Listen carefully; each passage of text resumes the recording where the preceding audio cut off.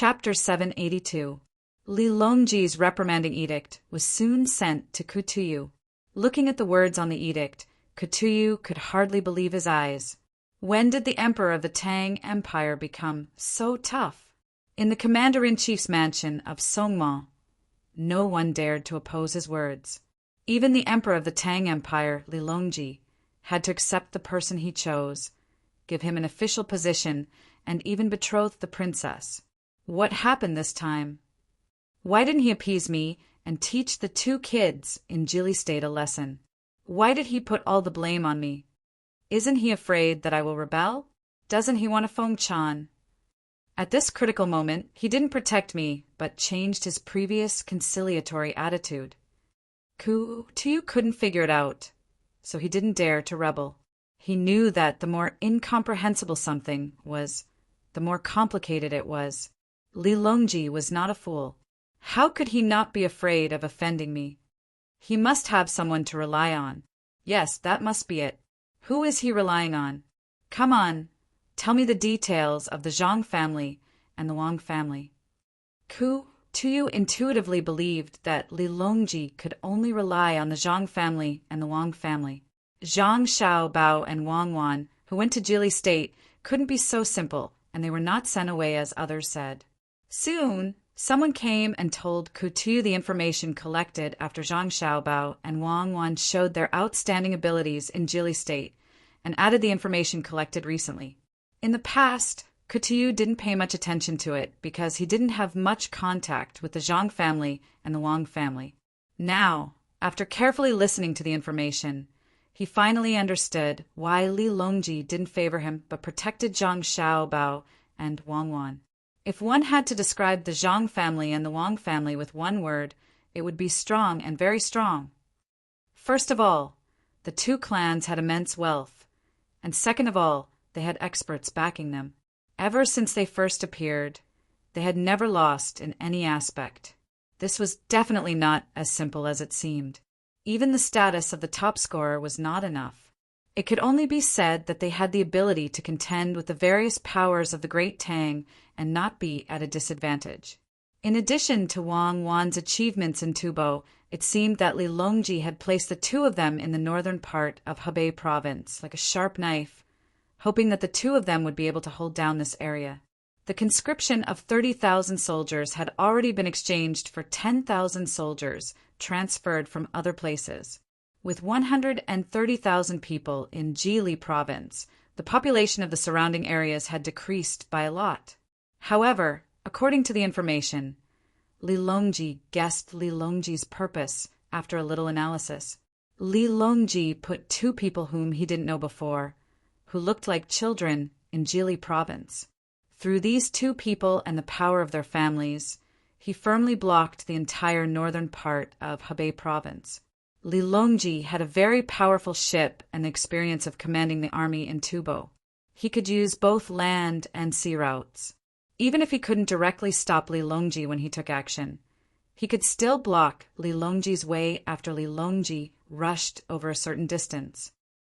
Li Longji, do you really believe that Zhang Xiaobao and Wang Wan can hold me down? I'd like to see if the two children in your heart have such great ability. Unconvinced, Li Longji suppressed his thoughts of rebellion and prepared to focus on dealing with Zhang Xiaobao and Wang Wan.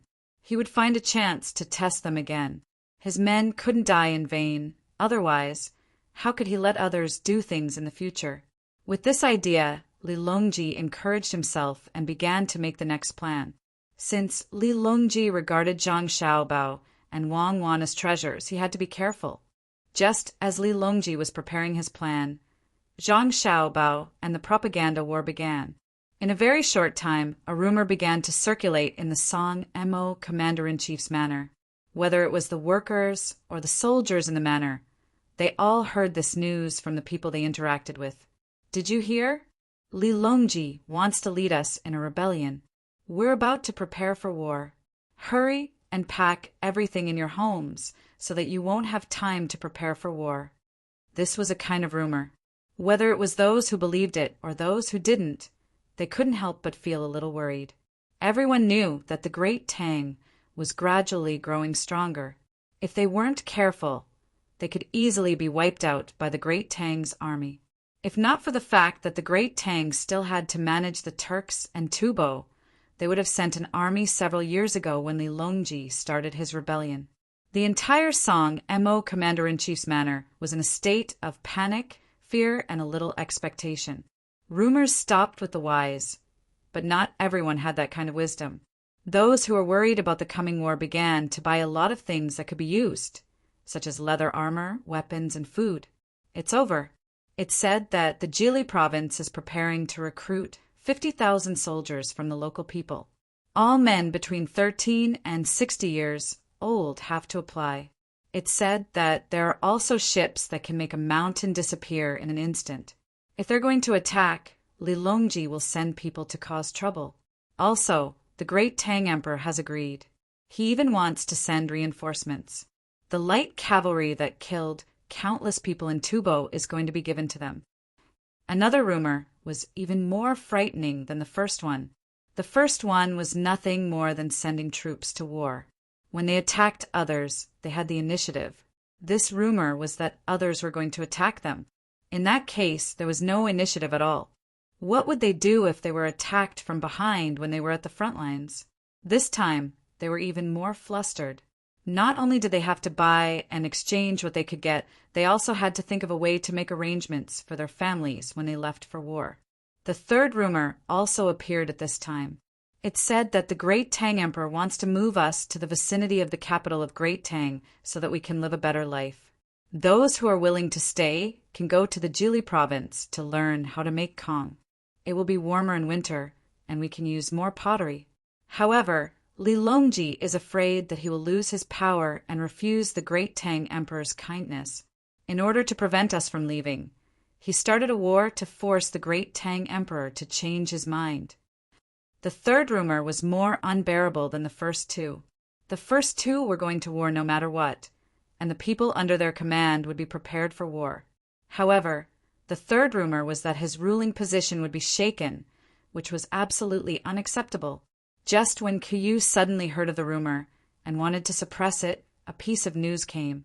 A caravan set off from Jili province with a lot of pottery on it. They were going to send it to the manor and give it to everyone who needed it free of charge. However, this caravan was attacked by the people sent by Li Longji province. Otherwise, not only would the people in the Jili province kill all the people who were sent out, but they also sent the goods back. This news was said very firmly. Why did Kutuyu send people to stop them? It was because he didn't want good things to be used by just anyone. Only the leader could use them. Otherwise, why would Kutuyu and the others all have complete sets of pottery? They are all talking nonsense. There is no such thing. They are too despicable and insidious. Li Longji cursed loudly after smashing a lot of pottery. It was not that he didn't understand this strategy. Since ancient times, many people had used it, usually on the enemy's generals. However, when he encountered it again today, he found that it was still so difficult to resist. The people of Khitan were not as smart as the generals. Some strategies did not work on smart generals. Li Longji could clearly feel the instability of the people's hearts. The way to deal with propaganda was naturally to use the same propaganda. Li Longji held back the anger in his heart and began to ask people to explain to the Khitan people under his rule to calm down the hidden turmoil. The anti-propaganda war was effective. After all, Li Longji was the real leader of the Khitan people. First, he said that there would be no war. Then he said that the Jili province did not send troops. Li Longji had already discussed it with Governor Zhang and Adjunct Wang. As for why the pottery was sent back, it could not be said that they did not send them back. Instead, it was said that the road was not easy to travel, so they prepared to take measures to transport them back. No matter what kind of propaganda war it was, it fell on the Khitan people in the end, making them unable to distinguish the truth from the lies. They could only hold back the anxiety in their hearts and wait. Li Longji was slightly relieved. He threw away the plan to deal with Zhang Xiaobao and Wang Wan. He originally wanted to launch a sneak attack on the pottery transported from Changning to Jili province to let Zhang Xiaobao and Wang Wan know that he was not to be trifled with. Now he could not launch a sneak attack. If he launched a sneak attack again, wouldn't it be a real war? What he said in the past was a lie. Not only could he not launch a sneak attack, but he also had to reconcile with Zhang Xiaobao and Wang Wan. The pottery had to be transported to Khitan. If Li Yu and Zhang Xiaobao in Chongning were not close to each other, he could personally send people to Chongning to buy the pottery. Li Longji was very depressed. He wrote a letter to Zhang Xiaobao and Wang Wan. First, he said that everything in the past was a misunderstanding. The people he sent did not explain clearly. They did not want the pottery, but wanted to buy it. When they came back, they lied. He was also deceived and must deal with it properly. Then he said that he hoped that Zhang Xiaobao and Wang Wan could sell some of his pottery to him at a low price. He also sent people to transport the pottery to Songma Commander-in-Chief's office, saying that it was a gift from Jili province. He also hoped that Zhang Xiaobao could buy some Khitan goods at a low price and say that it was a gift from Khitan. Then both sides would be even. The news quickly reached Li Longji's ears.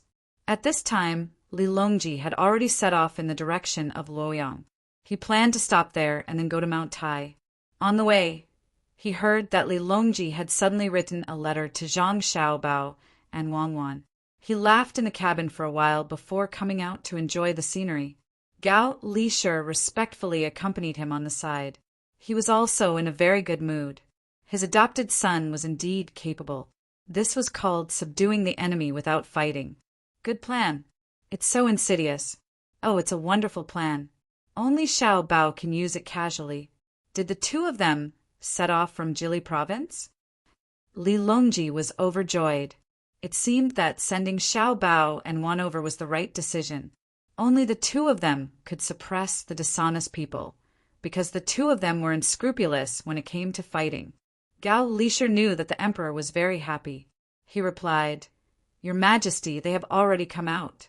Before coming out, they led the troops to the northwest of Jili province to do a drill. Look, Xiao Bao has already explained it in his letter to me. As he spoke, Gao Lisher took out the letter for him. Many of the letters that Zhang Xiaobao wrote to him were official letters because many of the things that were involved in the letters were very important. Li Longji opened the letter and read it. It was written very smoothly without any wording. It was indeed a letter from home. The main point was that the two of them had already set off from Jili province without the 10,000 soldiers. The 10,000 soldiers were still working hard on the drill. The gunboats were also not here.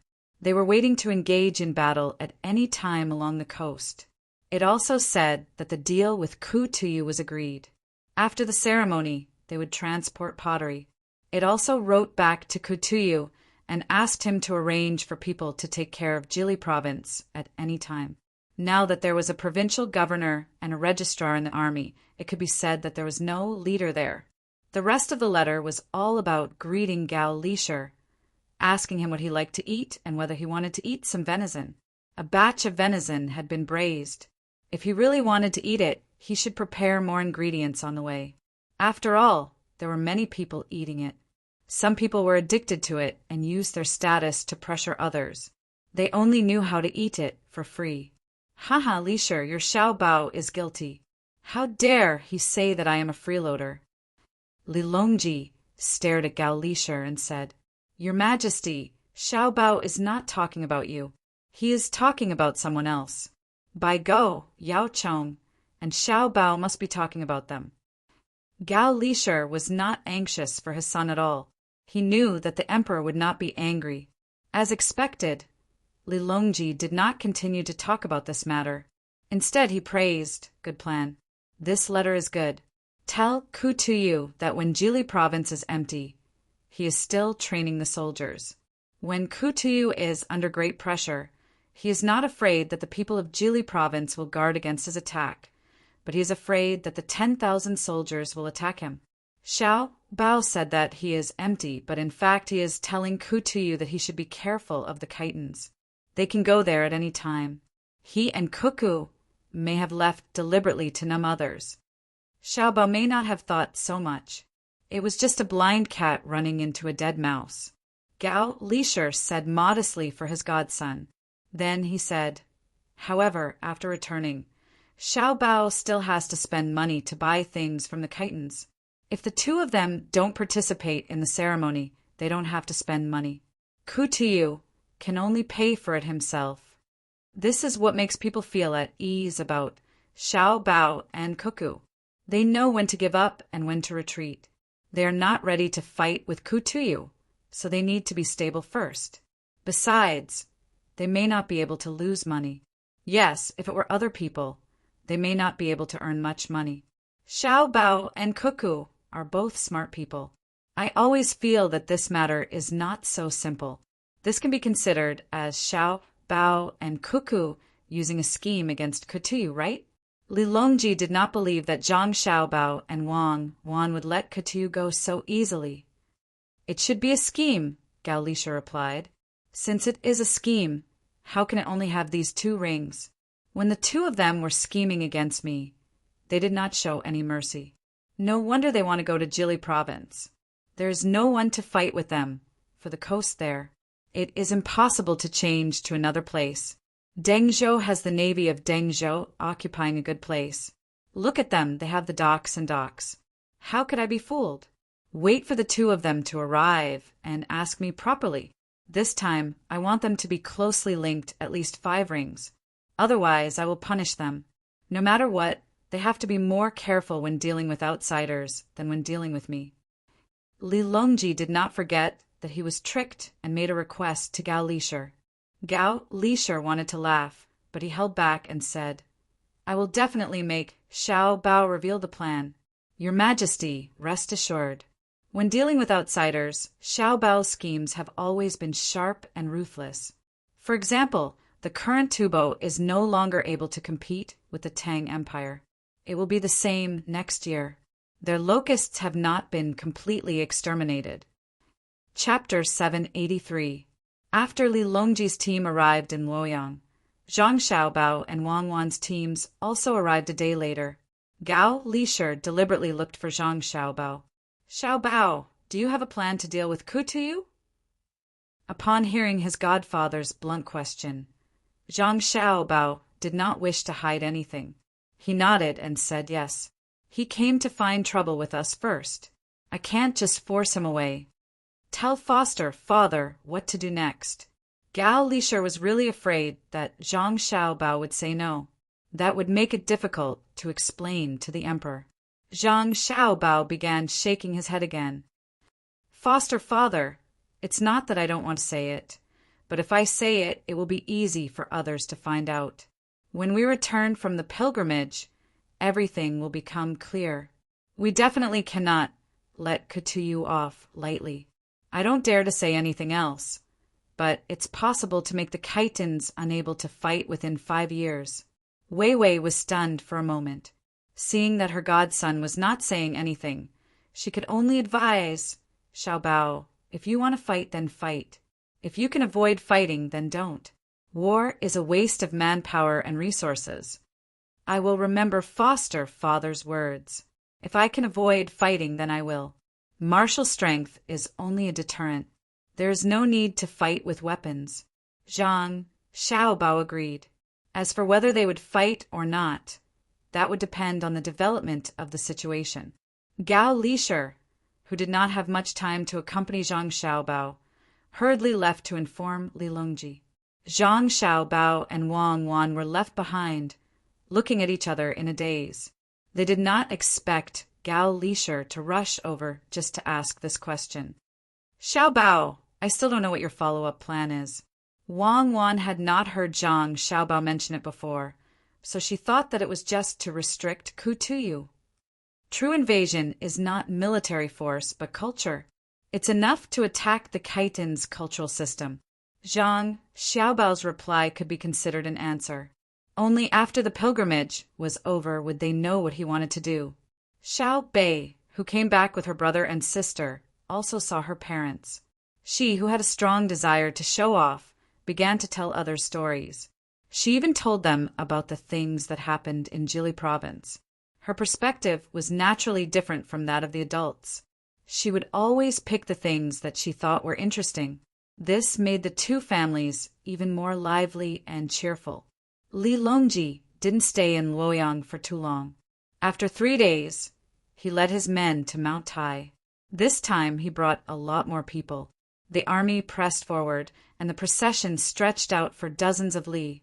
Along the way, the common people found a new topic to talk about. They all talked about whether the emperor would be able to invite a deity to Mount Tai. The pilgrimage this time could be said to have cost a lot. Fortunately, Li Longji didn't let Zhang Xiaobao and Wang Wan fork out the money. It wasn't that he was kind, but that he was afraid that Zhang Xiaobao would make use of the pilgrimage to earn money. The pilgrimage was a very serious matter. Zhang Xiaobao and Wang Wan followed Li Longji ever since he set off again. They were in charge of protecting him. At the same time, it showed that Li Longji took care of the two of them. The two of them didn't think that Li Longji shouldn't have spent so much money to go to Mount Tai. The two of them felt that the money spent was worth it. It could show the surrounding countries the national strength, just like a military parade. Although the money was spent, the results were very good. Wang Wan had been comparing this operation with the history in her memory and realized that there were indeed many differences. First of all, the place where Li Longji rested and ate was different. In the past, it would have been at a temporary post or at a government office along the way. But now, it was at the nearby restaurant between the clouds and the water every time they stopped. Zhang Xiaobao didn't intend to follow Wang Wan's history and cook simple dishes. Just the money spent on the group's meals was not a small amount. There was no need to scrimp on Li Longji's meals. After all, the money didn't come from his own pocket. Every bit of money he could earn was still a little bit. The group finally arrived at the foot of Mount Tai at the end of October. According to the date, Li Longji had arrived a few days earlier than in history. "I don't think it's going to rain," Wang Wan said to Zhang Xiaobao as she looked at the sky. "Rain?" Zhang Xiaobao didn't understand the deeper meaning behind Wang Wan's words. It's when Li Longji ascended Mount Tai. Just as the ceremony was about to start, it rained the night before. It was very worrying. But miraculously, it was sunny the next day. Looking at the weather, it won't rain again. Wang Wan explained, "Oh, so that's how it is. Don't think about history. There's no record of the two of us, nor between the clouds and the water. It's possible that Li Longji was assassinated. Be careful, he can't die now." Zhang Xiaobao didn't want to think about history anymore. It was mainly because he didn't study it well. Wang Wan heard Zhang Xiaobao's words and became nervous. She said, "Lower your voice. If someone hears us, they'll suspect our thoughts." This time, Zhang Shua still arranged his people to be part of the group. "It's just that there are a few extra people. I was just wondering if he would be affected by an actor this time around. If it wasn't for the actor, would Li Longji have planted a thought in his heart? If it wasn't for those things, Zhang Shua might not have stepped down from the stage. What's the point of thinking so much? Some things are just fuses. As long as Zhang Shua is really that selfish this time, there's no way he'll run away. What's going to happen will happen. Even if it happens once or twice, it's time for him to step down. Are they really willing to let him stay in the position of Prime Minister forever? Even the Prime Minister and the chairman have to change positions, let alone the Prime Minister." Zhang Xiaobao knew what Wang Wan was talking about. It was nothing more than the original development. Zhang Shua was pushed to the edge of the cliff step by step and locked up in the end. After all, the current situation was different from history. Perhaps there would be some changes. Zhang Xiaobao did not take this to heart. He lived to show his self-worth. He had more family by his side, so other people's matters did not affect him much. The group had a hard time traveling. They had to guard against people with bad intentions, and there were no carriages or horses. Zhang Shua was still as stingy as ever. He did not give the soldiers too many benefits, even when it came to food and drinks. On the contrary, Zhang Xiaobao and Wang Wan were very generous. They brought many side dishes for the soldiers to eat under Li Longji's name. The soldiers understood that this was not the emperor's arrangement. They were very grateful to Zhang Xiaobao and Wang Wan. Zhang Xiaobao's goal was achieved. The side dishes he gave were all the signature dishes between the clouds and the water or sea and clouds. They usually sold well. This time, after Feng Chan returned, the soldiers would advertise it and it would sell even better. Old Man Pai, Old Man Yao, Zhang Xiaobao and Wang Wan's main men, as well as Zhang Xiaobao and Wang Wan were extra places. As for Xiao Bei and the others, they had to stay at the foot of the mountain. It was not because they could not get a place, but because they were too young to climb the mountain. The group could not stop and wait for them. They could only regretfully lose an opportunity to witness history. What a pity! Wang Wan felt that she should think of a way to get her brothers and sisters to come. Even if they did not want to go up the mountain, they would at least be given the treatment of a rank 5 official. The main thing was that Feng Chan was not that easy to meet. Zhang Xiaobao was indifferent. It's fine. Wait for us to help Li Longji get the direction. We will ask him to seal it a few times in the future. Do you think Feng Chan is a game? You can do it once if you want to, Wang Wan said unhappily. More or less. In the future, we can ask Li Longji to go to Mount Huangshan and bring Xiao Bei and the others along. Zhang Xiaobao never felt that there was anything serious that could not be repeated. The group of people started to climb the mountain for fun. They were afraid that when they were a third of the way to Feng Chan, the group would stop to rest. The main reason was that Li Longji wanted to see the scenery.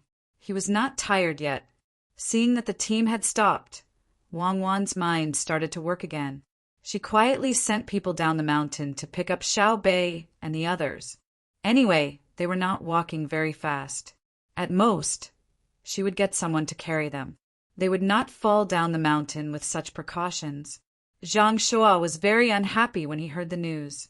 He hesitated for a while but did not refuse. He was afraid that Zhang Xiaobao and Wang Wan would find trouble with him. When the group set off again, Xiao Bei and the others had already caught up. Unfortunately, they could not see their brother and sister. To them, the pilgrimage was not as important as the scenery on Mount Tai. It would be even better if they could be more lenient and play hide and seek. Of course, even if they could come up here, it was impossible for them to be promoted to a 5th rank official when they returned. It was already good enough that no one gave them trouble. Until Li Longji started the ceremony. Zhang Xiaobao and Wang Wan did not see a single assassin. It seemed that the surrounding area had been checked over and over again by the guards. No one could hide. This time, the Feng Chan of Mount Tai did not bring the women of the palace. The main reason was because of Wu Zetian. Wu Zetian had benefited a lot from the previous Feng Chan. She had to take precautions. Because of this, Wu Huifei was left in the capital. She regretted that she could not participate in the Feng Chan and suddenly thought of Empress Wang. Empress Wang was pregnant, which put a lot of pressure on Wu Huifei. She was afraid that Empress Wang would give birth to a child. If that happened, her position would be unstable. Her dream of becoming an empress had always existed in her heart. She felt that there was no one important in the capital. She thought that she could think of something, so she began to arrange for people to go to Hua, Yuan County to check. She also wanted to find an opportunity to make Empress Wang unable to give birth to a child. In the end, when Li Longji was almost at Mount Tai, her wish was not fulfilled. The people she sent did not even know where Empress Wang was, let alone poison her or use any violent methods. Wu Huifei, who knew that she could not do anything to Empress Wang, began to think of the business between the Zhang family and the Wang family. She also wanted to use the bank, but she did not know where to start. She was not familiar with how a bank worked. She thought that the people from the Zhang family and the Wang family were too busy, so she began to use her identity to arrange for people to think of a way to cause losses to the business between the Zhang family and the Wang family. The simplest way was to cultivate competitors and affect the business between the Zhang family and the Wang family. The restaurant between the clouds and the water and the supermarket were the places that were directly targeted. Maybe Wu Huifei's reputation played a role, or maybe she was lucky. When she just sent people to contact other businessmen who did not have a business relationship with the Zhang family and the Wang family, she found people. Coincidentally, the people she sent out met a group of businessmen from the Jiangnan East Road in the East Market of the capital. Wu Huifei's people heard that the people from the Jiangnan East Road had been wandering around the capital for a few years. From time to time, they would choose a business and take out money to do it.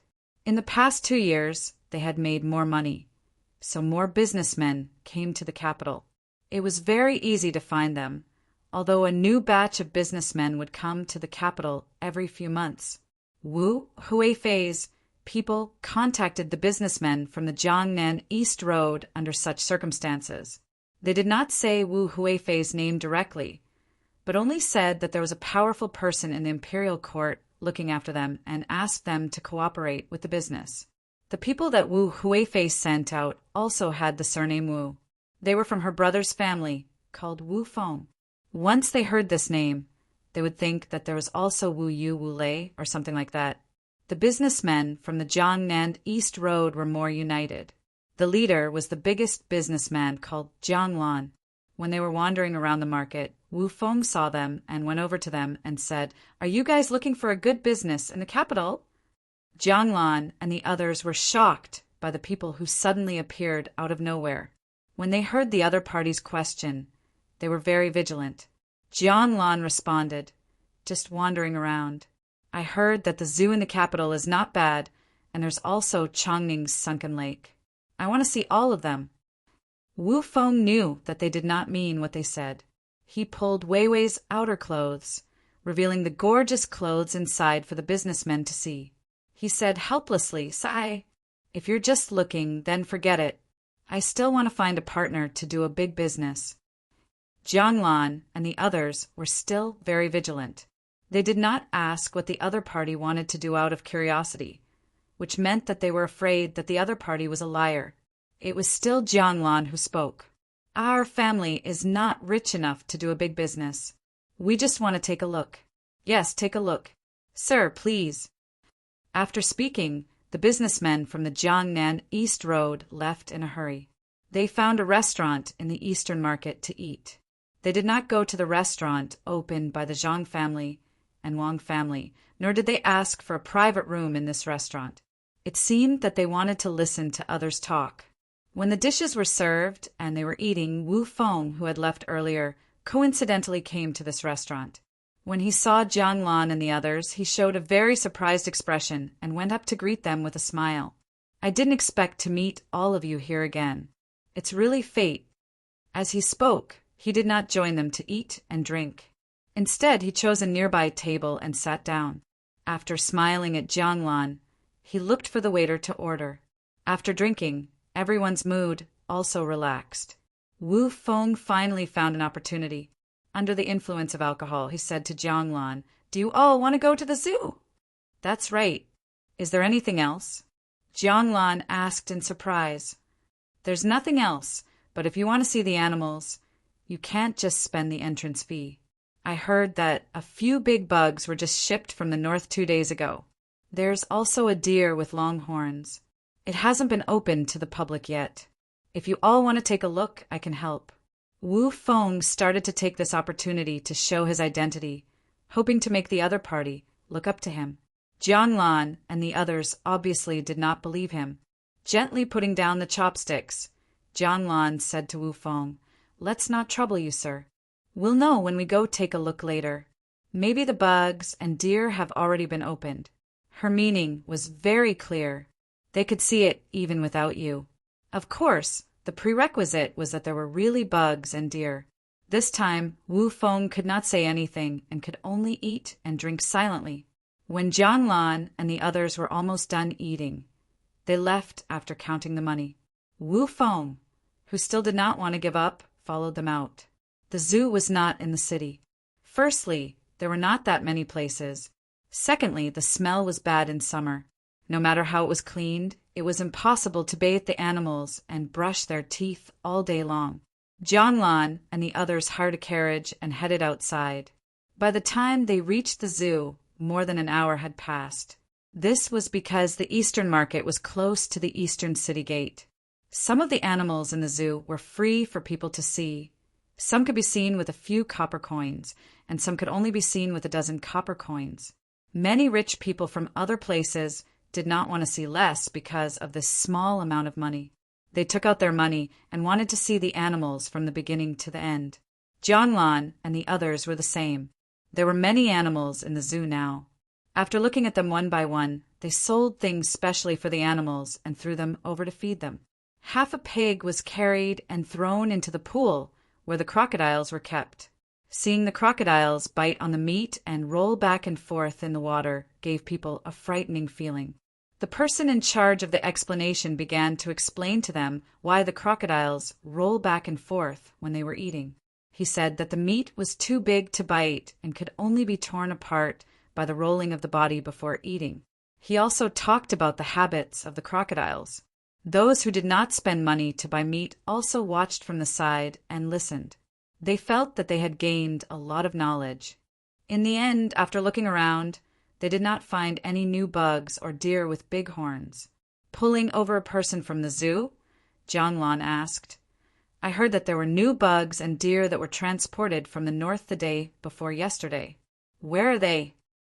Hearing Jianglan's question, the person from the zoo seemed to be in a difficult position. After Jianglan gave him dozens of copper coins, he gritted his teeth and said, "Everyone, they're new animals, but not everyone can see them. We have to wait for people of noble status to see them before we can let others see them. Why don't you go see the giant panda? I can let you see it now."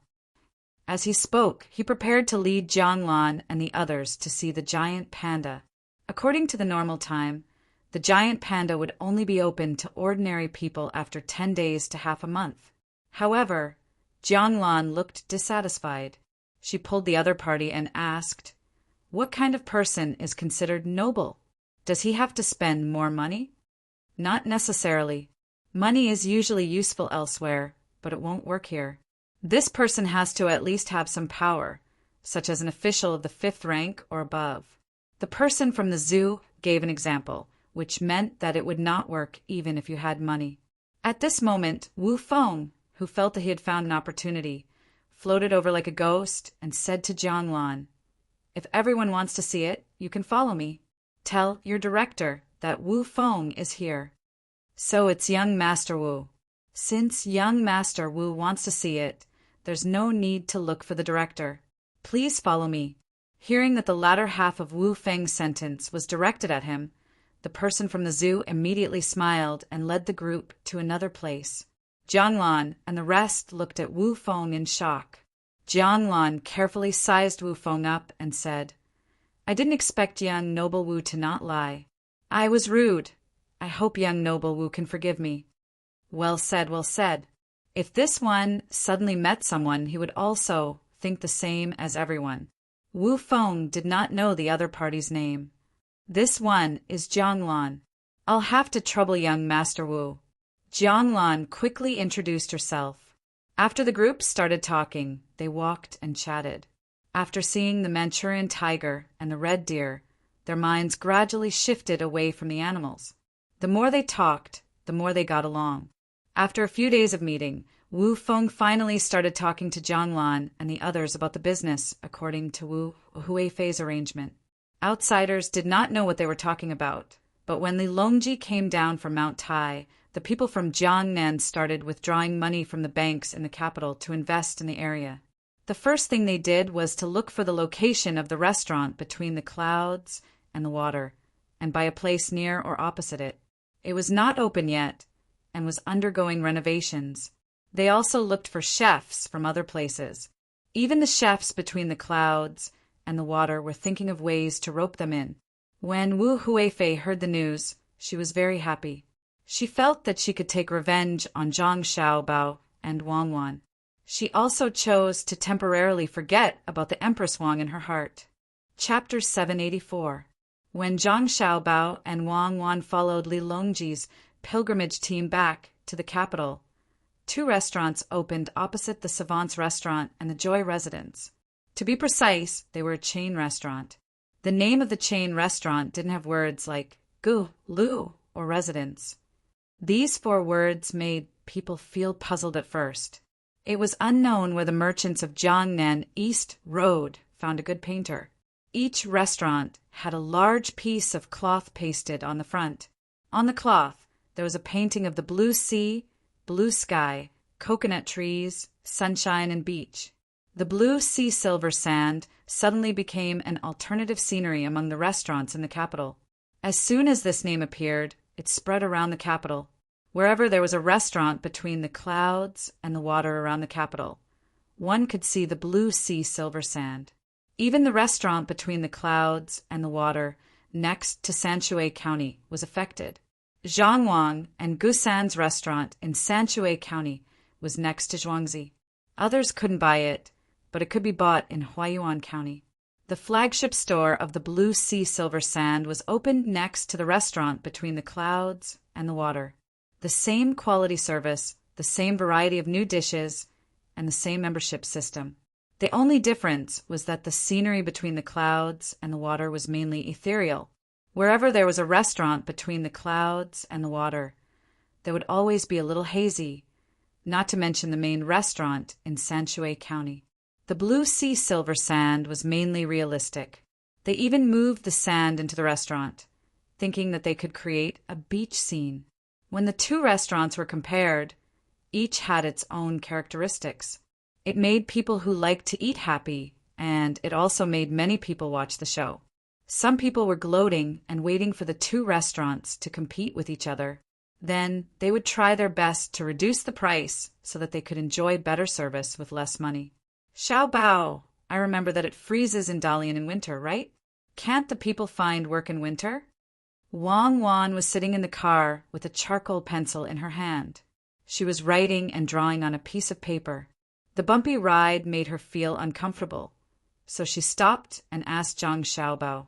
Zhang Xiaobao was also thinking about how to make use of the time after the busy farming season. Normally speaking, there was not much to do in the northeast during winter. Hunters could hunt, but more people stayed at home and did not go out. Hearing Wang Wan's suggestion, he lowered his head and tried to think of a solution.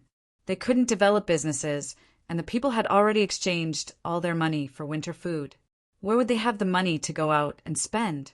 They couldn't develop tourism either. Under the circumstances where the road was difficult to travel, who would spend a few months in advance to see the ice lanterns? Animal husbandry was also out of the question. If the seawater froze, fishing in the sea would become an extravagant hope. Wang Wan didn't say anything. She waited by the side, hoping that Zhang Xiaobao could come up with a good idea. One was to increase the income of the local people, and the other was to reduce the loss of her family. Now it was free of charge. If the person sitting next to her wasn't Zhang Xiaobao, but someone in this era, Wang Wan wouldn't expect him to come up with a solution at all. But if it was Zhang Xiaobao, it was a different story. She believed that in terms of economy, as long as Zhang Xiaobao was willing, there must be a good way to make use of the seemingly impossible resources. There would always be a small number of people, and their will was the result. After waiting for half an hour, Zhang Xiaobao raised his head and said, "Develop handicrafts. If you don't want to go out to consume heat in cold weather, you can always stay at home. Let the people in Jili province paste paper boxes and print at home to prepare for this year and next year." Wang Wan frowned slightly. "What's the use of the paper boxes? For packaging goods. We will continue to cut down trees today. Dalian doesn't need so many trees. We will burn them into charcoal. Next year, when people go out to sea in spring, we will equip them with good ships to sell dried goods and build local brands. I want everyone to know that the dried goods in Jili province are the best, and the charcoal is also the most exquisite in Jili province." Zhang Xiaobao began to expand his thoughts, and then said, "Contact Xinluo. We will invest and build a large paper factory in Xinluo. We will use the local resources to provide a blessing to the local people." Wang Wan was stunned for a moment. She reached out and pinched Zhang Xiaobao's face.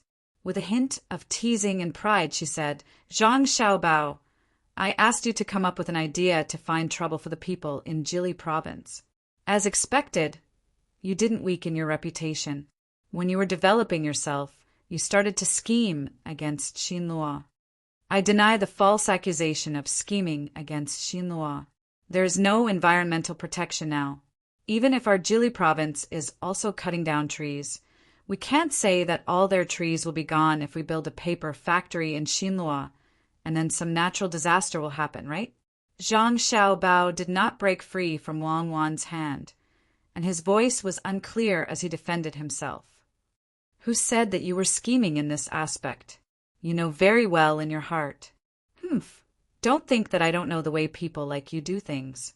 As long as people like you make a move, they will definitely not have good intentions, especially to people from other countries. Wang Wan placed both hands on Zhang Xiaobao's face and rubbed it hard. When she saw Zhang Xiaobao's face deform back and forth in her hands, she released her hands in satisfaction. Zhang Xiaobao rubbed his face again. I heard discrimination in your words. I won't be with you anymore. I'm going to tell stories to Xiao Bei and the others. I'll go too. It looks like I won't be able to spend the new year with my family in Luoyang this year. I have to stay in Jili province in case others don't have enough food and target us. Wang Wan jumped out of the car as well. Before the two of them could find Xiao Bei, Gao Lisher's subordinate Luo Bin came over and said to the two of them, Young Master Zhang, Lord Gao is looking for the two of you. The two of them looked at each other helplessly and could only follow Luo Bin. Luo Bin, do you know what's going on? Zhang Xiaobao handed Luo Bin a golden bean without hiding anything. I think it's about a new restaurant in the capital. His Majesty found out, so he sent me to find you. Luo Bin happily took the golden bean and didn't hide anything. He told them what he knew. He knew that with Zhang Xiaobao's status, there was no need for him to curry favor with him, nor was he worried about His Majesty's mood. When Zhang Xiaobao and Wang Wan arrived beside Li Longji's car, they smelled the smell of barbecue. It smells like shrimp, Wang Wan said as she sniffled. Yes, it looks like His Majesty is living a good life, Zhang Xiaobao added. Perhaps the people in the car heard their voices. When the door opened, Gao Lisher stuck his head out and waved at Zhang Xiaobao and Wang Wan.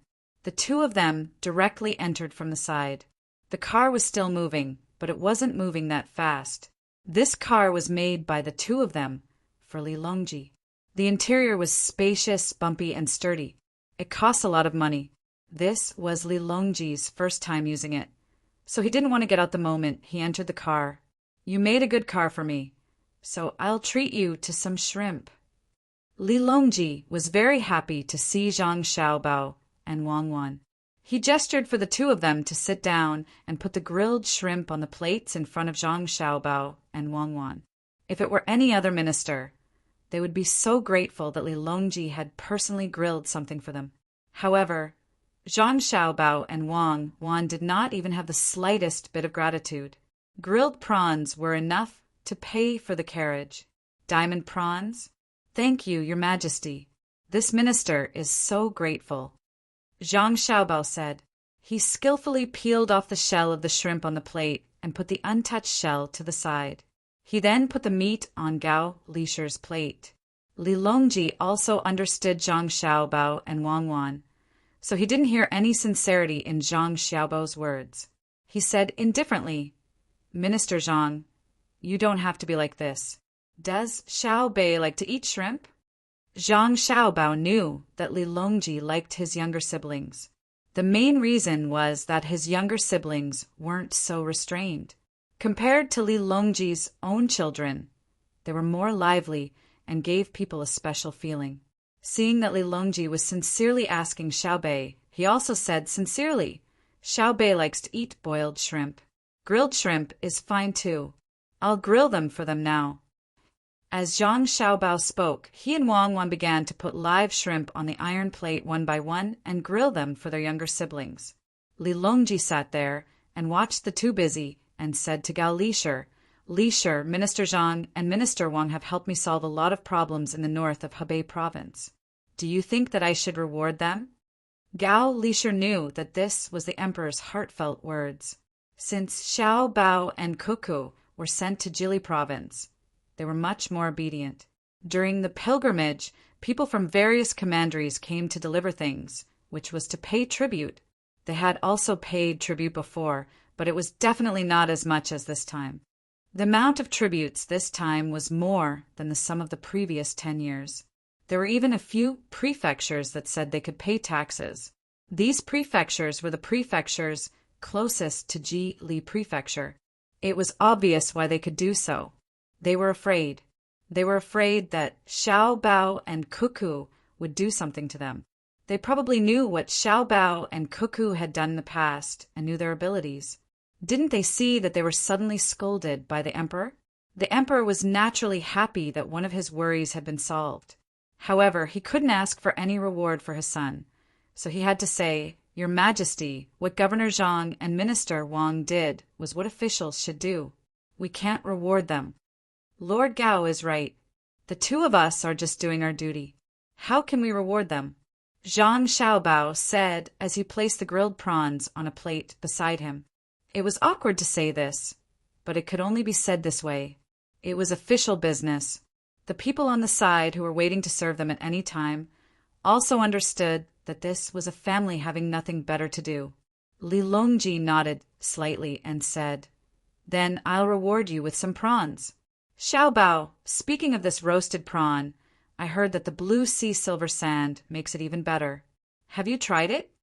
Zhang Xiaobao stopped what he was doing and looked up at Li Longji. He thought, "You asked me now. You know that I can't try it." "Oh, so that's why." "Your Majesty, I haven't tried it. I'll go and see it when I get back to the capital. The blue sea silver sand needs sand from the seaside. We can see if we can cooperate with them and sell them the fine sea sand from Jili province." Huh. Li Longji was slightly stunned. He felt that Zhang Xiaobao should feel the pressure. After all, the blue sea silver sand was against between the clouds and the water. Why was Zhang Xiaobao so calm and still thinking about doing business? It seemed that he already knew about the blue sea silver sand. Was he not afraid of being robbed?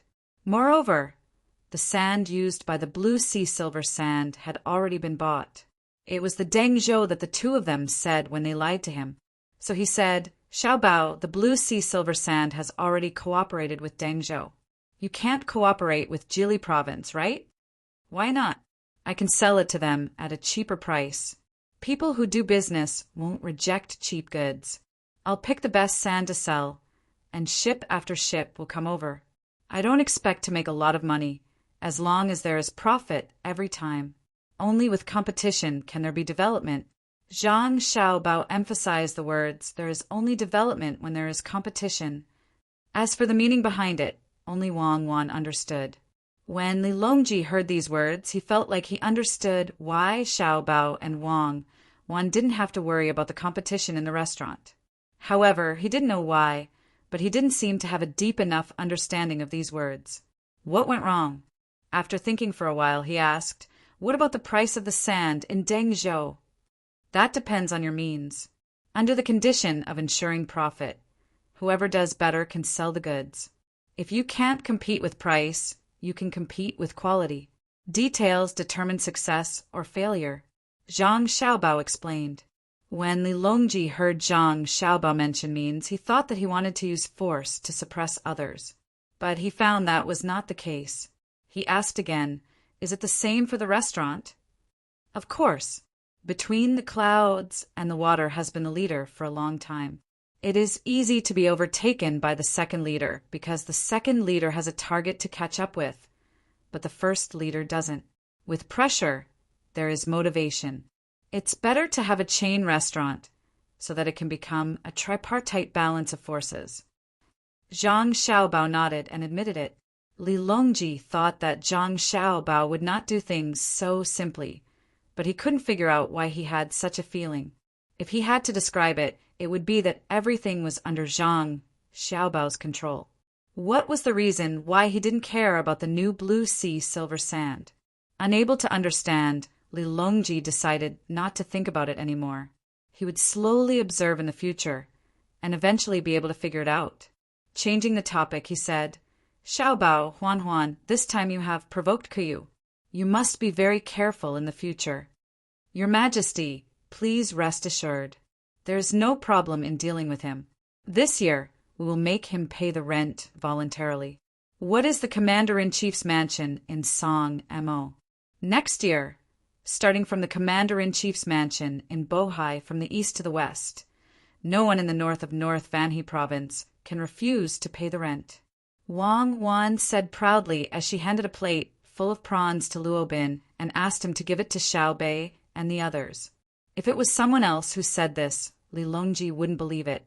He would think that there was a problem with the other party's ability. But when it came from Wang Wan's mouth, it was a different matter. Can it be so? How should we do it? Li Longji's eyes brightened. If he could completely solve the matter in the north of North Vanhe province, it would save him a lot of trouble, and he could concentrate on other things. The current Tubo was already much less troublesome. Over there, they didn't dare to fight, and they were at a disadvantage when it came to exchanging food. It was all because of Xiao Bao and Cuckoo. They wouldn't be able to recover by next year. Your Majesty will know in a moment. Speaking of which, there are too many things involved. This year, let the Commander-in-Chief's mansion in Song Mo pay the rent. At that time, Your Majesty will naturally understand. Chapter 785. Adhering to the principle of looking down on the enemy strategically and valuing the enemy tactically. Wang Wan didn't put Kutuyu in her eyes. Even if Kutuyu was a small legend in Khitan, he was still considered a small legend. After watching Zhang Xiaobao and Wang Wan leave the carriage, Li Longji picked up the glass full of wine and raised it to his mouth. He asked Gao Lisher, I always feel that Xiaobao and Cuckoo are hiding something from me. What do you think? I think so too, Gao Lisher echoed. If they want to hide it, then so be it. As long as they guard the northern part of Hebei province and prevent me from being distracted, it will be a great merit. If it weren't for the fact that the two of them are still young and Xiao Bao hasn't taken the imperial examination, I really want to put the two of them in the imperial court. Li Longji felt that he should have such a mind. At the same time, he looked forward to Wang Wan's words becoming reality and making the Bohai Commander-in-Chief's office pay all the rent. He didn't care how much they had to pay. Paying less and not paying at all were two different things. That was acknowledging the status of the imperial court. Gao Lisher looked at the emperor from the side. After thinking for a while, he took out a heavy paper bag from his bosom. He had someone remove the grill and gently put it on the small table. What is this? Li Longji asked doubtfully. A handgun that can fire 12 bullets. Xiao Bao gave it to this official for self-defense. Your Majesty, please take a look. Gao Lisher opened the paper bag, revealing the gray gun inside. He also took out 2 magazines and showed them to Li Longji. Li Longji didn't know what this gun was. Of course, he wasn't stupid enough to think that it was the same as the gun used in the army. If it was given to Gao Lisher for self-defense, then it should be better than a sleeve arrow. He reached out and took the magazines. While touching the cold shell, he watched Gao Lisher use a cloth to wipe the oil off the odd-shaped weapon. Your Majesty, the magazine in your hand can only be used when combined with the handgun. Like this. As Gao Lisher spoke, he picked up the other magazine and attached it to the pistol before passing it to Li Longji. Holding the gun, Li Longji naturally placed his index finger on the hook and turned to look at Gao Lisher. How do I use this? Your Majesty, you can't use it here. It can kill people. When you want to use it, you have to open this safety thing and pull the trigger at the person you want to attack. It's this hook. Then it can shoot out bullets. It can shoot 12 times in a row and kill people within 30 steps. Gao Lisher leaned to the side. He knew the power of this thing. He still had one on him. He had already tried it.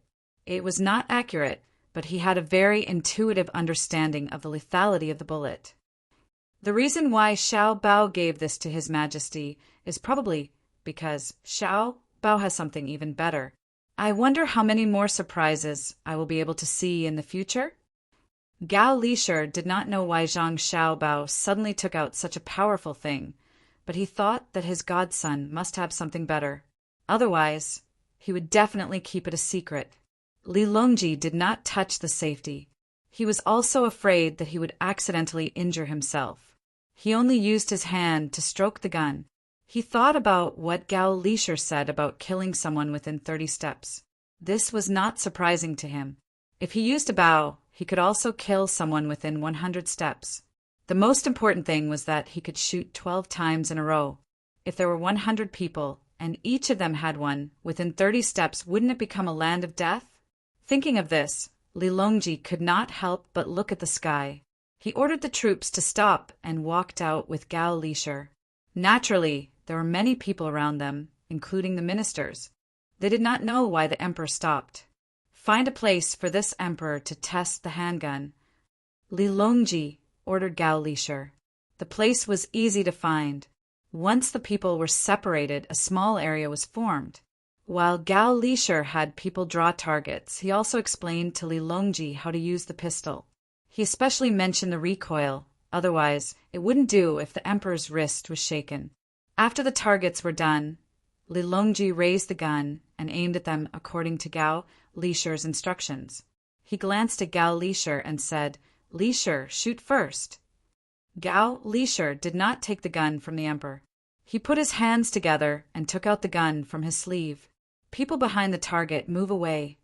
With a whoosh, the people behind him moved away as fast as they could. They knew that this thing was called a target. Although they did not see a bow, they knew that it must be very dangerous. The target was not placed 30 meters away, only 10 meters away. Even so, Gao Lisher raised his hand seriously and aimed at it again and again. Only then did he shoot a bullet. There was a hole on the wooden target. There was also a mark on the thick wood behind the target. The bullet should have gone in. So this is what you call a hit. Li Longji walked forward to take a look and asked, "Your Majesty, this subject just got the handgun not long ago, so I couldn't hit the target accurately. I only got 6 points. I might be able to hit the body if I aim at it, but I can't hit the head." Gao Lisher was very embarrassed. His godson said that he must hit at least 9 points on the 10-meter target if he did not move. Li Longji nodded and returned to his original position. He raised the gun and said, "This emperor will also try." He opened the safety and aimed with one eye. He made a 3-point line. He looked at the target again. It was better than Gao Lisher. He got 7 points. He continued until all 12 bullets in the gun were fired. The best result was 8 points. The worst result. Looking at the 11 holes on the target, it was clear that this was definitely not a case of 2 bullets hitting 1 hole. "Is anyone hurt? Look at the people around you." Gao Lisher asked nervously. Everyone looked and shook their heads. No one made a sound. Fortunately, it seemed that no one was hurt. It should have flown past the target and hit the wood behind it. Li Longji shook his wrist that was numb and sore from the impact. He looked at the people around him and said, "Lisher, does this require frequent practice? Are the bullets expensive?" "It should be so. This subject does not know if the bullets are expensive or not." Xiao Bao and Cuckoo gave this subject 500 bullets. "When your Majesty is done, let them send more. Your Majesty, the Khitans, Tubo, and Turkic people are also watching." Gao Lisher replied and reminded him again. "This emperor wants them to see. They don't have this kind of weapon. I want to see if they are afraid." The reason why Li Longji came out to test the gun was to show others his strength. As expected, his method was effective. The people around him moved closer to the wood to look. The bullets were embedded in it. Someone used a chisel to cut open the empty space. When they saw the depth of the bullets, they all secretly gasped. This was much more powerful than ordinary bows and arrows. Most importantly, the speed of the bullets was very fast. If any army was equipped with this kind of weapon, who would be able to fight against it?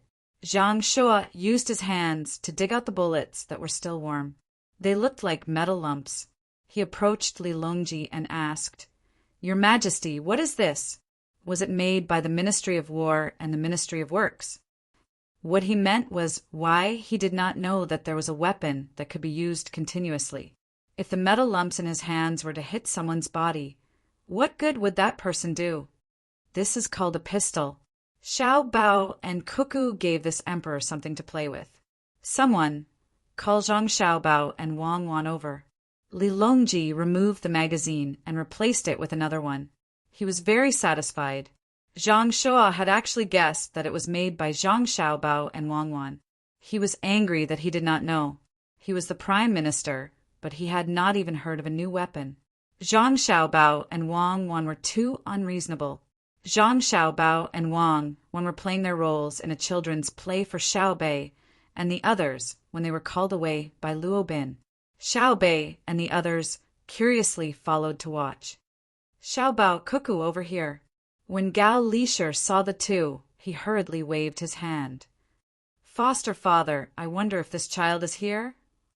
Zhang Xiaobao walked over in confusion. When he saw the target in front of him, he understood. Test the gun. Li Longji passed the gun over. Shoot a dozen and see. Your Majesty, this subject has brought it with him. I have always brought it with me. Zhang Xiaobao did not take it. He reached for his waist, and a gun appeared in his hand. Wang Wan did the same. The two of them immediately squatted and stood, waiting for Li Longji to say begin. Li Longji did not question why Zhang Xiaobao and Wang Wan had brought weapons to see him. After all, the two of them had been in charge of protecting him on the way here. He nodded and said, "That's enough." As soon as he finished speaking, he heard the continuous popping sounds. When the popping sound stopped, he looked at the target again. Only the middle part of the target, which represented the 10th ring, had a hole. The surrounding 9 rings were all undamaged. Li Longji was stunned for a moment. Only then did he go around the target to look at the wood behind it. He saw that there were 2 large holes not far from the top and bottom of the wood. It was a mess.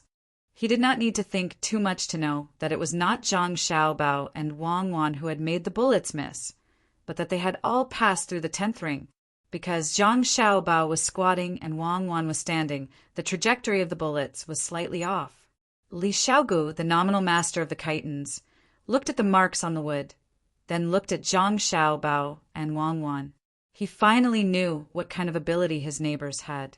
If they were to fight with 2 people at a distance of more than 10 steps, no one would be able to touch them. Is 30 steps okay? Li Longji envied Zhang Xiaobao and Wang Wan's accuracy and was prepared to increase the difficulty. Zhang Xiaobao nodded. He was already used to the gun in his hand. He and Wang Wan had already fired no less than 1,000 bullets. In addition, the two of them were very familiar with each other, so they had already honed their skills. A new target was placed 30 steps away. Zhang Xiaobao and Wang Wan reloaded their magazines and looked at each other. Zhang Xiaobao fired first, and as soon as the first sound rang out, Wang Wan also fired. The rhythm of the two of them was very stable, and their shooting speed was also very fast. In just a few blinks of the eye, there was a burst of movement. When they looked at the target again, this time it was not at the 10th ring that was hit. Instead, it was at the next ring on the side. It was pulled horizontally from one end to the other. The entire target swayed twice and suddenly fell down. If people at the time of Zhang Xiaobao and Wang Wan saw this, they would definitely be frightened. The two of them used 2 pistols to shoot the effect of automatic rifles. 24 bullets were pulled from one end to the other. It was like the box cannons placed horizontally many years ago. When 2 box cannons were used well, they could shoot the effect of sweeping fire. Although the others didn't know what the effect of the strafing shot was, they understood that it wasn't that Zhang Xiaobao and Wang Wan didn't aim accurately and didn't hit the 10 points. It was that they did it on purpose, shooting horizontally one after another. It wasn't worse than hitting the 10 points. Good, reward them. Li Longji was overjoyed. Looking at the frightened and shocked eyes of the people sent by other countries, he knew that they would be more obedient. If anyone was not obedient, he would send such troops. The person who was most afraid was actually Li Xiaogu. His chitin was too close to Jili province. Who knew how many pistols Zhang Xiaobao and Wang Wan would equip the troops therewith? Even though the shooting distance was not very far in a real battle, unless one ran away immediately after hitting, who would be able to withstand the sudden appearance of a group of people armed with pistols when they were still 20 steps away from the other side and started attacking them? Wouldn't one be invincible in a close battle? He was right. When fighting with a bayonet, it was much safer to have a pistol in hand. Your Majesty, there is no need to reward us. It is just a small skill. We can master it with more practice, Zhang Xiaobao said modestly. Governor Zhang is right. The two of us are indeed good at practicing. When we go back, we will form a 1,000-man pistol battalion to protect our country and expand our territory. Wang Wan was also modest. The most important thing was the 1,000-man pistol battalion. When Li Xiaogu heard this, he trembled. What did Wang Wan want to do? 1,000 people to expand the territory? In which direction? Did his chitin count as having finished expanding? Li Longji knew that it was impossible for Wang Wan to form a 1,000-man pistol battalion. With one look, he could tell that the pistols were exquisitely made. Each pistol cost a few hundred strings of coins. If 1,000 people were equipped, it would cost hundreds of thousands of strings of coins. They were not stupid. She said this just to scare them. It seemed that they were frightened. We agree to this. Give me 10,000 more pistols for my use. Li Longji cooperated and gave the impression that Zhang Xiaobao and Wang Wan could take out a lot of pistols at any time for free. Other people had never even touched a pistol before, so how would they know the cost of a pistol? It felt like a kitchen knife. They could get it whenever they wanted. Uncle Emperor, this subject is also very accurate. The most lively Xiaobei jumped out and also took out a pistol. It looked even more beautiful than the one in Li Longji's hand. Li Longji was shocked. He was afraid that Xiaobei's pistol would suddenly hurt someone. After thinking carefully, he realized that something was wrong. It was impossible for Xiaobei to hold this subject's pistol so easily. Minister Zhang is also here? Let us see the pistol in your hand. Li Longji did not know why he liked Xiaobei. Whenever he saw Xiaobei, he would feel happy. And here, this subject will bring bullets for Uncle Emperor. This subject has brought a lot of bullets. Xiaobei passed the pistol over and took out a small handful of round wooden bullets from his pocket. Zhang Xiaobao and Wang Wan did not dare to use the ball bearings on them. The power of a BB gun was not small. It could also blind people if it hit their eyes. Usually, Xiaobei and the others would have to wear helmets when they fought. Li Longji knew that the pistol was made of wood. It was rosewood, which was relatively sturdy. He symbolically hit it twice and found that the bullets were not very close. He nodded and patted Xiaobei's head. He said to Zhang Xiaobao and Wang Wan, "Follow us back." The group dispersed, and the troops continued to move forward. However, there was a different feeling in everyone's heart. The people of Great Tang were proud, but the people of Khitan, Tubo, Turkic, Xinhua, Nian, and other countries were worried. Compared to Li Xiaogu's fear, the people of Tubo were also not relaxed. At this moment, the people of Tubo knew why their country could not recover. It was all because of Zhang Xiaobao and Wang Wan. Wang Wan had beaten their country until they lost their morale. Zhang Xiaobao was even more ruthless. Now, they had seen the power of another kind of war. It seemed that they had to send people back as soon as possible to tell the people in the country to be more well-behaved, especially the east side of Jinchuan. Otherwise, if Wang Wan was happy, she would bring people to kill them. Who would be able to withstand that? They were already very powerful when they did not have pistols. Hand over 100 pistols, we will use them as guards. Li Longji brought Zhang Xiaobao and the others back to the carriage and impatiently asked Zhang Xiaobao and Wang Wan. Xiaobei and the others obediently stayed at the side. Luckily, the carriage was big enough, or else it would not be able to fit them all. Since Zhang Xiaobao took it out, he would naturally prepare it for Li Longji. The second generation could already be produced, and the third generation was also being researched. There was no need to continue to keep the first generation a secret. Otherwise, if it was kept a secret for too long and Li Longji found out, the game might not be able to continue. Wouldn't life be too boring?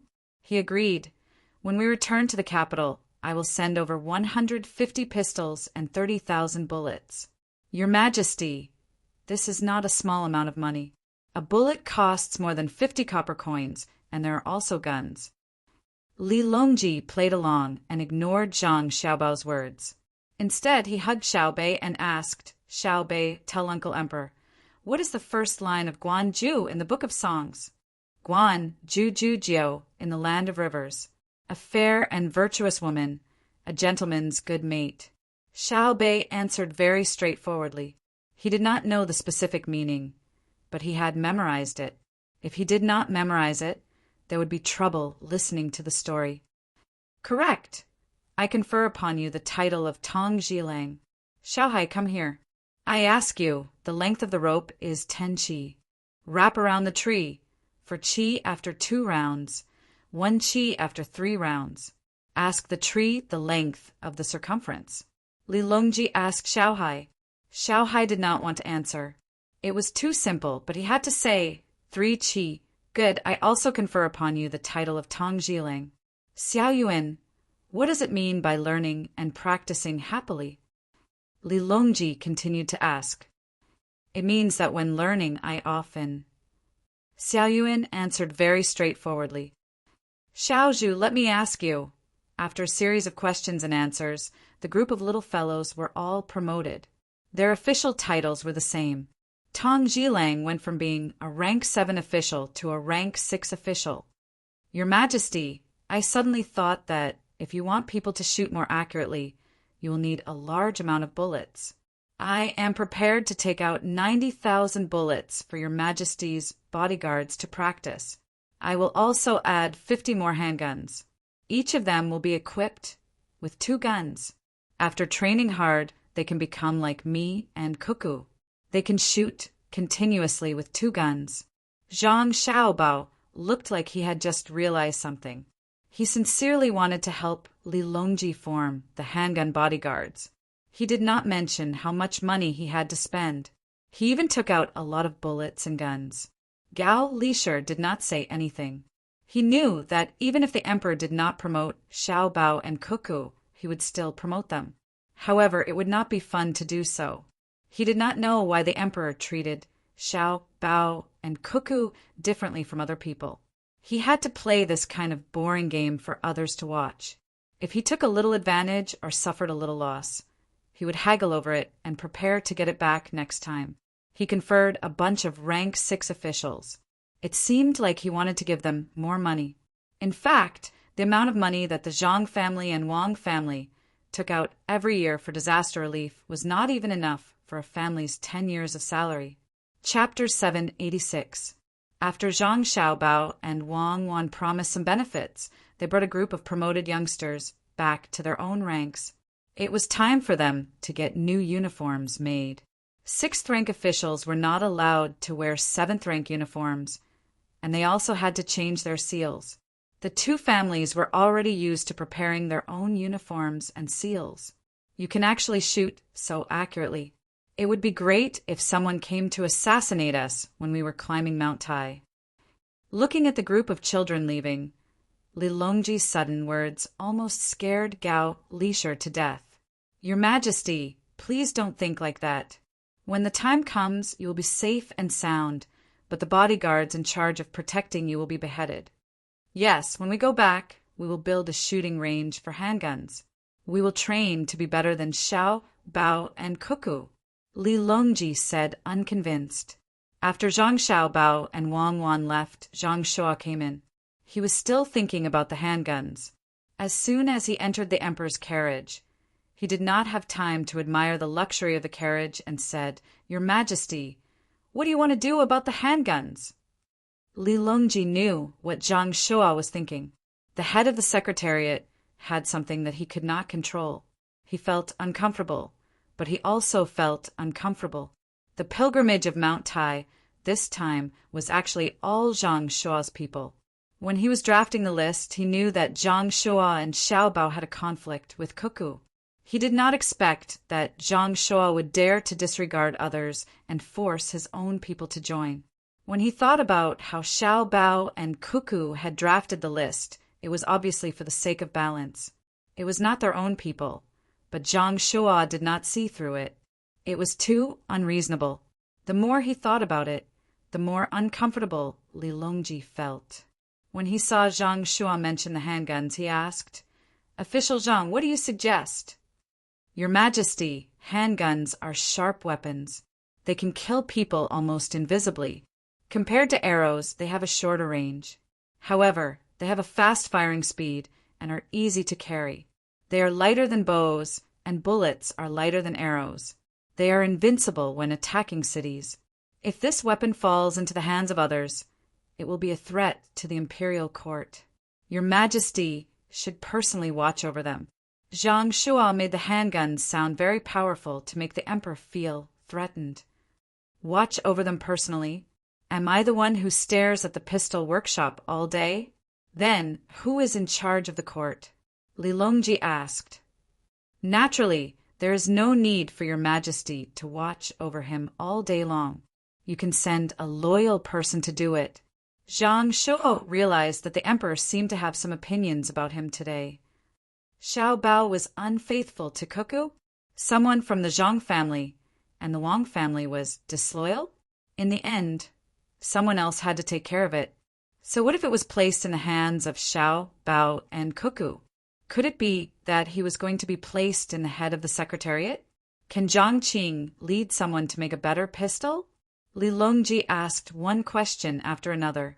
With each question, his tone became more and more severe. At this time, Gao Lisher spoke. He was not talking about Zhang Xiaobao and Wang Wan. He was talking about himself. "Your Majesty, this subject is guilty. This subject's adopted son is not at ease. This subject did not teach him well.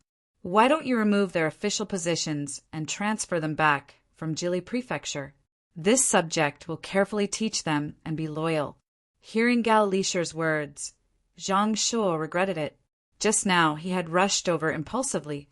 The emperor kept calling them Xiao Bao and Cuckoo.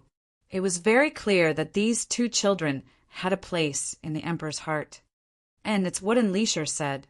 Transfer Xiao Bao and Cuckoo back from Jili Prefecture to teach them. Also, put the pistol manufacturing under the palace secretariat. Zhang Qing will recommend the two to Jili Prefecture. Li Longji spoke while Zhang Shua was thinking about how to eliminate the consequences of rushing over in a hurry. Zhang Shua suddenly felt a chill on his back. His clothes were immediately wet and his scalp was numb. He was not afraid that the pistol manufacturing would be under the palace secretariat. Even if the emperor was slightly dissatisfied, as long as he found a good craftsman and studied it carefully, he believed that the pistol would be better. What he was afraid of was Gao Lisher's resentment.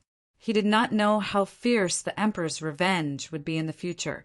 What he was more afraid of was that Zhang Xiaobao and Wang Wan would be transferred back from Jili Prefecture. Even if he was unwilling to admit it, he had to think about what would happen to Jili Prefecture without Zhang Xiaobao and Wang Wan. Except for the two of them, it seemed that no one could guard that place well. If he let the people he recommended, who could nail that place firmly like a nail and suppress the entire northern Hebei province so that no one dared to make a move, who would be willing to take out so much money to send daily necessities to 130,000 people? If it were two people who went over, and it was him who recommended them, but suddenly saw an opportunity and started a war, would the people he arranged be able to lead the soldiers of Jili Prefecture to victory? Seeing that Zhang Shua was speechless, Li Longji also did not make a sound. How could he not know the role of Zhang Xiaobao and Wang Wan? Looking at the two of them through Tufan, Buxin County, and now Jili Prefecture, wherever the two of them were, it was very stable. The two of them, one in the military and one in the government, cooperated very well. The most important thing was that the two of them, as well as Zhang Xiaobao and Wang Wan, did not seem to have any ambition. Once they had something good, they immediately took it out and showed it to him like it was a treasure. Now he could take the opportunity to knock some sense into Zhang Shuo and make him restrain himself. In this stalemate, Lu Obin came back and congratulated Li Longji. "Your Majesty, congratulations, congratulations, Your Majesty. There is news from Yaowang Mountain in Huayuan County. The Empress is about to give birth after the New Year. The doctor said that it is twins." "Oh, is that so?" Originally, Li Longji was prepared to give up on Empress Wang and wanted to depose her. Later on, Empress Wang went to Huayuan County and came back. Not only did she become more beautiful, her performance in bed had also improved. She was also more sensible than before.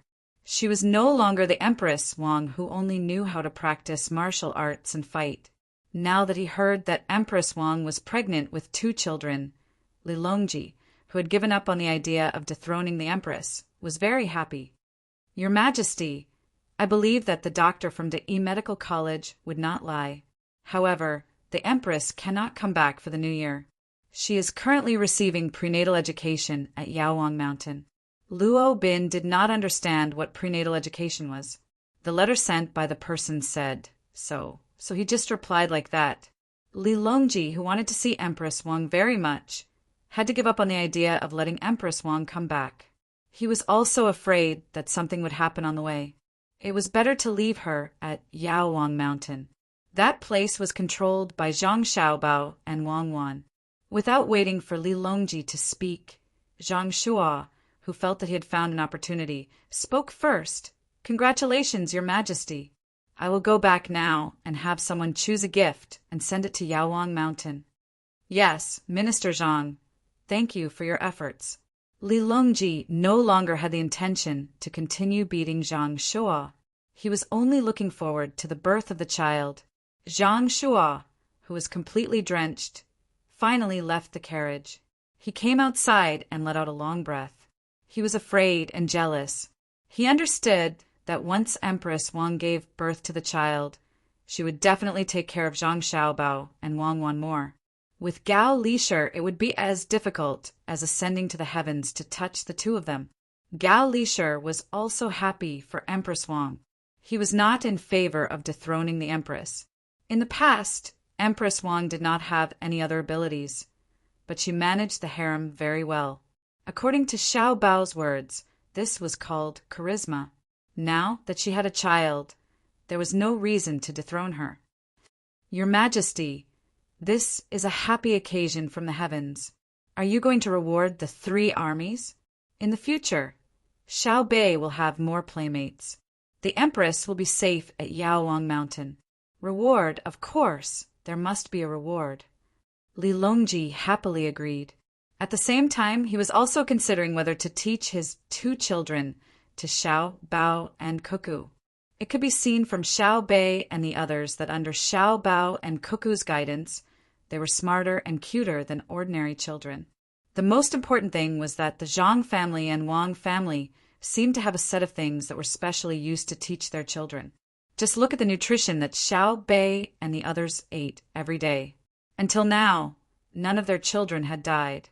In addition, they had the best doctors to watch over them and the most stringent protection. There was no need to worry that the 2 children would die early like Li Yi. This subject will go and arrange it. Gao Lisher, who was also happy, left behind a sentence and went out of the carriage to arrange the reward for the 3 armies. When Luo Bin saw that he had not received a reward yet, he had no choice but to continue talking about things that would make the emperor happy. "Your Majesty, when we were on our way back, Provincial Governor Zhang and Adjunct Officer Wang met me. They said that they have prepared many things for the babies and have already sent them to Yaowang Mountain in Huayuan County. They have also sent medical personnel from Lu, Zhou to rush over as soon as possible. Your Majesty, don't worry." When Li Longji heard this, he remembered that there was still a person who was announcing the good news. He glanced at the other palace maids and eunuchs before he said, "Reward the people in the carriage today with 100,000 coins and 20 bolts of silk." Reward Provincial Governor Zhang. If you don't reward the two of them, reward Xiao Bei and the others with money. If you don't give them money, I'll make Xiao Bei and the others with the title of Imperial Grandee. After rewarding the people in the carriage, Li Longji remembered Zhang Xiaobao, Wang Wan, and the others. He wanted to reward the two of them, but he found that there was nothing to reward. In the end, he could only give them to Xiao Bei and the others. Xiao Bei and the others, who had just been promoted to a rank 6 official, had not even finished making their clothes when they lost their rank 6 official rank and became a rank 5 official.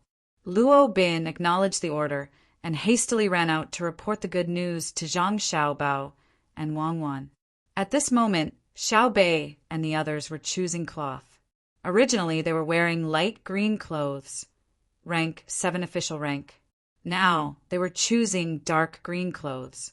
They were considering whether they should use Sichuan brocade or Suzhou brocade. They should wear silk, muslin, or satin. When Luo Bin came, he was rewarded with a pair of beautiful glass apples and a large ingot of gold. I'll wear light red clothes and get a silver fish pouch. Xiao Bei, who had been promoted again, already knew what color the clothes should be. He tossed the dark green cloth aside and did not want it anymore. Xiao Bao, it seems that we have to strengthen the defenses at Yaowang Mountain. No problems are allowed to happen there, Wang Wan said to Zhang Xiaobao as she looked at her happy younger siblings. Zhang Xiaobao nodded. Seal the mountain. From now on, until Empress Wang gives birth, no one is allowed to go up the mountain. Explain to the outside world that it is undergoing renovation. Put some projects that can be moved down under Yaowang Mountain. Send 20 members of Team 0 to guard it. Also, all the restaurants between the clouds and the water and the sea and clouds are located in various places. Don't bring the money back in the near future. Just put it in their area, the most remote and farthest Tang Bank. Send the money over and have people build good relations with the local wealthy families. Carry out other business cooperation first. What? Are you worried that something will happen? It's not that I'm worried, but that something will happen soon. It will probably happen after the Spring Festival. Write a letter back and ask the Tang Bank to increase the reserve ratio. Prepare to open the deposit account with interest at any time. Ask Li Sun and the businessmen we first cooperated with not to make big investments recently and to keep the money in hand. The deposits of the banks in the capital this year have increased abnormally in the past month. Zhang Xiaobao nodded and continued to make arrangements. Run on the bank? Wang Wan asked.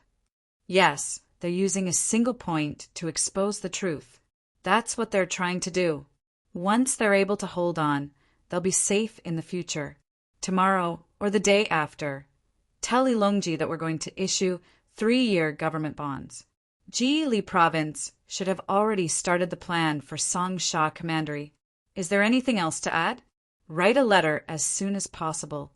Not at the moment. Let the people between the clouds and the water gather supplies as quickly as possible.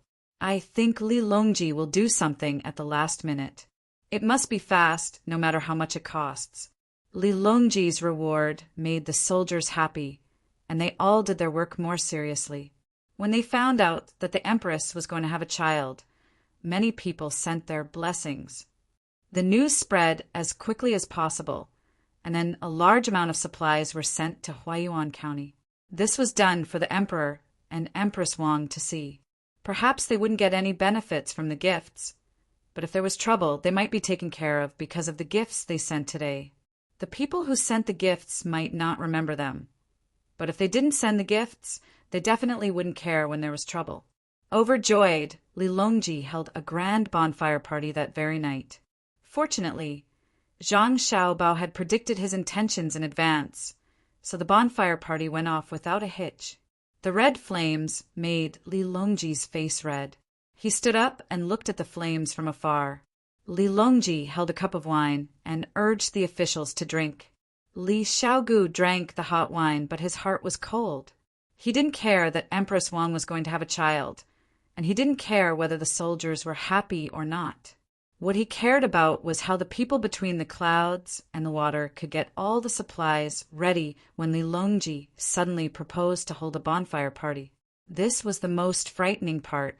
Could it be that Zhang Xiaobao and Wang Wan, who were in charge of Jili province, had such a strong foundation? If they could prepare a bonfire party today, they could also prepare the logistics during the war.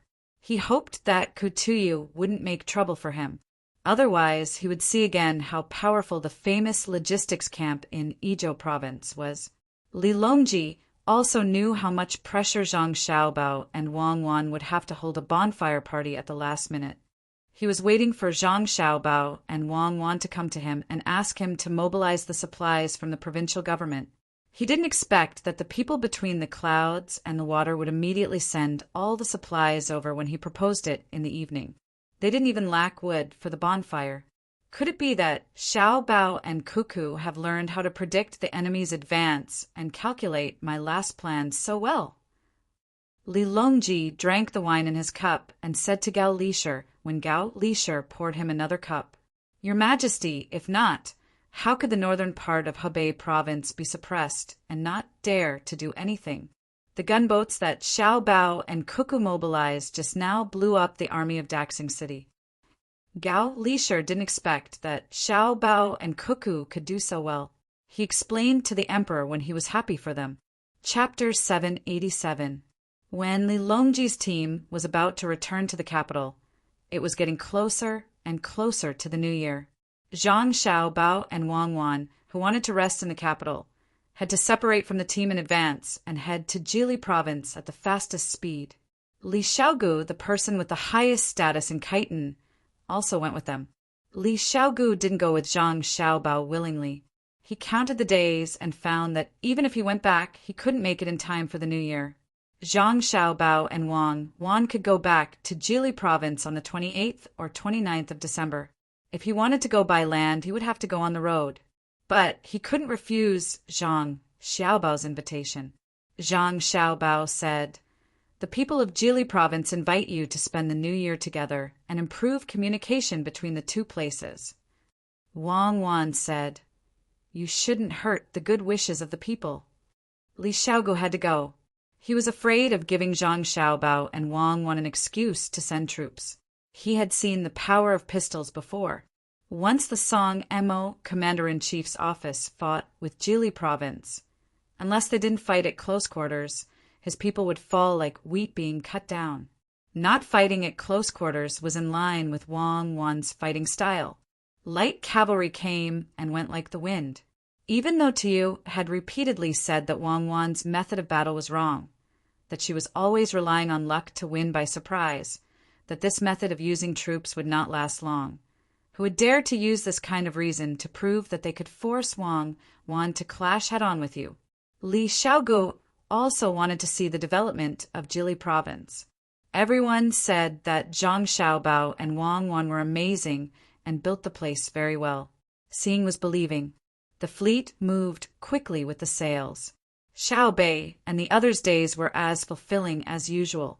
They played games, studied, listened to stories, slept, and ate. Xiao Bei, who had been promoted to a 5th rank official, had to walk around every day. She wanted people to see her beautiful clothes to prove that she was a genuine 5th rank official. She had a goldfish pouch on one side of her waist and a silverfish pouch on the other side. The goldfish pouch was allowed by Li Longji, so she could wear it even if her rank wasn't high enough. When it was time for them to reach the sea, Zhang Gang, who rarely came to Zhang Xiaobao and Wang Wan, came over. He was Chang Hu's son. Zhang Fang followed behind him.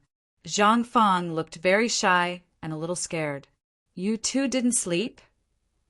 Wang Wan, who was discussing with Zhang Xiaobao how to organize activities in Jili province during the spring festival, stood them up and went to make arrangements first. When she saw the two kids, she pulled them into her arms and asked. Zhang Fang didn't say anything. She buried her head in Wang Wan's arms. Zhang Gang mustered up his courage and said, "Sister Cuckoo, I want to ask, is it true that powerful weapons make people powerful?" Hearing Zhang Gang's question, Wang Wan was stunned. She turned to look at Zhang Xiaobao. Zhang Xiaobao came over, touched the little girl's head, and said, "It depends on the weapon. As long as it can't exterminate a whole family in one go, it may not be powerful. Even if it can break through 1,000-man pistol team, your sister Wang Wan can still beat him without a pistol. Weapons are dead, people are alive. Don't always think about fighting. Those who are good at fighting have no outstanding achievements. The best generals are those who can subdue others without fighting. Is it like Sister Cuckoo now? Even if you don't beat people, people are still afraid. Is brother powerful or Sister Cuckoo powerful?" Zhang Gang was much more sensible now. He began to think about what he would do when he took over as the patriarch in the future. This was the result that Xiao Bei always instilled in him. Zhang Xiaobao didn't say anything this time. He didn't want the little girl to be exposed to the darkness of human nature too early. Wang Wan said, "There is no one who is the most powerful. It only depends on who is more suitable. Now your brother Xiao Bao is the most suitable. Can you recite the Tao Te Ching? Your brother Xiao Bao can fight now. He is very good at fighting. War doesn't have to use force. Force is only a guarantee and a deterrent." Now, the little girl couldn't understand. Wasn't war about killing people? How did it become about fighting without fighting? In order to make her understand as much as possible, Zhang Xiaobao asked, "Who is the most powerful when you are together?" "Xiao Bei," the two little guys replied at the same time. "Why?" Zhang Xiaobao asked again. "She can make others stand with her. If anyone provokes her, she will not let others play with him." Xiao Gang had a deep understanding. "Did she beat you?" "No. This is what the art of war says. Attack one region together and get one person. Go back and think about how to deal with this situation. Okay, brother Xiao Bao, don't tell Xiao Bei. Otherwise, she will know in advance. She is very powerful. Yes, pinky promise. Promise me for 800 years, and you won't change." Seeing the two little guys leave one after the other, Wang Wan shook her head helplessly. "Xiao Bao, do you think we taught them too much? I don't know if it is good or bad." Who said that childhood can only be about not knowing anything. It's fine as long as they're happy. Protecting the peace of kind people requires someone to choose to scheme. There has to be someone who is evil. How they choose depends on their own development, and we can use the method of subduing the enemy without fighting this new year. Zhang Xiaobao looked in the direction of Li Xiaogu's cabin as he spoke. Li Xiaogu had no idea that someone was thinking about him, and in truth, he didn't need to know. He was currently very restless. As he traveled with the ship, he wanted to understand as much as possible about Zhang Xiaobao and Wang Wan. In the end, he realized that the more he knew, the more he would not be able to understand. He had seen Little Hai teach arithmetic to his younger siblings. Even he found it difficult to understand what he was talking about, but Little Hai seemed very relaxed when he was talking about it. When he asked Little Hai if he knew a lot, Little Hai's answer shocked him. At the time, Xiao Hai had told him, "The more you know, the more you discover your ignorance. When you can calculate the ends of the sea, there is still the starry sky." Li Xiaogu was frightened by these thoughts and also by their age. If they knew so much at such a young age, wouldn't there be many more Zhang Xiaobao and Wang Wan when they got older? Was it not enough for the great Tang to have a pair? The Kaitans could not find such children. "Come in." When Li Xiaogu was taking a nap, he was frightened by his dream and broke out in a cold sweat. He didn't have time to wipe it and shouted to the outside of the cabin. The person in charge of protecting him opened the door and came in, saying respectfully, "Master, I'm here. Have you contacted the Commander-in-Chief's mansion?" Li Xiaogu dreamed that one day, countless troops of the Great Tang slaughtered the Kaitans one by one with cannons like the Geely States gunboats and pistols he saw on the road. After waking up from the shock, he remembered the situation in the Commander-in-Chief's mansion. "Yes, I'm about to tell you that they are doing well. Geely State has sent a lot of things including oil, salt, silk, and even taught the local people how to build Kong beds. All of these are free of charge. There is also a large amount of food, which is sold to the commander-in-chief's mansion at a very low price. The guard told Li Xiaogu what he had just learned. Li Xiaogu picked up a cup of water and gulped it down. Only then did he feel that his throat was not so dry. He wiped his sweat and asked, "Did Jili State make any request?" "No." "Well, you can leave now." Li Xiaogu rubbed his head and watched the door close. He said to himself, "What do Zhang Xiaobao and Wang Wan want to do? Are they really kind and want to help the commander-in-chief's mansion? Be careful, you must be careful.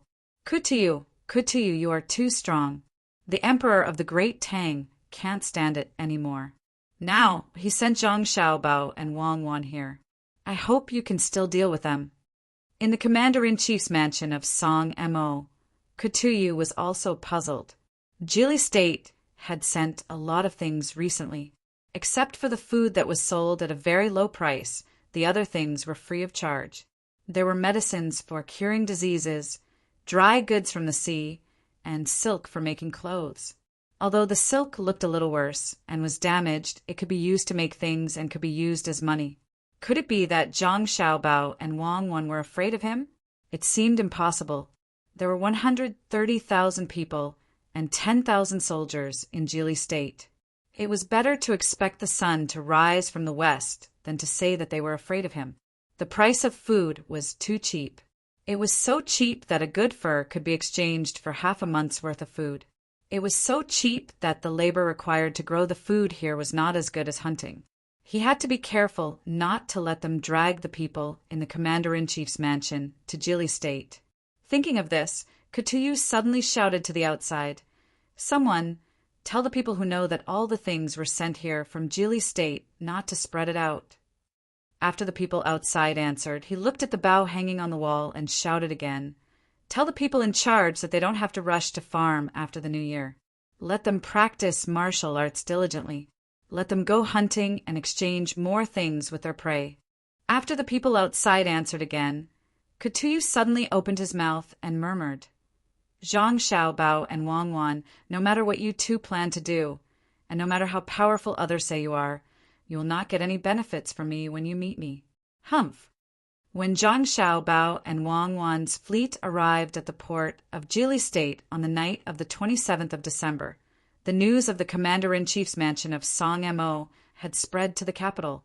At the same time, the letters written by Zhang Xiaobao and Wang Wan had also arrived. When Li Longji saw that the people in the palace were handling the New Year's affairs, he first learned about the situation of the commander-in-chief's mansion of Song Mo and called Gao Lisher to his side. "Lisher, do you know what Xiaobao and Cuckoo plan to do?" Gao Lisher had just received the letter sent by the pigeon and had just read it. He quickly replied to Li Longji, "Your Majesty, the letters from Xiaobao and Cuckoo have arrived. They talked about this matter. Tell me." Li Longji really couldn't understand how providing so many things to the commander-in-chief's mansion of Song Mo would benefit Zhang Xiaobao and Wang Wan. Wasn't this using his own money to raise thieves? "Your Majesty, Xiaobao mentioned in the letter that after the New Year's mansion of Song Mo will be renting a large amount of land to be used to grow whitecaps. When the time comes, the local people will be in charge. After the harvest, 1 gene of whitecaps can be exchanged for 10 gene of rice or wheat flour in Jili State. As long as the people who grow whitecaps hunt, they can also exchange for a lot of vegetable oil and salt." Gao Lisher replied. Without waiting for Li Longji to ask, he continued to speak. "Your Majesty, before the New Year, sending good things to the commander-in-chief's mansion of Song Mo is the 3rd ring in the chain plan. This is to let the people of the commander-in-chief's mansion get used to using good things and getting used to living on warm Kong beds. They will know that the things in Jili State are better than those in their own commander-in-chief's mansion. After the New Year is the 4th ring. When the rice is cheap, no one will plant it. When the oil is cheap, no one will plant beans. When the whitecaps are planted, they can be used for farming. Every month, they will be given food and leather to train the people, making them wild. When the whitecaps are harvested in the winter and are not exchanged, the people will be angry and warlike. They will be forced to fight. If they fight, Jili State's army will be formed. They will use chitin to train the soldiers as an excuse to attack. If they don't fight, they will lose the people's hearts. The people will be unstable and there will be no food. They will exhaust their bodies and weaken their will. Then we will start the fifth ring and recruit the people into Jili State. Li Longji listened quietly.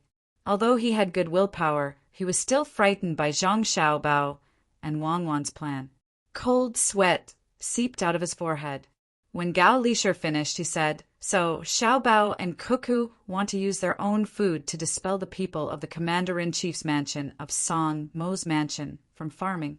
They want to waste their land and make them fight more with the wild beasts to make the people brave. When the Whitecaps come out, they will cut off the food and force them to fight.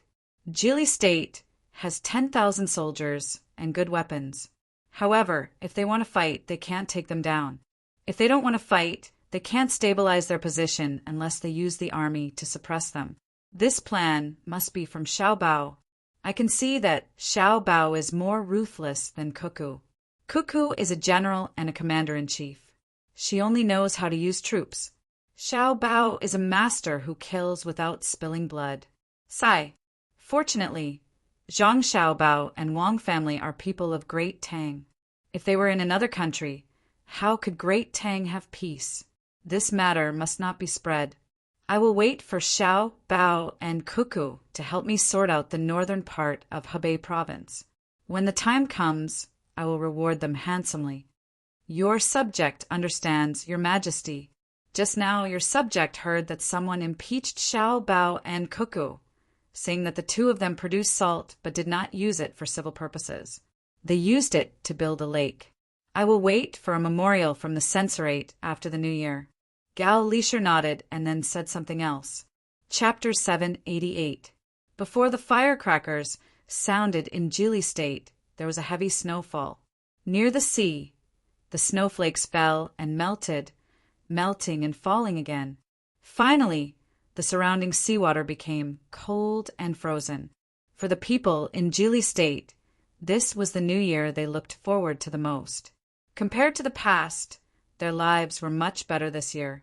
The only thing they were worried about was their relatives, who were soldiers outside. Zhang Xiaobao and Wang Wan could not help them send letters to their relatives, nor did they have phones to call. Perhaps it was because the roads were difficult, so the people restrained themselves. They were not as anxious as the two of them when their relatives were not home for the new year. Every family was given things for the new year and wore new clothes. The 10,000 soldiers also finished their training. On the 30th, they were divided into several groups to protect the officials in the yamen as they went to various places to pay their New Year greetings. In fact, it was Zhang Xiaobao and Wang Wan strolling around the inner courtyard of their home. They were firmly on the path of being close to the people. The people who stayed up all night fell asleep on the morning of the first day of the new year. The air was still filled with the smell of sulfur and saltpeter left by the firecrackers. Finally done. This year's new year is really tiring. Wang Wan, who also returned home, lay on the Kong and felt the warmth of the Kong. She said to Zhang Xiaobao, who had closed his eyes, "There is no way. We have to cultivate credibility. Even if we have to pretend once every year. Let's do it this year. When the local government is fully organized next year, let the local people work. From the 5th day of the new year, let them continue to paste paper boxes. We can't let the production and construction fall behind. We can't let the 15th day of the new year come." Zhang Xiaobao was exhausted. Even though he did not go too far to visit and only walked around the prefecture, it was difficult to walk. It was already dark at night and it was snowing. After walking for a few miles, he ran more than 10 kilometers and ate a lot of dumplings. On the way, he even found a chance to vomit twice. Otherwise, he would not be able to eat. Compared to the new year in Jili State, the people in the surrounding prefectures were not so happy, especially those who lived close to the prefecture. When they heard the firecrackers in Jili State, they thought that the people in Jili State could eat good fish and meat. It was inevitable that they felt unfair. On the 2nd day of the new year, Some people used the excuse of visiting relatives to see how the people in Idyllic state celebrated the New Year. However, they found that they were wrong. Some people who did have relatives walked for a day and arrived at their relative's house. Not only did they eat dumplings, but they also ate vegetables. Looking at the candy plate on the table, they secretly regretted not coming. When people in Idyllic province started to work, people in other places were still in various moods of celebrating the New Year. Before the 15th day of the first lunar month, the good life in Idyllic province had been spread to the surrounding areas at the fastest speed. It was estimated that it would not take too long for the news to spread to the Song Mo Commander-in-Chief's office and to the Bohai Commander-in-Chief's office, leaving behind a foundation for Zhang Xiaobao and Wang Wan's future plans. The people in Beijing were obviously busier than Zhang Xiaobao and Wang Wan. They needed to send gifts in return. The happiest people were Li Linfu and Shui Riji. The two of them finally returned to Beijing and did not have to stay in Kai County anymore. Shui Riji, who originally wanted to find trouble with Baoxing County, could only announce that his plan had failed. After the New Year, people from Beijing would continue to be sent to Kai County to take over. There was also a county magistrate there to temporarily take over the work of the two people who left. County Magistrate Yan was in power. Just when he was happy that the imperial court would promote him to the position of county magistrate, the imperial court sent people to take away the seal in his hand. What they took away was not only the seal of the county magistrate, but also his official seal. He was indeed promoted to county magistrate, but not to Kai County. He was the county magistrate of Ying County in Idyllic state, which was very close to the government office of the prefecture. Naturally, he did not know that this was because he did not work hard in the past year. During the New Year, Li Longji, who was talking about Zhang Xiaobao and Wang Wan, thought of County Magistrate Yan when he was recalling their backgrounds. He casually mentioned him, and his fate was decided. After packing his luggage and setting off with his family, County Magistrate Yan did not know what to feel. Being sent away was not a big deal, but what worried him the most was meeting Zhang Xiaobao and Wang Wan. Back then, when the two of them were not in Baoxing County, he went to find He Wei to discuss making money. If he was remembered by the two of them, how could he live a good life? Hiding these thoughts in his heart and not letting his family know, County Magistrate Yan deliberately slowed down his journey. He could have taken the water route, but he insisted on taking the land route. He wanted to get through the time of his appointment and ask the imperial court to change his position. Even if he was punished and demoted, it was still better than going to Idyllic state. Zhang Xiaobao and Wang Wan did not know that County Magistrate Yan had come, and they did not know that County Magistrate Yan was so afraid of them. Zhang Xiaobao continued to organize the production, and Wang Wan continued to train her soldiers. The ice was cut open, and people jumped in to swim until the end of March and the beginning of April. By that time, Empress Wang would be about to give birth. Wang Wan would send 1,000 people to sail northeast along the coast to see if they could reach North America. A warm wind blew, and the sea in Idyllic state opened. The fishermen who had been catching fish in ice caves in the winter did not care about the cold of spring. They boarded the fishing boats and went out to sea to continue fishing for Zhang Xiaobao and Wang Wan. Should we go to Huaiyuan County? After seeing that Empress Wang is safe, Wang Wan felt that she had nothing to do, so she found Zhang Xiaobao, who was looking at a map. It doesn't seem to make any difference whether we go or not. Just stay here and wait for Empress Wang's child to be born. Let people keep her for 2 more months. I heard from my godfather that Li Longji wants to throw Empress Wang's child to our family. We have to be prepared in advance, especially in the prevention of diseases. If his child dies here, no matter how magnanimous he is, it is impossible for him to not bear grudges. History is no longer the original history. We have created the future. Zhang Xiaobao still had things to do. If he listened to Wang Wan and went to Huaiyuan County, he would waste a lot of time. If he did not go, he would be separated from Wang Wan. Now, there was no good communication tool. If he thought of something, there was no one to help him plan. Wang Wan listened to Zhang Xiaobao and nodded. Then I won't go either. I will accompany you to work on the spring plowing. We still have to build a beautiful house here. It will be more lively when the two little guys come. Disinfect the places that should be disinfected, and isolate the places that should be isolated.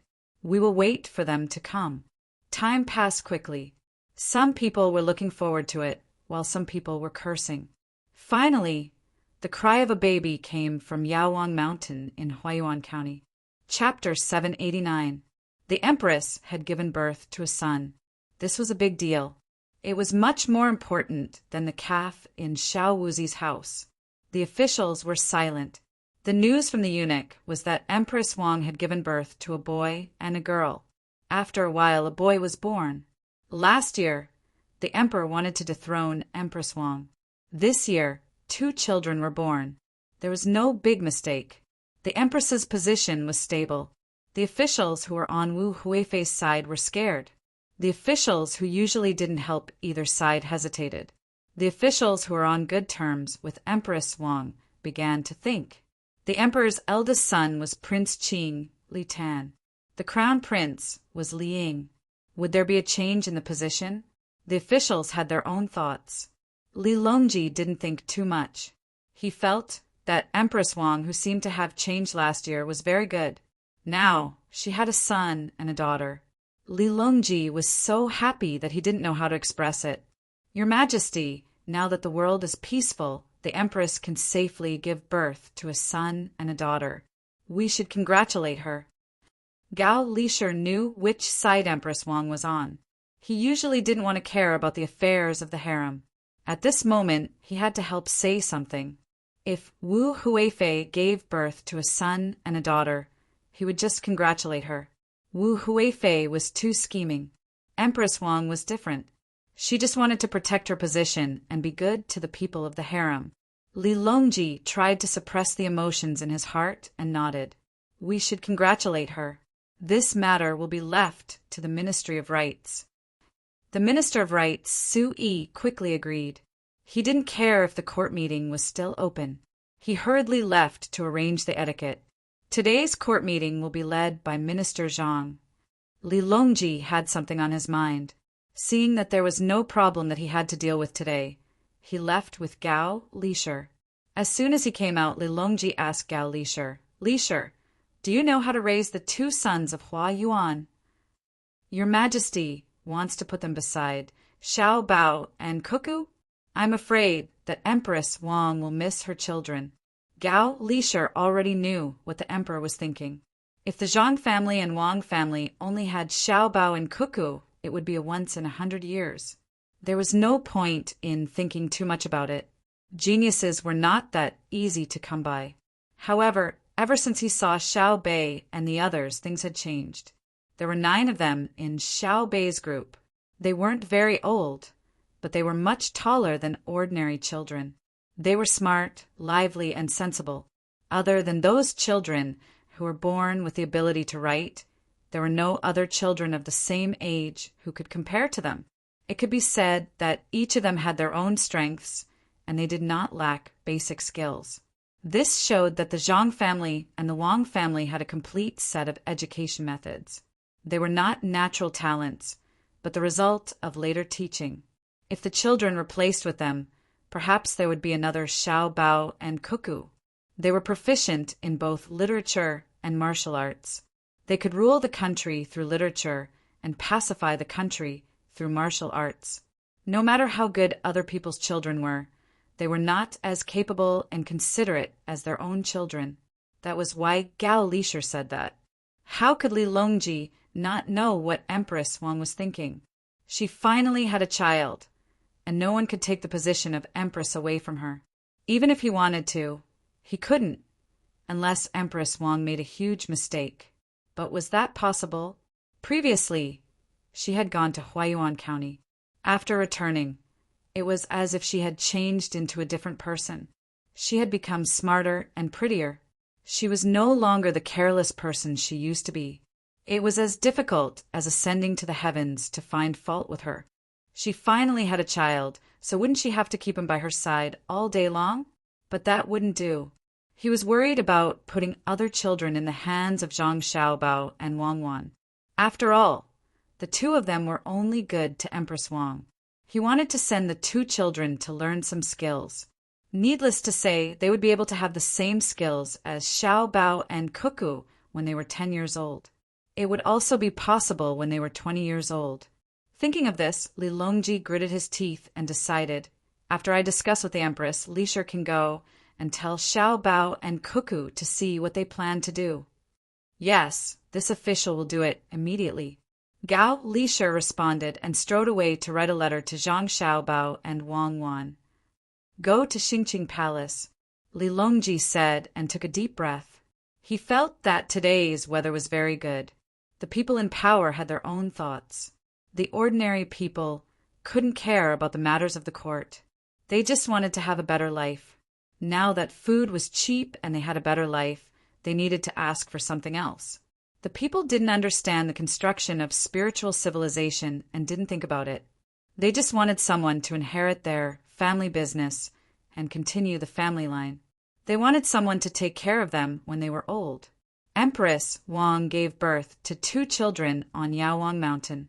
After some people spread the news that Zhang family and Wang family also had 3 twins spread like wildfire.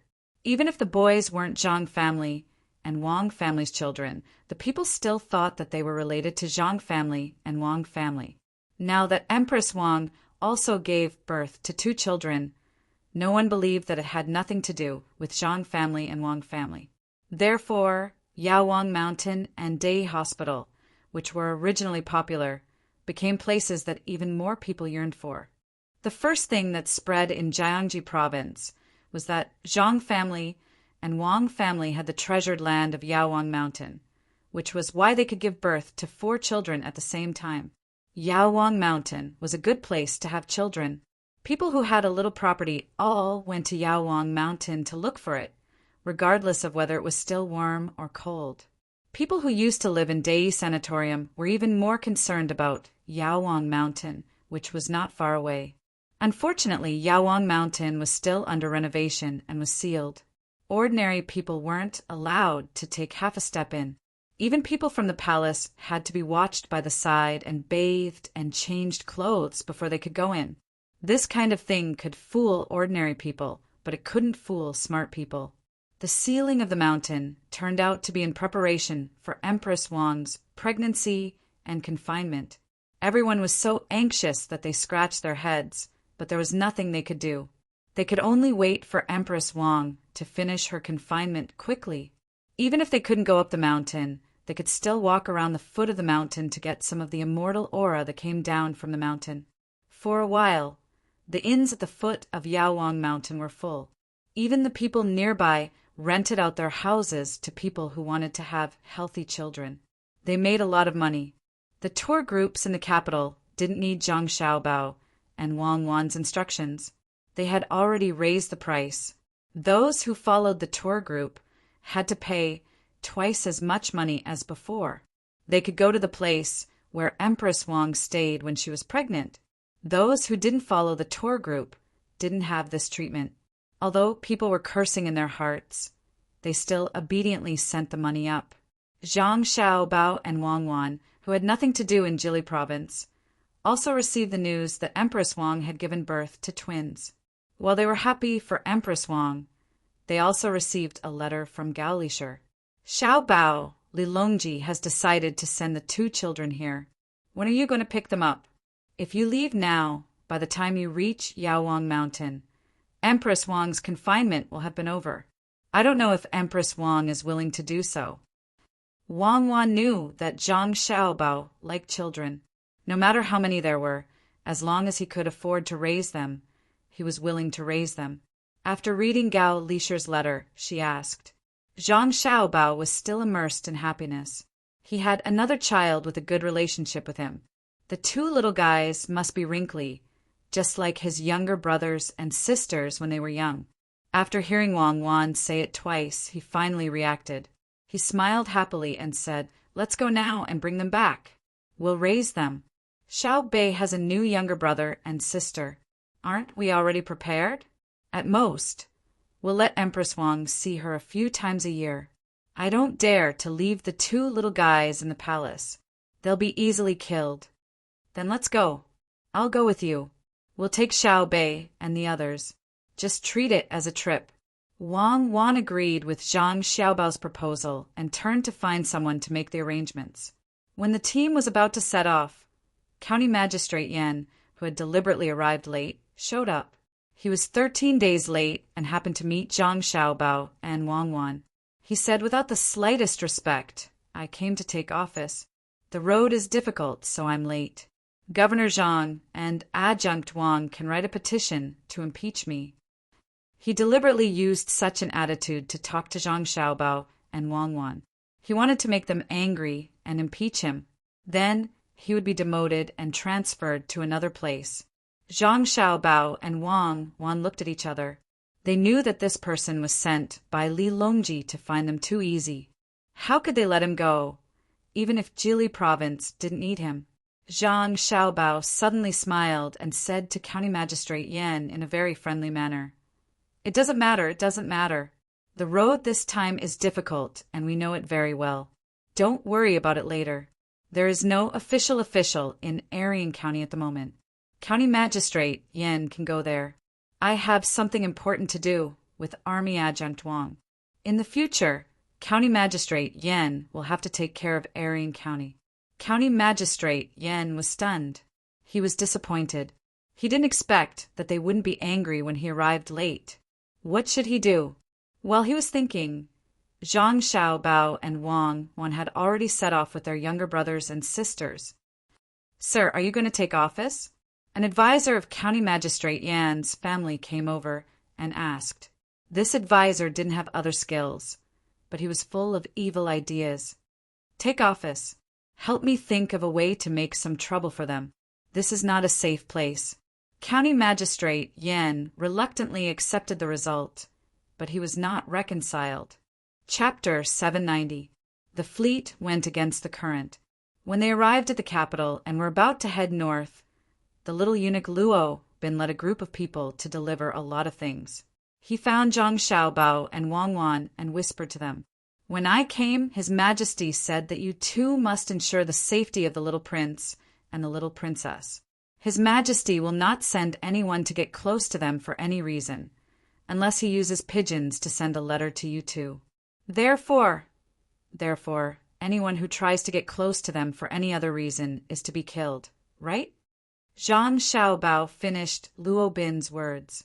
"Yes, it is for the two of you to consider." "Yes, consider." Luo Bin nodded vigorously.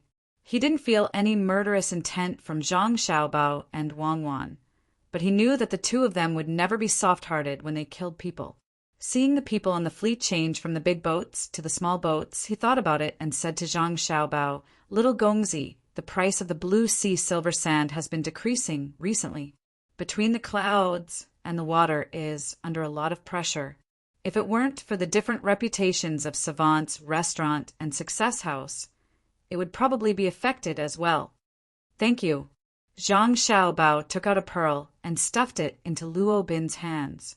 He said to him, "Go back and tell adoptive father that there is no need to worry about this. Everything is under control." "Yes," little Gongzi said that everything will be under control. "Then I will take my leave." After the exchange of things, Luo Bin stood on the shore and watched the small boats leave. He let out a sigh of relief and ordered, "Come back with me. For 3 days, you are not allowed to contact anyone else." The small boats headed toward Hua Yuan on the newly cleared river. The cold wind whistled along the river. Xiao Bei and the others, who wanted to see the scenery, had no choice but to run into the cabin to hide after they were blown to tears. They complained to each other about who suggested the idea of seeing the scenery. Wu Huifei finally couldn't help but make a move. "Let's see how many people want to deal with us. They all show up together so that we can deal with them." Wang Wan climbed up to a special lookout stand on the boat. She used her binoculars to look at the surrounding terrain. She found that there was no ambush for the time being, So she climbed down and said to Zhang Xiaobao. Zhang Xiaobao rubbed his face that was numb from the wind and nodded. Yes, it will come eventually. If we can't avoid it, we will face it head-on. Without competition, there will be no motivation. Let's see how Jianglan can develop the blue sea silver sand without losing money. Let's see how Song Jinggong will deal with it. Xiaobao, Jianglan won't leak the secret, right? What do you think Wu Huifei will do next? I don't think it's possible for her to just use the blue sea silver sand to deal with between the clouds and the water. Originally, she was going to use the sea between the clouds and the water to go against them. But in the end, the secret was exposed and that plan was ruined. As Wang Wan spoke, she hugged Zhang Xiaobao and used Zhang Xiaobao to block the wind. The bank. She found someone to deposit so much money. Isn't it because she wants to withdraw it all at once in the most remote place of the bank? She wants to use this to attack me. Withdraw it, withdraw it. After this, the great Tang Bank will be able to issue small amounts of large amounts of money. We must first take precautions against counterfeiting. At the foot of Yawang Mountain, there was still a tide of people, waiting for the mountain to open. In a courtyard on the mountain, Empress Wang, who had just finished her confinement, held a wrinkled baby in each hand and fed him milk. Seeing the two little guys open their eyes, Wei, Empress Wang had a happy expression on her face. For her, these two children were not just flesh and blood. They were also the guarantee of her identity and status. In the future, she would count on these two children. Your Majesty, why don't you find a wet nurse? After all, the little prince and the little princess are two different people. Xiao Zhu rested her chin on her hand. Seeing the two little guys drinking milk, she was also happy. No need. This empress will feed them myself. Ordinary people can't feed these two children because they don't eat well. On Yawang Mountain, this empress has been eating things that are good for milk recently. This empress can't feed them for long. Once Xiao Bao and Cuckoo arrive, they will have to go with them. Sigh. Empress Wang already knew the fate of the two children and was very reluctant to part with them. Xiao Zhu also felt sad. Your Majesty, why don't you let Xiao Zhu go with them? What's the use of you going with them? When it comes to taking care of children, there is no one in Great Tang who can do better than the Zhang family and the Wang family. If they are really raised in the palace, it is better to send them to Xiao, Bao, and Cuckoo. As long as they can be like Xiao Bei, it is fine. Empress Wang thought of Wu Huifei's first child, Li Yi. She had taken good care of him, but he still died early. It was better to send him away. Xiao Zhu reached out to touch the little princess's face, but was blocked by the little princess's hand. She said, Your Majesty, the Zhang family and the Wang family are very capable.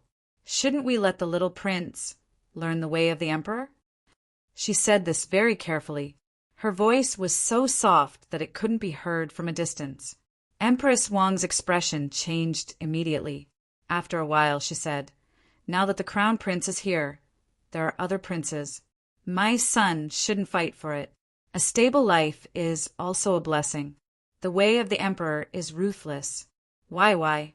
Empress Wang didn't doubt that the masters of the Zhang family and the Wang family didn't know the way of the emperor. Look at Xiao Bao's strategy. Look at Cuckoo's method of control, and look at how Xiao Bei and the others were liked by the emperor. If they didn't know the way of the emperor, how could they be stable? Especially Xiao Bao and Cuckoo. There were many things that they couldn't do, but they couldn't do. Plus, with the skills that she learned last time, who would believe that the masters of the Zhang family and the Wang family didn't know? Xiao Zhu felt a little regretful, but she understood that if one wanted to be a good emperor, he couldn't be a good man and a good father. Otherwise, which father would be willing to marry his daughter to someone else? In the eyes of the emperor, everyone could be used. Princess Donghua was originally going to be married to Li Xiaogu. Later, because of Xiao Bao and Cuckoo's stubbornness, she stayed. Li Xiaogu didn't dare to find trouble, but he suddenly kept silent. If it weren't for the two of them, Princess Donghua would have been married. Your Highness, it's better to let the Zhang family and the Wang family decide what the little prince and princess can learn. I heard that Wu Huifei wants to make a move on Xiao Bao and Cuckoo. I don't know what happened. She has already made a move. The price of the blue sea silver sand at Yaowang Mountain has been decreasing. Many people who were originally going to between the clouds and the water have been pulled over. It's all because of me. If Cuckoo hadn't found me back then, I might have been banished to the cold palace. Wu Huifei, I've learned a lot. Empress Wang only understood what the Taoist priest wanted to do later. She had almost experienced Wu Huifei's ability. She also knew the ability of Cuckoo's side. How could they predict so accurately? Your Highness, won't Xiao Bao and Cuckoo be at a disadvantage? Xiao Zhu was very worried. Chapter 791.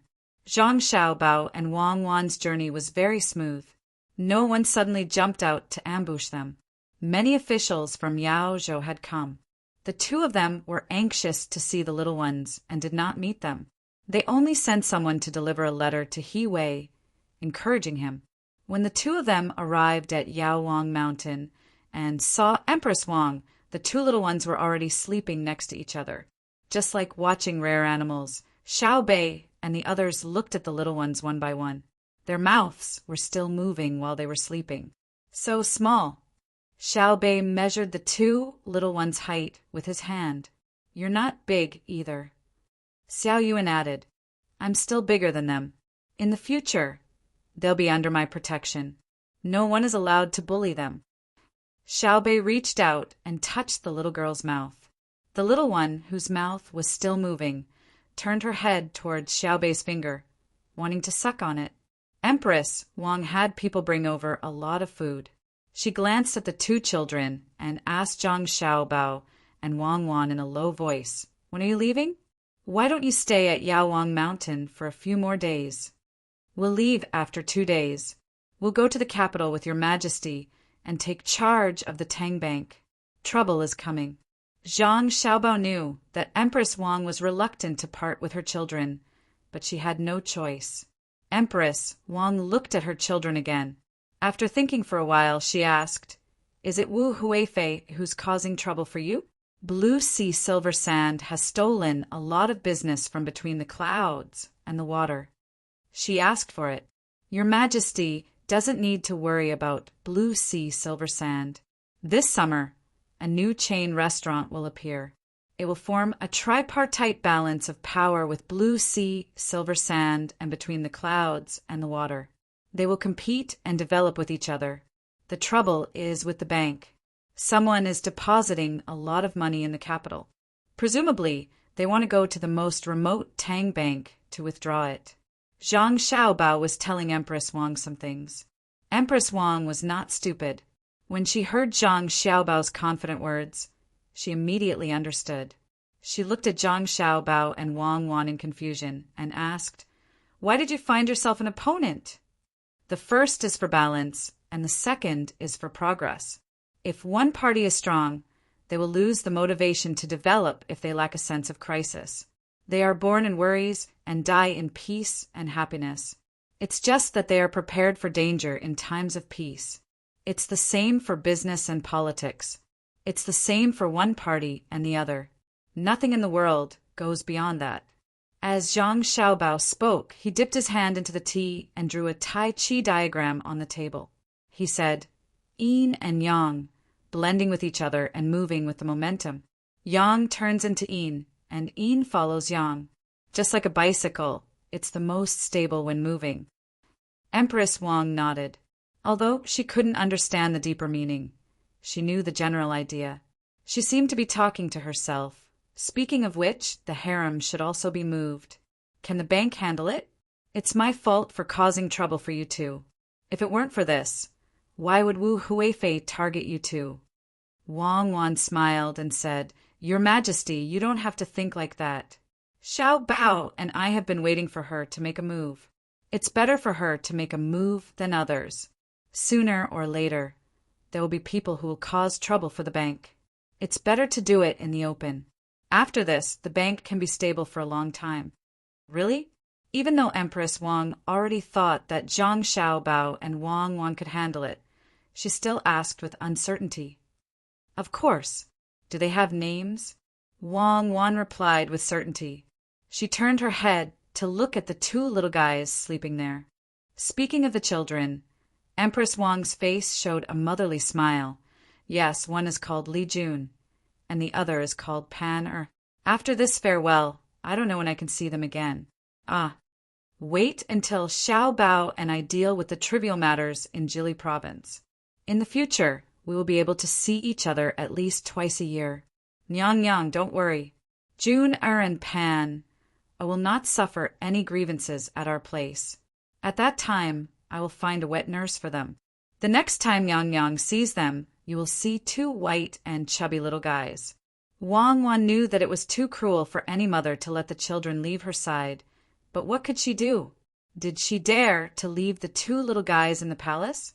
The only thing she could do was to try her best to guarantee. Fine. I will return to the capital with you the day after tomorrow. His Majesty has already sent someone to ask when we will return.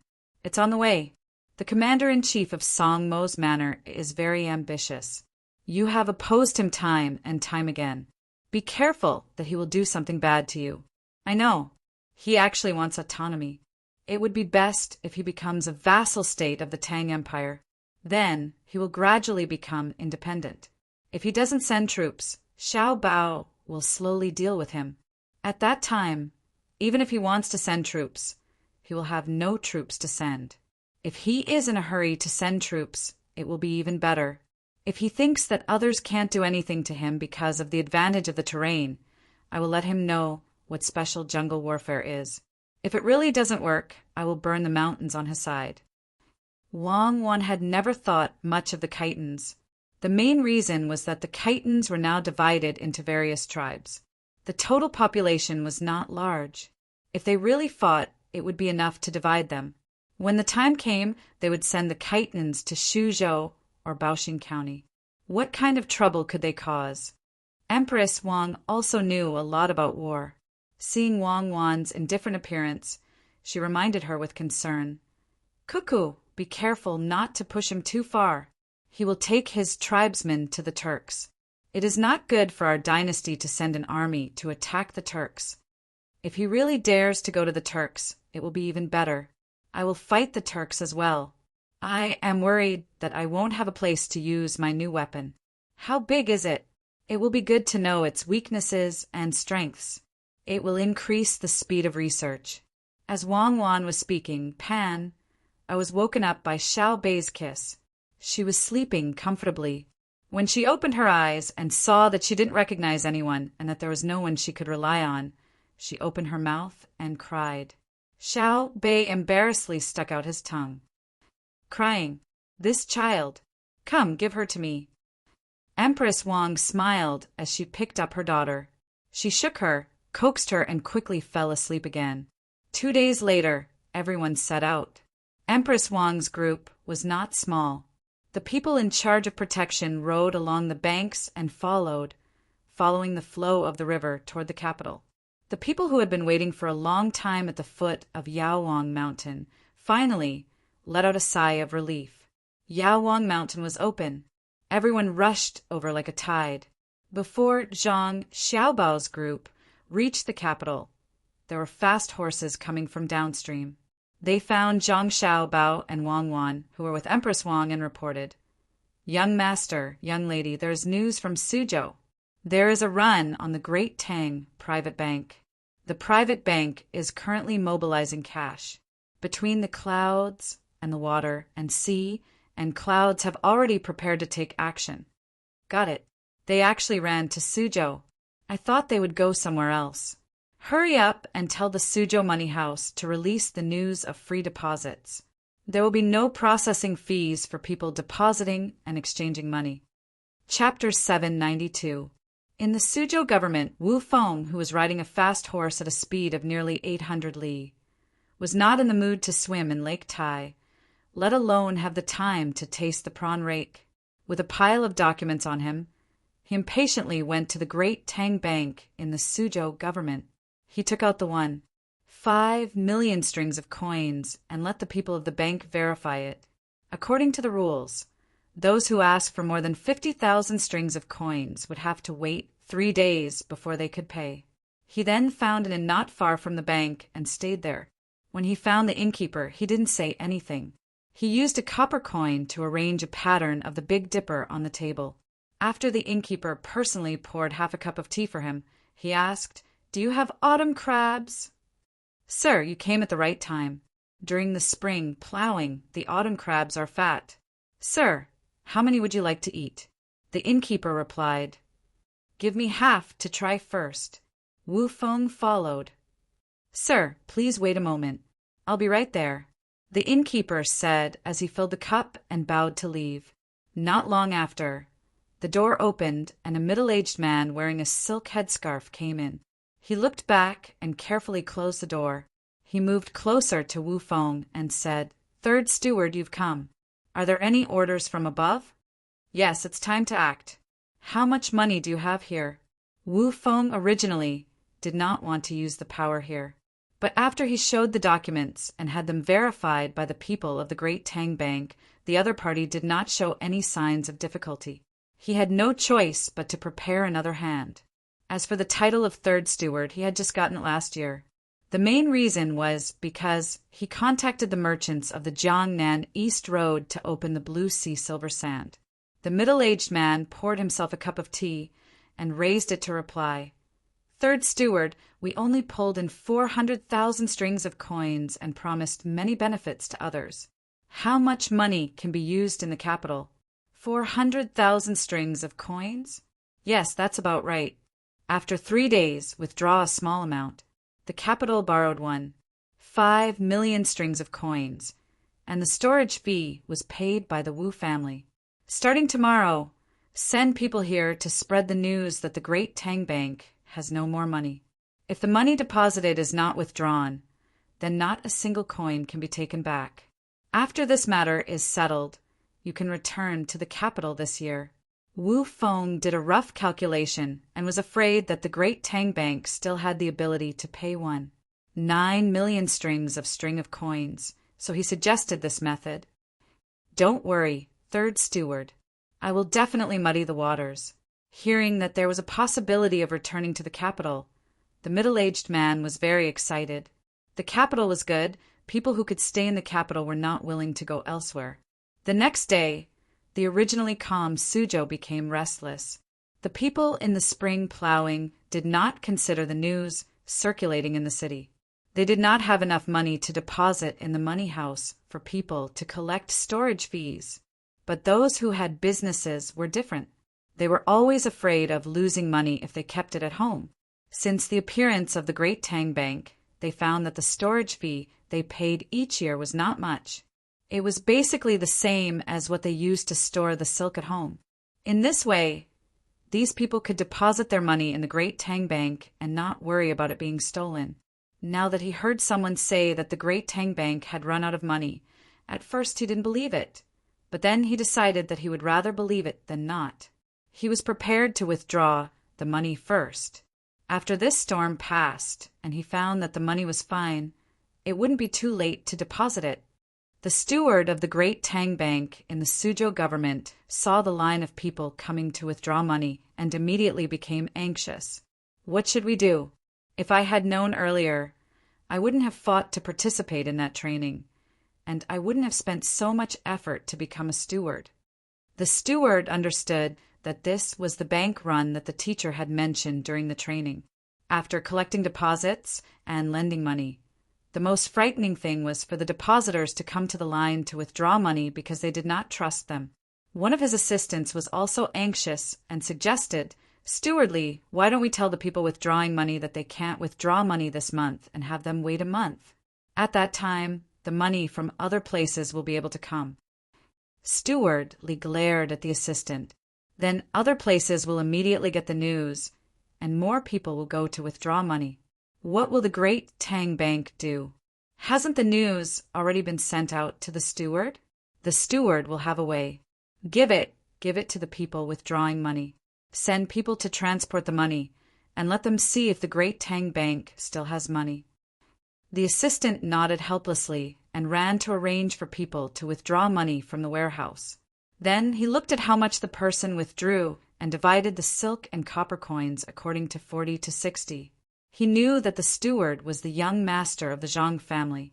He hoped that this time, the young master of the Zhang family could still be as magical as before and do things well. Because of the silk and copper coins, it was troublesome to withdraw money. Whether the people who withdrew money in small amounts or directly withdrew money in small amounts, the bank would not compensate them. Some people did deposit money in small amounts and withdraw money in small amounts. When they withdrew money, it would be 150 copper coins. When they withdrew money, it would be 150 copper coins. In this way, a bolt of silk would be worth 200 copper coins. They could not break the silk, so they could only pay with copper coins. In this way, the silk would be left in the bank. It was not easy to preserve silk.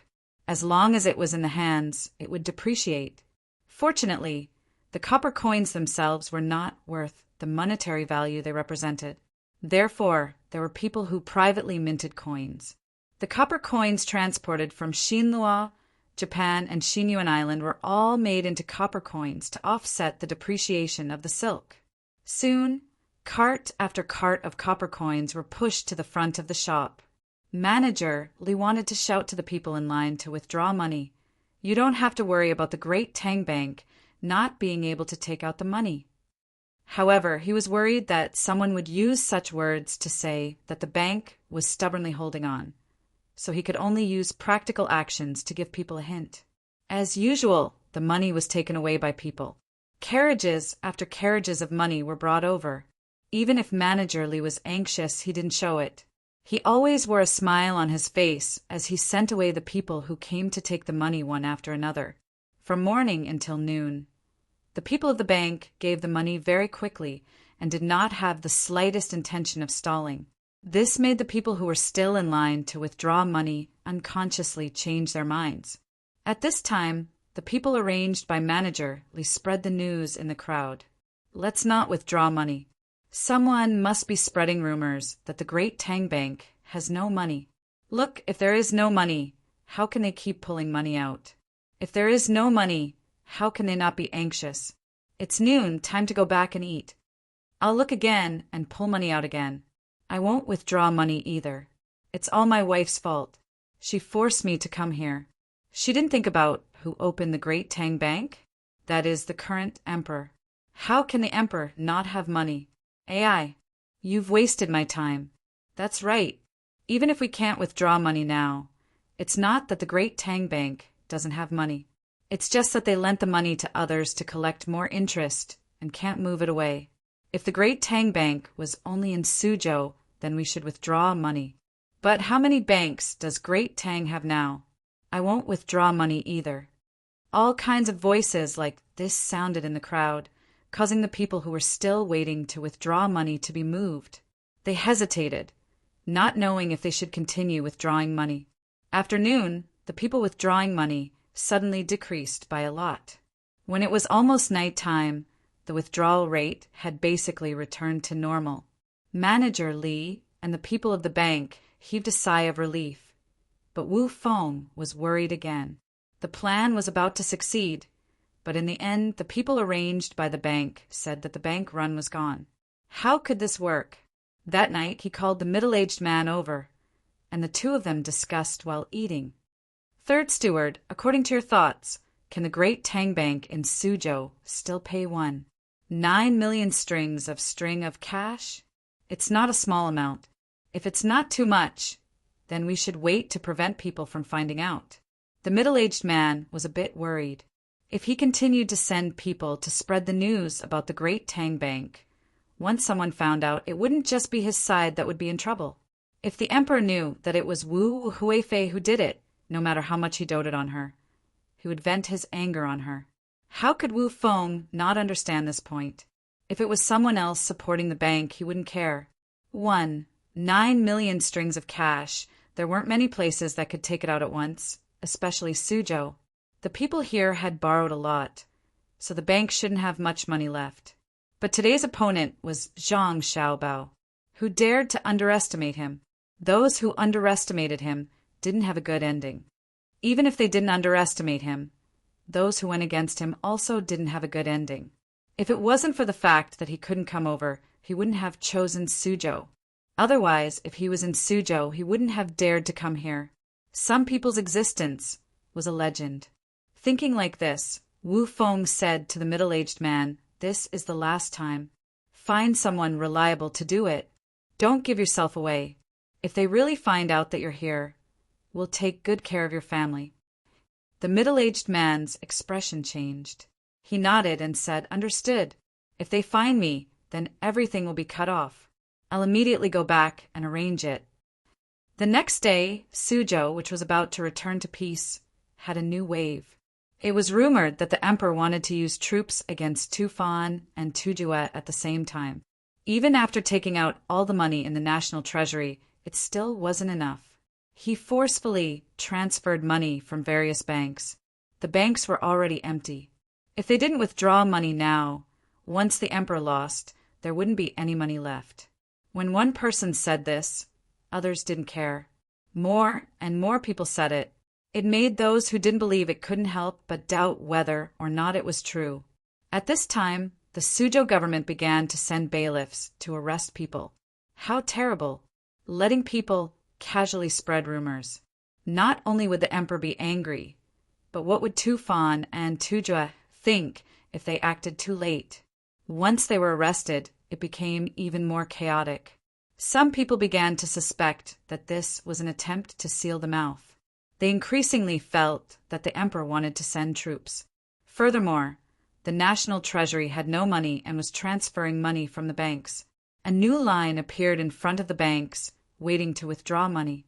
Just as shopkeeper Li was feeling anxious, the urgent letter that Zhang Xiaobao had sent someone to deliver finally arrived. Looking at the contents of the letter, shopkeeper Li's heart finally settled down. He immediately had someone post a notice outside according to what was written in the letter. "Is there no money?" An illiterate commoner saw the notice and anxiously asked around. A literate person went over to take a look and said to the people around him, "Good news, great news. The emperor said that the national treasury is now full and the 4 seas are at peace. Therefore, the great Tang Bank will remove the service fee for people who have previously deposited money after 1 month. The new people who deposit money will only have half of the original amount.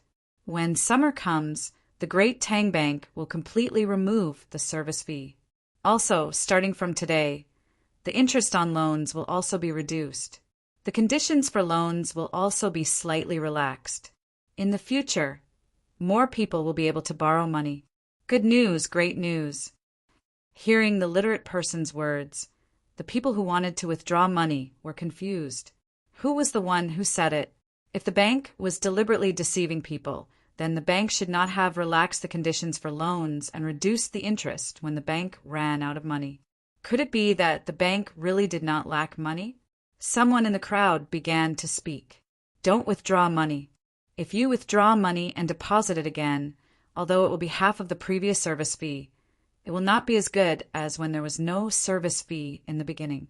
Don't withdraw money. The emperor will not deceive us. I also won't withdraw money. Who knows? There might be something good waiting for us. It must be that the person who started the rumor knew in advance that the emperor was going to do this, so they came to take advantage of it. That's right, the person who started the rumor should be caught and beheaded. It's really too deceptive. I already withdrew 30 strings of cash yesterday. I've lost money, lost a lot." The crowd dispersed again. This time, no one continued to spread the rumor. Many of the people who started the rumor were arrested. They all said that they heard it from other people in the inns and restaurants. At the moment, it was really hard to find who started it. They could only be locked up for a few days and released when the time came. "Third steward, is there such news from the capital? Did the emperor really say that?" The middle-aged man found Wu Feng with lingering fear. What does it have to do with the emperor? The person who is really in charge of the Tang Bank is Zhang Xiaobao. Whatever he says is what it is. What a fast speed. I just made my move and he already knew. I wonder if he can still take out the remaining one. 9 million strings of cash. Wu Feng did not have any confidence in his heart. Didn't Zhang Xiaobao go to Huayuan County to pick up the child? How could he still manage Suzhou? The third day came. The middle-aged man first had someone withdraw the 400,000 strings of cash he had saved, promising that person many benefits. After all, this interest had to be taken by himself. Otherwise, the other person did not need to pay the service fee. If he still wanted them to pay more, they would not do it. Following that, Wu Feng also found the Tang Bank and wanted to take his 5 million strings of cash. Seeing stewardly, the other party's one sentence scared Wu Feng silly. Third steward, the money you asked for has been prepared. Come with me to get it. Steward Li said politely. Just this one sentence made Wu Feng feel cold from head to toe. He knows he really knows. It was not a fake name that I gave, nor did he say my real name. Instead, he called me the Wu family in the capital. What should I do? What should I do? Will the Empress's side be? Wu Feng's vision turned black and his ears rang. Even when Stewardly touched him, he did not feel anything. He only felt that his whole body was numb and did not have an ounce of strength. His stomach felt like he had drunk a lot of wine and wanted to vomit, but could not. With a puff, Stewardly sprayed a mouthful of strong wine on Wu Feng's face. Only then did Wu Feng wake up. Third steward, please come with me. The bank does not have one. 5 million strings of cash. We need to get it from other places. Steward Li said again. Wu Feng was so scared that his soul almost left his body.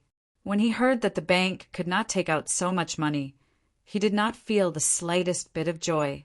He thought for a while and said, If you don't have that, then don't take it. How can that be? If you don't take it out, then the bank will not receive the management fee. Furthermore, the third steward has already made an appointment in advance. Please, the young master of the Zhang family has been very busy for this matter. He took the money between the clouds and the water and sea and clouds, and even transported a few 100,000 strings of cash from nearby places. After negotiating with the local investors, we finally managed to gather 5 million strings of cash for the third steward. Oh, it's 9 million strings of cash. Steward Li reached out to support Wu Feng.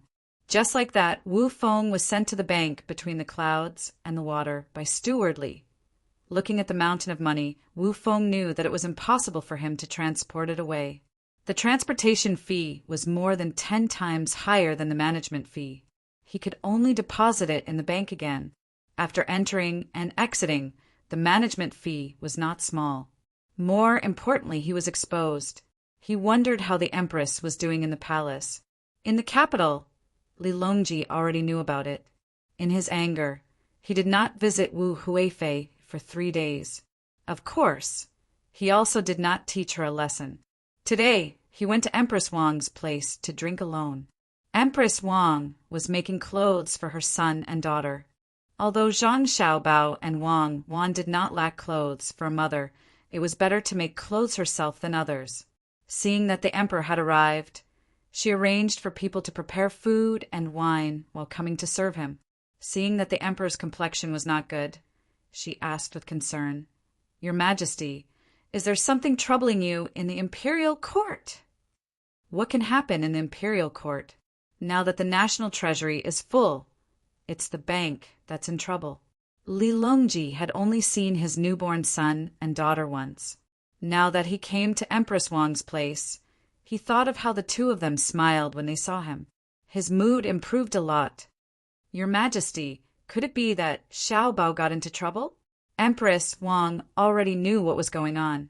If it was in the past, she would have directly said it. Now she was smarter. Li Longji waved his hand. What trouble could Xiaobao get into? With him there, the bank has nothing to worry about. Its consort, Huifei. She actually made a move behind the scenes. She had people deposit a large sum of money in the capital and then ran to the farthest bank in Suzhou to get it. This is called running on the bank.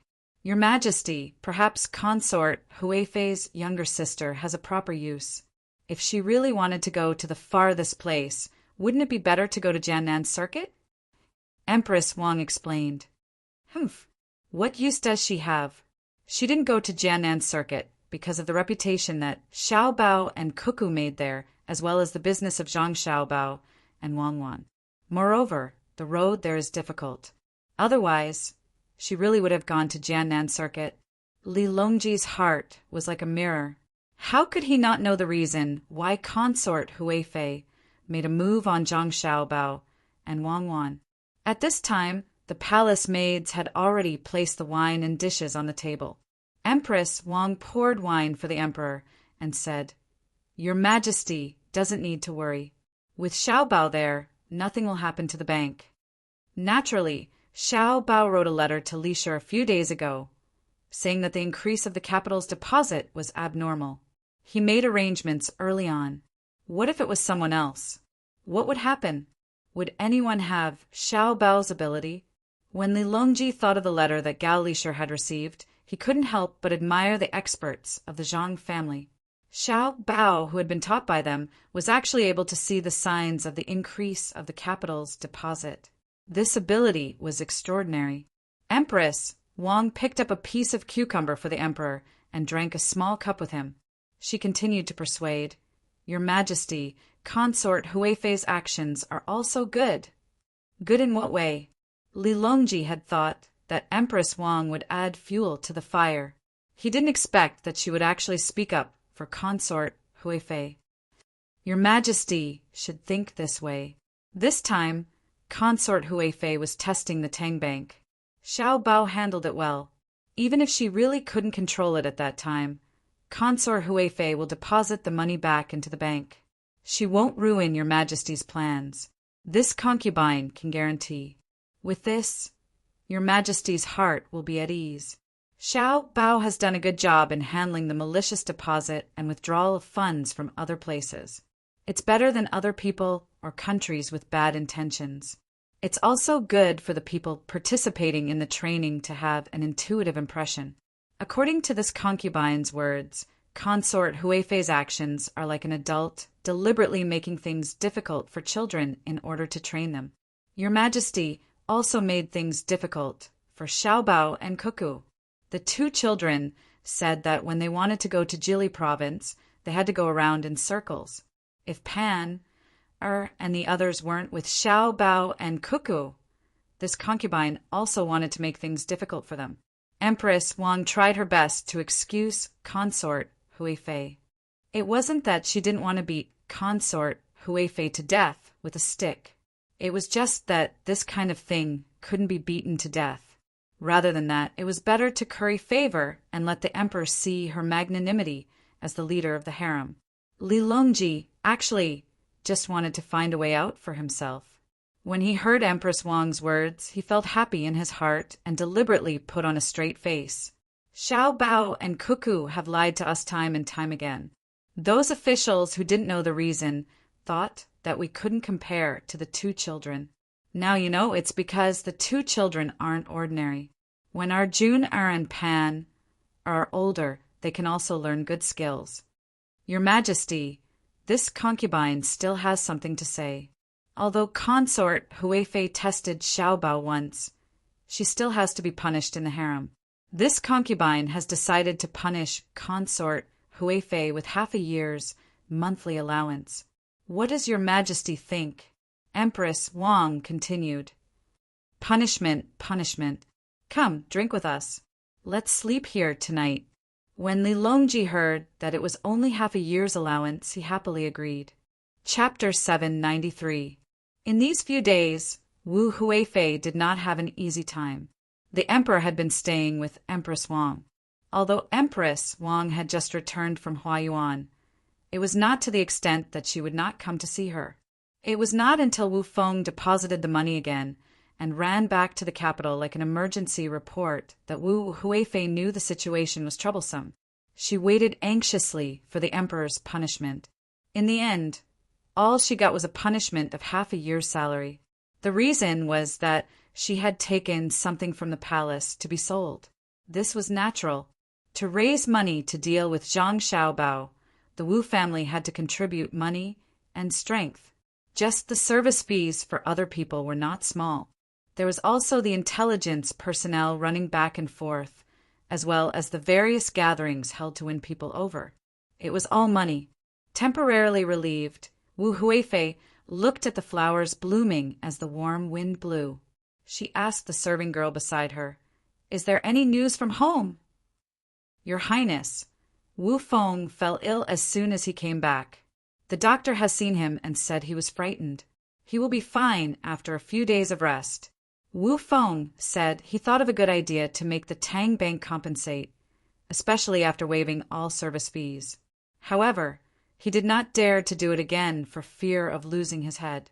The serving girl replied and put a small foot warmer by Wu Huifei's feet. The foot warmer was marked with the authentic symbol of Hai Yunjian. Wu Huifei had long been used to using things from the Zhang Xiaobao and Wang families. Even if she hated them to death, she would not go against them in terms of enjoyment. Hearing the serving girl's reply, she nodded and said he was frightened. He must have been frightened in Suzhou. Let him tell us the plan. This time, there is no need for him to do it. If it were Wu Yu, I don't believe that Zhang Xiaobao, who is busy with the matter of accumulating benefits, while also being busy with business and taking care of Empress Wang's 2 evil children, can still find time to deal with one attack after another. Yes, the serving girl turned and left. Another serving girl took her place and stood by Wu Huifei's side to serve. The news quickly spread to the outer house. After Wu Feng, who was lying on the sickbed, heard it, he sighed helplessly and called Wu Yu over to warn her. This time, we have to be extremely careful. If we use copper coins to exchange for silk, we can suppress the price of the silk. Then we deposit the silk in the bank and withdraw it from the bank. Then the bank will have more silk and less copper coins. Then we will use copper coins to exchange for silk. After a few rounds, we will have more money, and the bank will have more silk. Wu Yu nodded. I know. It's just using money to bargain for the silk. You deposit the silk in the bank and then withdraw the money. You can earn money every time. I can do it. When Wu Feng saw Wu Yu's nonchalant expression, he became even more anxious and said, It's easy to do, but difficult to hide. What's so difficult about it? I won't be in a hurry to withdraw the money. I'll prepare more money to exchange for silk. When the time comes, I'll withdraw the money bit by bit. It will take 3 months. After accumulating a few times, I'll withdraw it all at once. Wu Yu felt that she finally had a chance to go out and do something. She was very excited. It could be said that a newborn calf was not afraid of a tiger. Wu Feng regretted telling her the plan. He gestured for Wu Yu to sit on the bed and said weakly, Don't underestimate Zhang Xiaobao. Those who underestimate him are all dealt with by him. Don't tell me you didn't see anything from this confrontation? See what? Zhang Xiaobao discovered our actions, but we still won. The imperial concubine didn't suffer any losses. But Zhang Xiaobao caused the bank to lose a portion of its income. The first person to deposit money will not be charged, and after a while, the rest of the people who deposit money will not be charged either. No matter how powerful Zhang Xiaobao is, won't he still be at a disadvantage? Wu Yu carefully analyzed the situation and thought that she had taken advantage of Zhang Xiaobao. Thinking that she was about to use the silk to exchange for money, she said, When I get a certain amount, I'll tell others about this method. Let's see how Zhang Xiaobao will deal with it. Wu Feng felt that he had lost even more strength. He looked at Wu Yu resentfully and forced himself to sit up. He felt a buzzing in his head and almost fainted. He leaned against the wall beside the bed and said to Wu Yu, who had a concerned expression, Zhang Xiaobao doesn't care about the imperial concubine at all. It's like an adult looking at a child playing a trick. After easily resolving it, he goes back to doing what he should do. The method that we thought of is a joke to Zhang Xiaobao. Do you really think that he didn't want to charge a deposit fee because he couldn't think of any other method? That was because all the banks of the Great Tang worked together and were not affected at all. If he really thought of it on the spur of the moment, how could he make all the banks so stable? This means that he already had such a plan, but he didn't use it. He just happened to use it when we made a move. I'm really worried that the plan of exchanging silk for money will be affected in the same way. You must be careful. One step at a time. Don't be reckless. Really? Yes, I will be careful. Wu Yu said with uncertainty and promised. The sound of the waves and the clear blue water. Zhang Xiaobao, who had already returned to Jili province, began to instruct his subordinates to get busy with the spring plowing. This year was the same as last year. They would plant more soybeans and less rice. Only when the problem of the river was solved could they plant all rice. Soybeans were good and the land was good. As for the yield, it wasn't important. The tax paid last year wasn't much. It was just a formality. The surrounding provinces were the same. The Anong Protectorate had paid most of its taxes. The Rao Le Commandery, Songma Commandery, and Bohai Commandery were still stubbornly holding on. They weren't willing to set the precedent. Once they paid the tax, they would acknowledge Li Longji's absolute rule. This was different from paying tribute. One wasn't ready for war yet. She continued to train her army and looked forward to the opportunity of a small-scale battle. She could use it to train her soldiers. Soldiers who had never seen blood would always be new recruits. Besides the daily tasks, Xiao Bei and the others now had one more thing to do, which was to watch their younger brother and sister. The two little guys cried for a few days after leaving their mother. Later, they gradually got used to it and were fine. Usually, they drank milk and slept. Occasionally, when they were awake, they would open their eyes and look at the world curiously, alternating between crying and laughing. Why are they crying and laughing at the same time? Xiao Bei propped his chin on his hand and asked curiously. Xiao Zhu was drawing the two little guys with her brush. Even though the drawing didn't look like them, she was still very serious. Dinan and Xiao Nan did not know how to answer, so they remained silent. Zhang Chang, Zhang Gang, and Zhang Fong were also attracted by Xiao Bei's question and were thinking hard. Xiao Hai, on the other hand, continued to mumble various mathematical terms. Only Xiao Yuan was holding a cup of honey water. From time to time, he would take a sip, looking like an old scholar. Occasionally, he would pluck a sentence or two from a book to show his erudite memory. The two little guys were the ones to answer Xiao Bei's question, their mouths making vague sounds. It wasn't until a ray of sunlight shone and that the room returned from its previous tranquility to liveliness. Zhang Xiaobao had brought his medical doctor over to see the two little guys. Just like Xiao Bei and the others, they had to be examined once a day to avoid any unexpected consequences. Xiao Bei watched the medical doctor examine the two little guys. He pulled on his brother's clothes and asked the same question again. Zhang Xiaobao thought for a moment. He didn't say that crying and laughing were the easiest actions for people to express their emotions. Instead, he said to Xiao Bei, because when they were born into this world, they knew that there would be both happiness and disaster in a person's life. Oh, so that's how it is. Then, should we not cry when we encounter sad things in the future? Should we just smile all the time? Xiao Bei seemed to understand a little, but it also seemed like he didn't completely understand. Cry when you need to, laugh when you need to.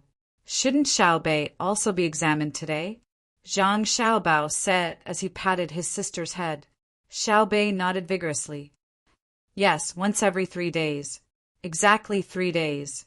Brother, when will Xiaolu be back? Soon. He should be back in a few days.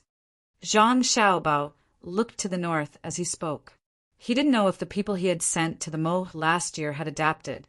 According to the estimation of the distance, they should have returned by now. It was probably because the road was difficult to travel and they were delayed on the road. This time, not only did they have to bring back a large amount of ginseng, but they also had to bring back ferrets and various local animals and plants that they could encounter on the road. They would artificially breed those that could be bred. As for those that couldn't be bred, they would see if they could be processed to find a better market. Then I'll wait a little longer. They said that there's going to be a war here. Is that true?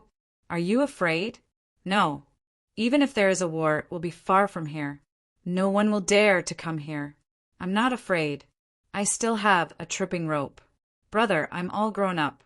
Can I have a servant? A fifth-rank official?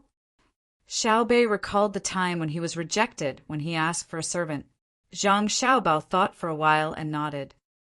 Okay, Xiaobei, you have to find a servant yourself.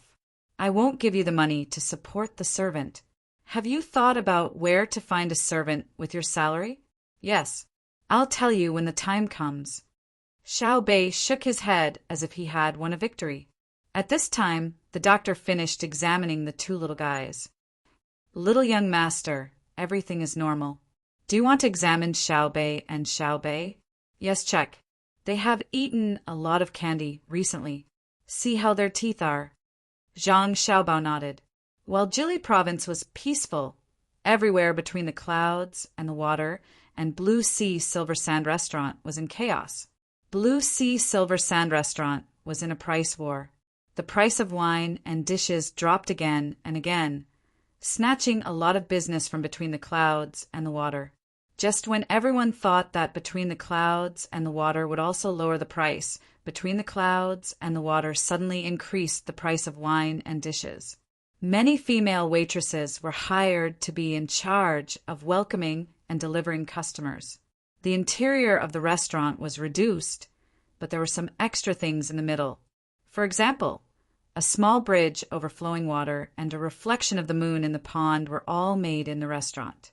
As a result, people who paid attention to this matter found that not only did the business between the clouds and the water not decrease, but more rich people were willing to go between the clouds and the water. It seemed that eating between the clouds and the water was better than eating there. Some people who knew about this were happy, while others were very angry. Wu Huifei naturally belonged to the angry group. She originally planned to use the merchants of Jiangnan East to weaken between the clouds and the water, but who knew that it would become between the clouds and the water. She immediately sent someone to tell Wu Feng to think of a solution. Wu Feng's illness was more or less healed, but he was still a little weak. He got up and found Jiang Lan to discuss with her. Manager Wu, why are you looking for me? Jiang Lan asked after the two sat down in the study. What else can it be? Between the clouds and the water didn't lose money, but earned more. This is different from what we thought at first. Can you think of another way? Wu Feng was a little helpless when he received this task, so he asked Jiang Lan when he got someone to send tea and snacks. Jiang Lan frowned when she heard that. She thought for a while and said, This is not easy. The person behind between the clouds and the water is Song Jinggong, the #1 person on the top list of billionaires. If you want to compete with him in business, first of all, it is troublesome to calculate, and second, you don't have enough money. You don't have money? Wu Feng asked. Yes, but we can't spend all of it on opposing the Shuiyun Club. Right now, we can't lower the price any further. This won't work against the Shuiyun Club.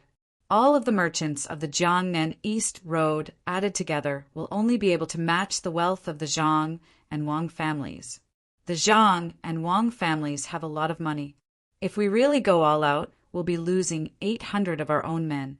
Manager Wu, you can't expect us to go all out against Zhang family and Wang family, can you?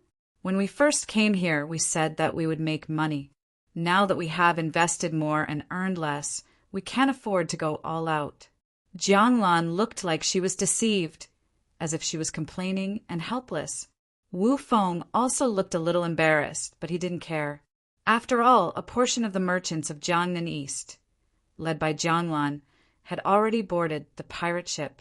Hearing Jiang Lan's complaints, he asked, Then what should we do now? We can't just watch between the clouds and the water grow stronger again. Now that things are like this, since we're going to go against between the clouds and the water, then we can't be the only ones doing the work.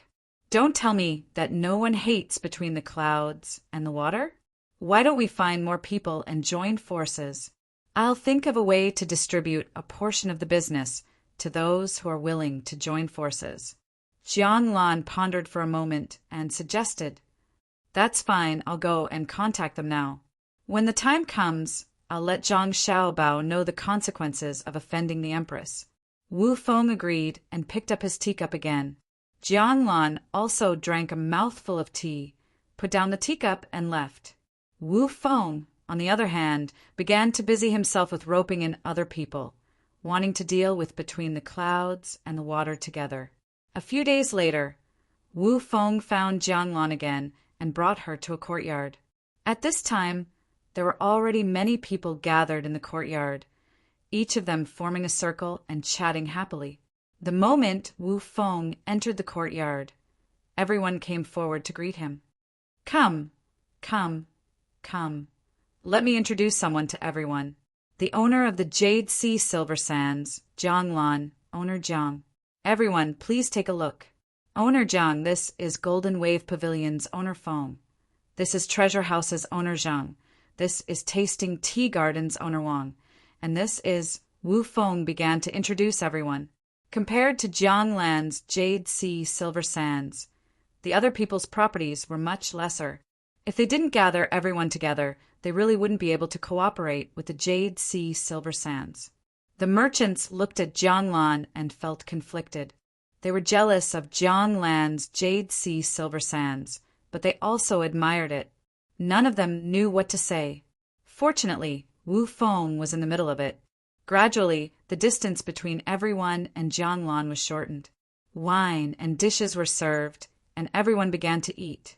They talked about the wind and the moon, and talked about the north and south of the country. It wasn't until night time, when the banquet was removed and replaced with tea and fruits, that Wu Feng began to talk about the main topic. Everyone, I'm sure you all understand in your hearts that I've called you here today, and that is to work together to deal with between the clouds and the water. As everyone knows, between the clouds and the water has been snatching other people's business all these years. There's the tavern, the dock, and the supermarket squeezing the original merchants until there's no space left. If they continue to develop, how can we survive? Manager Wu's words are correct. Jiang Lan echoed. My people from Jiangnan East came here just to earn some money, but between the clouds and the water immediately started to suppress us. If we don't do anything about it, there will be endless trouble in the future.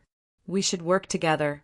The merchants immediately followed suit, saying that between the clouds and the water was not good. They didn't dare to directly mention the Zhang family and the Wang family, afraid that someone would betray them and let Zhang family and the Wang family know about it. They only targeted between the clouds and the water, which was a business transaction, so they didn't have to worry about the Zhang family and the Wang family using other means. Although they said that many people understood that it wasn't between the clouds and the water that went overboard, but that they didn't seize the opportunity. When between the clouds and the water expanded, it was always the merchants in the same industry who asked about cooperation. It was only after some people read the contract that they thought that they could get more benefits, and even hoped that after between the clouds and the water came over, they would not cooperate with them and would instead benefit from the cooperation. In the end, they saw what it meant to be a fierce dragon crossing the river. None of them lost money, and they only earned a little less than before. However, when they saw that the others who cooperated with between the clouds and the water were earning more, they felt that it was unfair. They wanted to bribe the local people who cooperated with between the clouds and the water to produce goods and snatch the business. But because of the contract, they couldn't succeed. They watched as the people, merchants, and various businesses between the clouds and the water profited, but their side was still half dead. When they went to look for between the clouds and the water to cooperate, the conditions between the clouds and the water offered were even harsher. A person's life depended on their face, and a tree's life depended on its bark. They couldn't agree to the cooperation even if they wanted to, so they could only secretly hate in their hearts. Now that they finally found an opportunity, it didn't matter what they said. What was important was whether they could suppress between the clouds and the water. After a while, the grievance meeting was over. Everyone agreed on the direction of the operation, and that was to defeat between the clouds and the water. As for whether they could defeat it in the end, it didn't matter. They just wanted to give it a try first. Manager Wu, what should we do? Feng Dongjia of the Golden Wave Pavilion asked when he saw that there was no practical way to do it. Wu Feng also didn't know what to do. He turned his head to look at Jiang Lan. Let's let Jiang Dongjia speak. Jiang Lan didn't stand on ceremony. She coughed and said, "All right, let me say it. Everyone, help me think if there are any omissions. Here's what I think. If we want to deal with between the clouds and the water, we have to first destroy his signboard, which is the wine embrace between the clouds and the water. Otherwise, as long as there is a wine embrace between the clouds and the water, it will be very difficult to deal with his other businesses. What do you think?" "Yes." A few people nodded in response. Jiang Lan continued, "If we want to deal with the wine embrace between the clouds and the water, we naturally have to rely on the blue sea silver sand. It's also the wine embrace. If we can snatch the business between the clouds and the water, it will be a success." At this point, Feng Dongjia interrupted. "Jiang Dongjia, the blue sea silver sand wine embrace is not bad, but the recent price reduction doesn't seem to have any effect. Not only did it not suppress between the clouds and the water, but it also made the business between the clouds and the water even better. Many people feel that eating between the clouds and the water is better than eating between the clouds and the water. Could it be that we can continue to reduce the price?" As if someone had hit a sore spot, Jiang Lan's face turned slightly red. She explained, "Everyone knows that between the clouds and the water is backed by Song Jinggong, the number one on the top list of billionaires. Behind Song Jinggong is the young master of the Zhang family, Zhang Xiaobao, an existence that is beyond the rankings. With their abilities, it's too easy to turn the tables.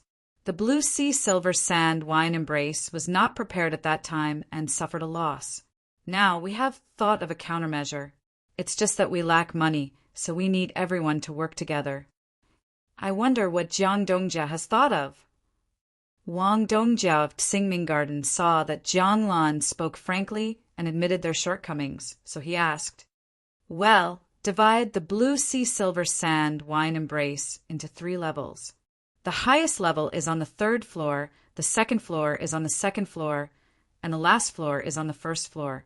You can earn money from both the rich and the ordinary people. Between the clouds and the water can only earn money from the rich now, and give up on the low end. The blue sea silver sand wine embrace has decided to combine the two. You can invest in the blue sea silver sand wine embrace and expand the business. I'm willing to give up the 1st, 2nd, and 3rd floors. I only need 1 floor, and the other 2 floors will be used to invest." Jiang Lan explained. "Then how do we calculate it?" Jiang Dongjia asked again. Jiang Lan took out a few pieces of paper from her arms and put them on the table. She said, "Except for the capital and the central cities of Jiangxi province, other places will be calculated at a discount. For example, the blue sea silver sand wine embrace in Guanyi province is worth 3,000 strings of coins. If you take out 3,000 strings of coins, then each of you will get 50%. The 1st floor, 2nd floor, and 3rd floor will be divided into the 2nd, and 3rd floors. Those who want the 1st floor have to pay 20% of the money. Those on the 2nd floor have to pay 30% of the money. Those on the 3rd floor have to pay 40%, and the extra 10% is used to deal with public relations. In other words, if I want to occupy the 1st floor, I need to pay 1,200 strings of coins, and if I want to occupy the 3rd floor, I need to pay 2,400 strings of coins. The extra 10% will also be paid, which is 600 divided by 9. It's more detailed. Everyone listened to Jiang Lan's words and began to pass the pieces of paper. It was written very clearly that when the money was paid, it would be put together. When the time came, it would be counted separately, including the cooks. If they still wanted to use the original blue sea silver sand wine embrace, they would have to pay separately.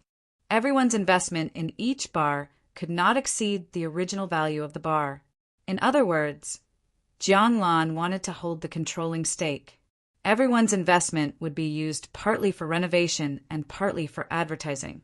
In order to show her sincerity, Jianglan did not charge any signboard fee. Otherwise, the name Blue Sea Silver Sand Wine Embrace would be worth a lot of money. After that, the money invested would be used to buy the surrounding houses and build more courtyards for people to rest in. The ratio was equal to the second, third, and fourth floors. The third floor belonged to the high end, and it had to make the best food. The second floor belonged to the middle. It could be slightly worse, but the scenery must be there. The first floor was low end. It had the nature of fast food, and one could slowly taste the wine and dishes in it. In this way, the low end earned the money of ordinary people. The second floor was the same as the noble guests between the clouds and the water. The third floor was to be high quality, higher than between the clouds and the water. The merchants could choose first from the third floor, and Jianglan would ask for the rest. As for the Blue Sea Silver Sand Wine Embrace in Gyeonggi Province, others would have to pay more. When they first occupied the space, they spent a lot of money on public relations fees. The group of merchants began to calculate how much money each person should take and which floor to occupy. In the end, they realized that they could not occupy the third floor of the Blue Sea Silver Sand Wine Embrace. One was that the third floor was small, and there might not be that many guests. Moreover, the cost was high. The other was that if they wanted to have a foothold on the third floor, they had to have a good chef and ingredients. Otherwise, others would not go to the third floor. After some discussion, everyone reached an agreement. They immediately prepared the money and occupied the first and second floors. They prepared a separate space for Jianglan on the second floor for her to do other things. This way, the arrangement of shares would be reasonable. In order to take revenge, everyone raised money very quickly. In a few days, a large sum of money was sent to Jianglan, and a shopkeeper was sent over to see how to spend it. As the saying went, there was no such thing as an impermeable wall. While Wu Feng and Jianglan were preparing, someone spread the news. Gao Lisher, who had been paying attention to his son, found out about this matter. It just so happened that a lot of things were sent over from Jili province, including ingredients. Gao Lisher had someone prepare them and bring them to Lilongji. Lilongji had been in a good mood recently. One reason was that the people sent by Zhang Xiaobao and Wang Wan to the north had returned. They said that the land there was good, that there were almost no people, and that there were many resources. Another reason was that the two of them had bought a large piece of land in the new province's commander-in-chief's office, not far from the Anong Protectorate. In the end, they found a lot of coal there which could be used for smelting.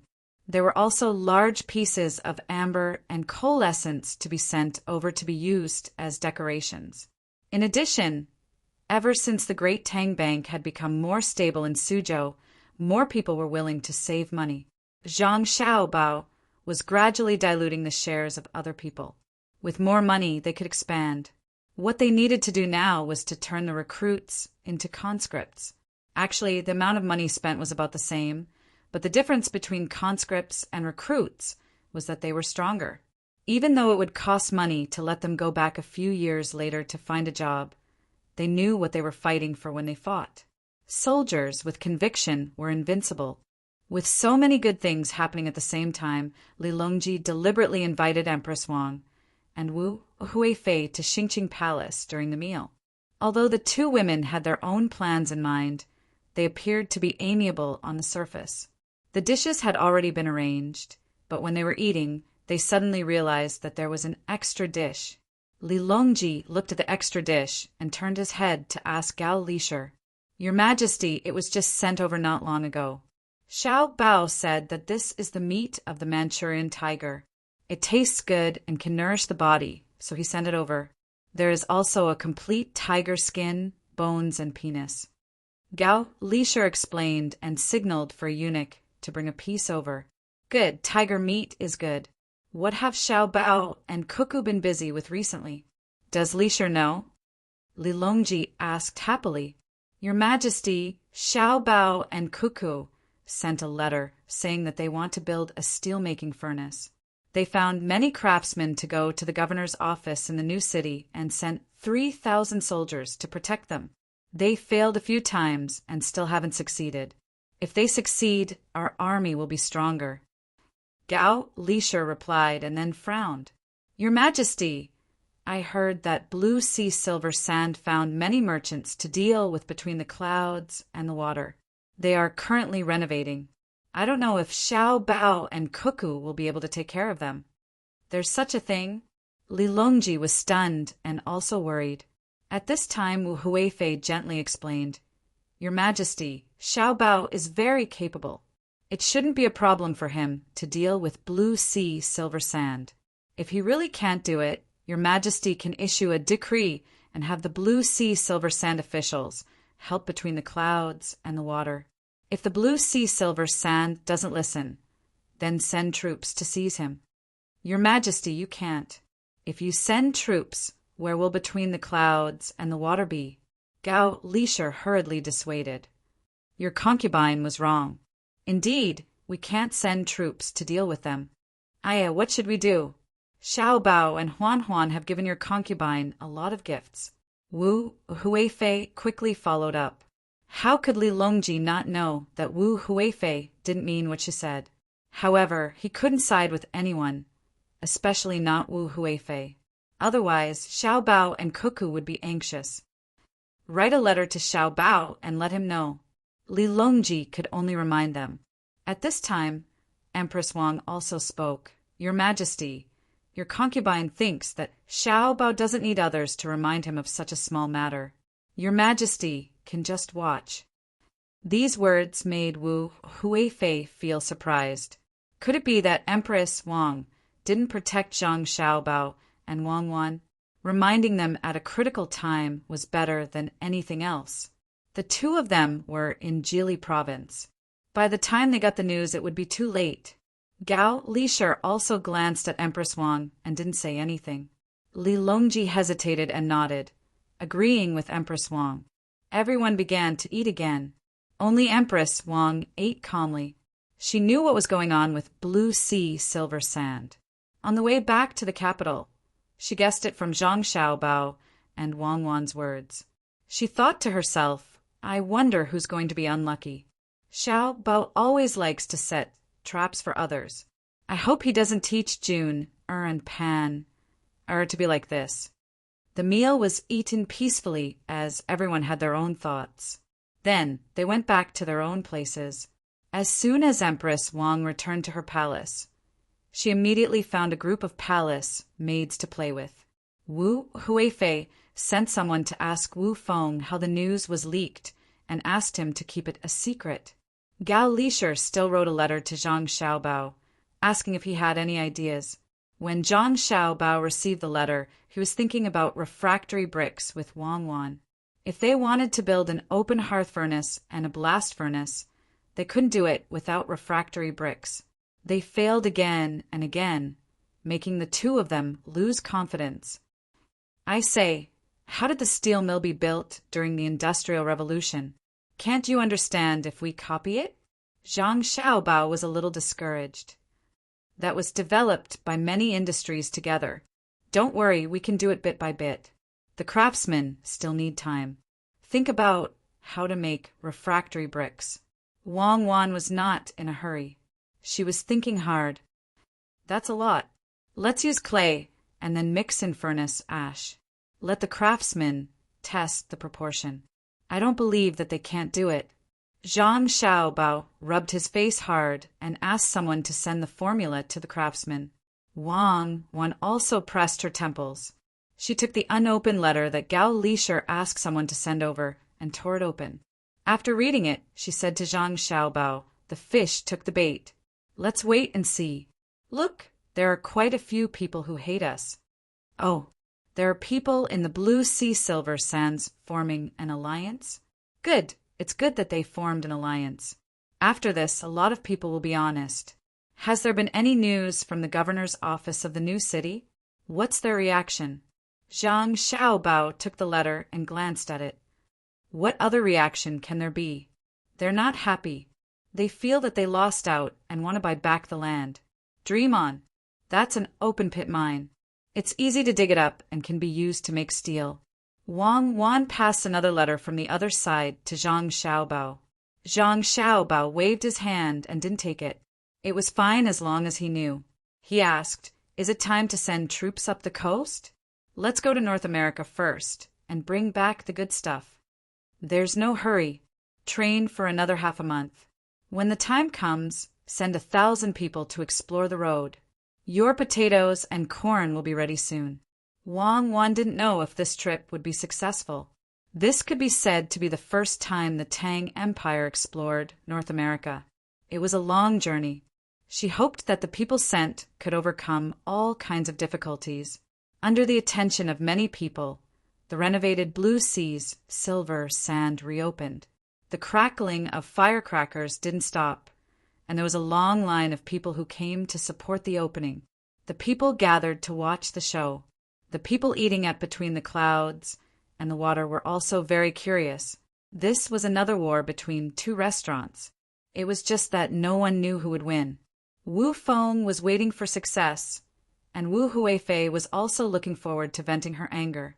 For 3 consecutive days, the business of the Blue Seas Silver Sand was very good. The restaurant also learned from Between the Clouds and the Water and hired many female employees, especially on the 3rd floor.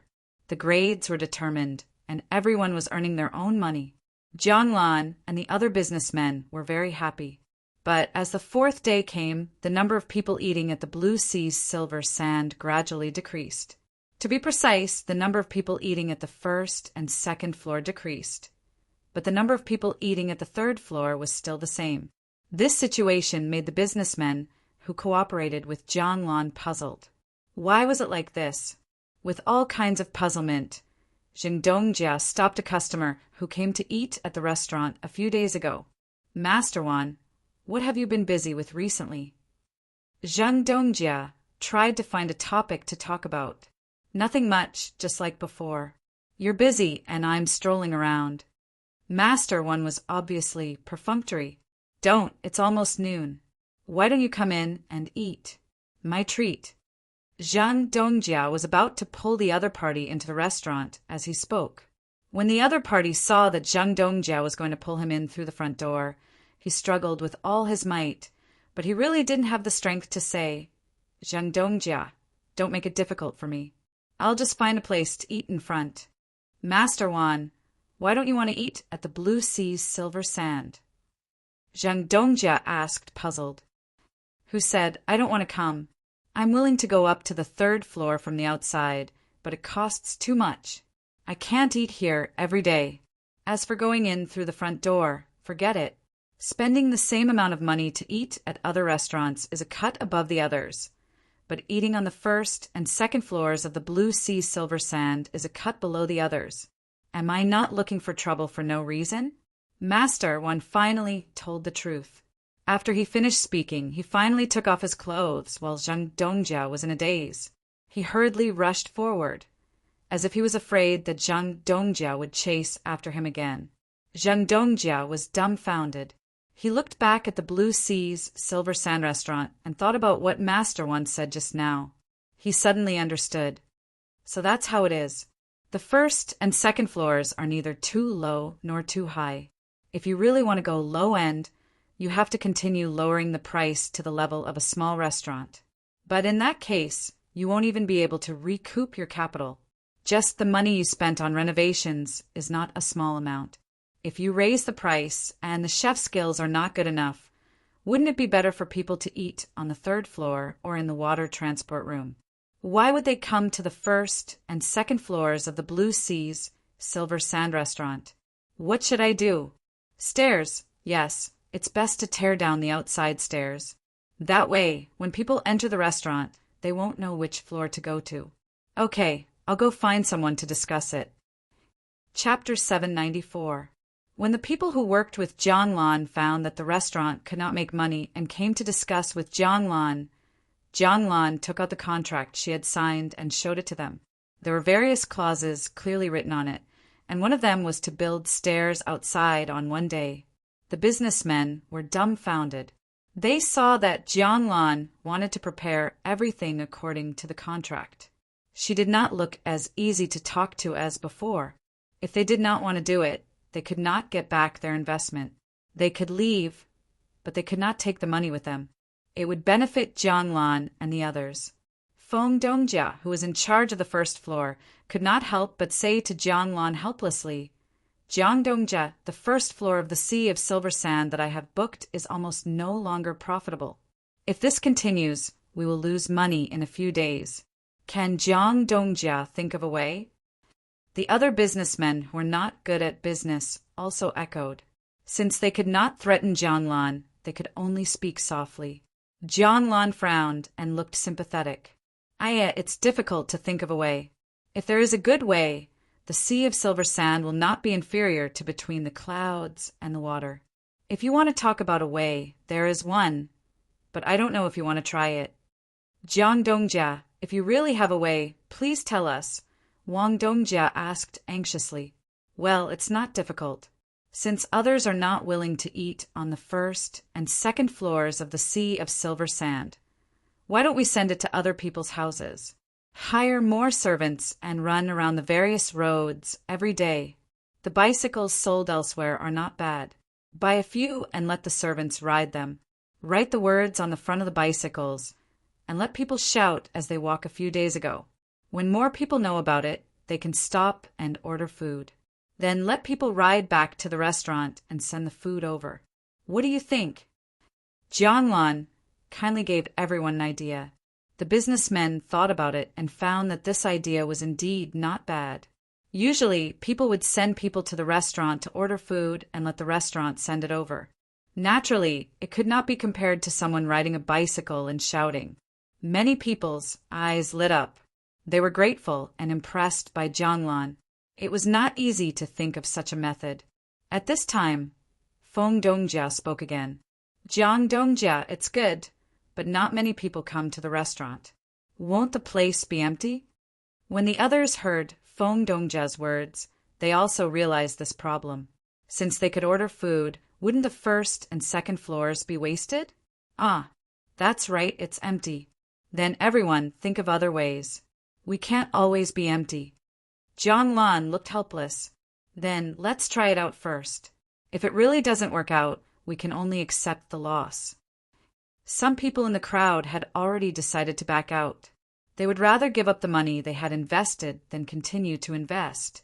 It was no longer important whether they still had to deal with Between the Clouds and the Water. Before the others could do anything, Wu Feng, who had also come to participate in the meeting, was anxious.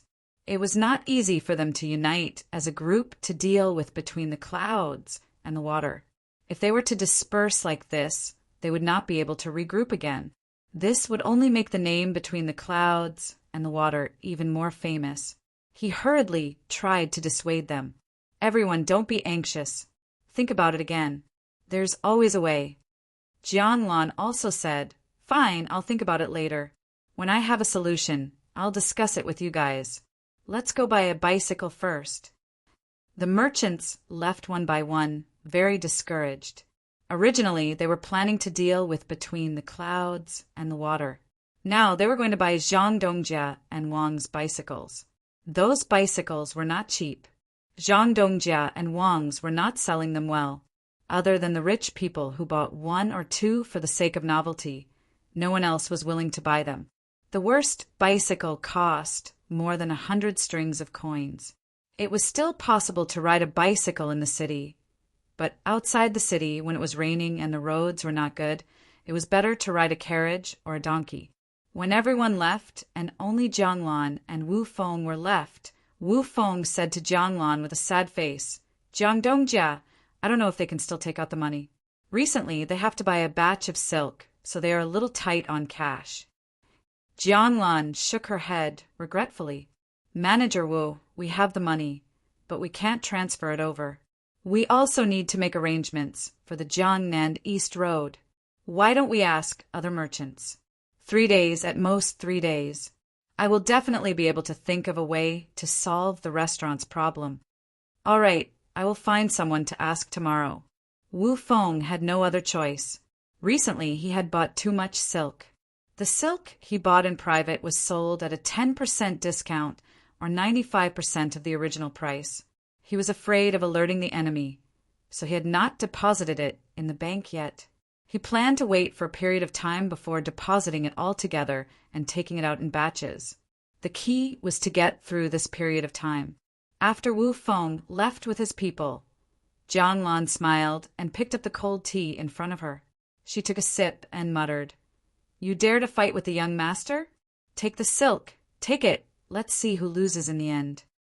The capital was bustling with people coming and going. The number of animals in the zoo had increased by quite a lot. Those animals that could be raised were gradually open to tourists. In order to ensure the freshness of the animals, the newly arrived animals were not immediately shown to people, but taken out bit by bit. People who did not have other channels to learn about animals still yearned for the zoo. This led to the zoo's income being much higher than Zhang Xiaobao and Wang Wan's. Other than the cost of feeding and research, there was still a sum of money left. Today was the day of the end of the month settlement. Gao Lisher brought people to deposit the money. When he returned, there was a team that specialized in pulling money. They came to Xingqing Palace and reported to Li Longji. "This month, we earned a total of 6,000 strings of cash from selling tickets and renting out stalls. Good, we earned quite a lot. We have extra money to use again." Hearing the data from Gao Lisher, Li Longji noted down a round number. 6,000 strings of cash was not much compared to the tax, but it was still an income, and it was increasing month by month. "Your Majesty, Xiao Bao sent a letter saying that he will send 2 sharks in a few days. He wants us to build a pond here first, which is where your Majesty wants to build the lake. It will be used to raise the creatures in the sea first. After all, there is not enough salt in Jili State yet. Also, Xiao Bao suggested that your Majesty should open up the imperial gardens a few times a month. Otherwise, it would be a waste to leave them there. Jili State will provide a lot of things there for others to buy and sell in the gardens." Gao Lisher brought up 2 more things. In the past, Li Longji would not agree to open up the imperial gardens so casually. It was a symbol of identity and status. Now he had changed a lot and knew the importance of money. He wanted to occupy more land, but it was absolutely impossible without money, especially recruiting conscripts. It was better than letting each place raise money to recruit soldiers. It could prevent others from rebelling. So he agreed. Seeing that the emperor agreed to the 2 things, Gao Lisher took out a few pieces of paper that looked special. They were 6 inches long and 2 inches wide. There were delicate patterns printed on both sides. When he touched them with his hand, he could feel the bumps and depressions in some places. Li Longji took them and looked at them one by one. There were different numbers written on them. Some were 100 coins, some were 1,000 coins, and the smallest one was 10 coins. The paper was a little small. The only thing that did not change was Kaiyuan Tongbao. "This is—" Li Longji waved the paper in his hand and asked, "Your Majesty, this is the money that Xiao Bao and Cuckoo asked people to make. In the future, it will be used to replace copper coins and silk. It is said that countless craftsmen work together to create this anti-counterfeiting thing. If you look at it, you can see the bumps and depressions in the blank space on one side. It is not on the surface of the paper." Gao Lisher explained.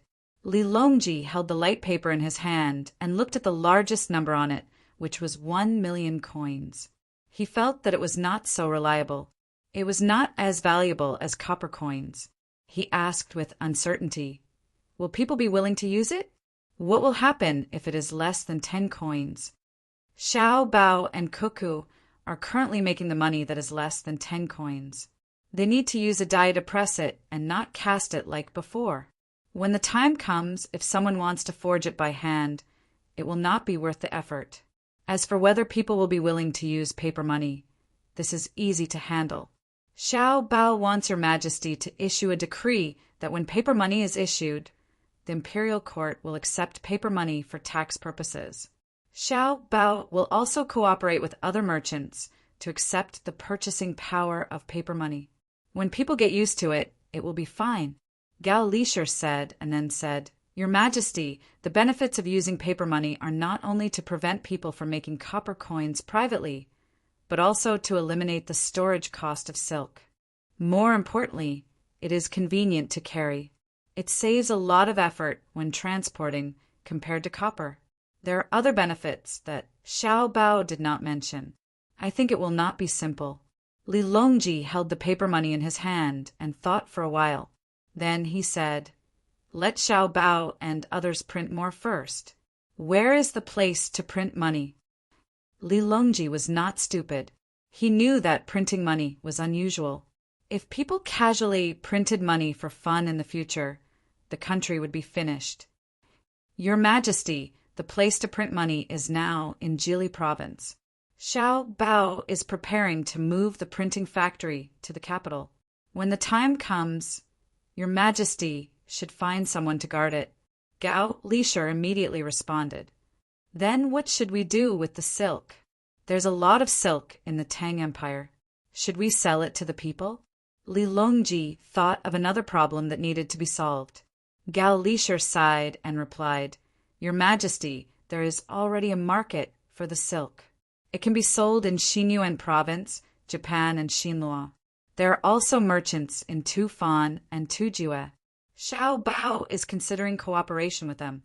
Xinyuan province in Japan will be handed over to merchants in Jiangnan East. Other places have not been considered yet. Jiangnan East? Blue Sea Silver Sand? Li Longji suddenly thought of the restaurant between the clouds and the water. Yes, Xiao Bao wrote in a letter that Blue Sea Silver Sand is also his. It is not a good thing for between the clouds and the water to monopolize. It needs competitors. It is just that merchants who cooperate with Blue Sea Silver Sand to deal with between the clouds and the water are suffering. Most of their money is restricted and they can only make a little money. Gao Lisher showed an expression of schadenfreude. Li Longji was stunned and said, No wonder you can run the restaurant so well. I thought there was another capable person.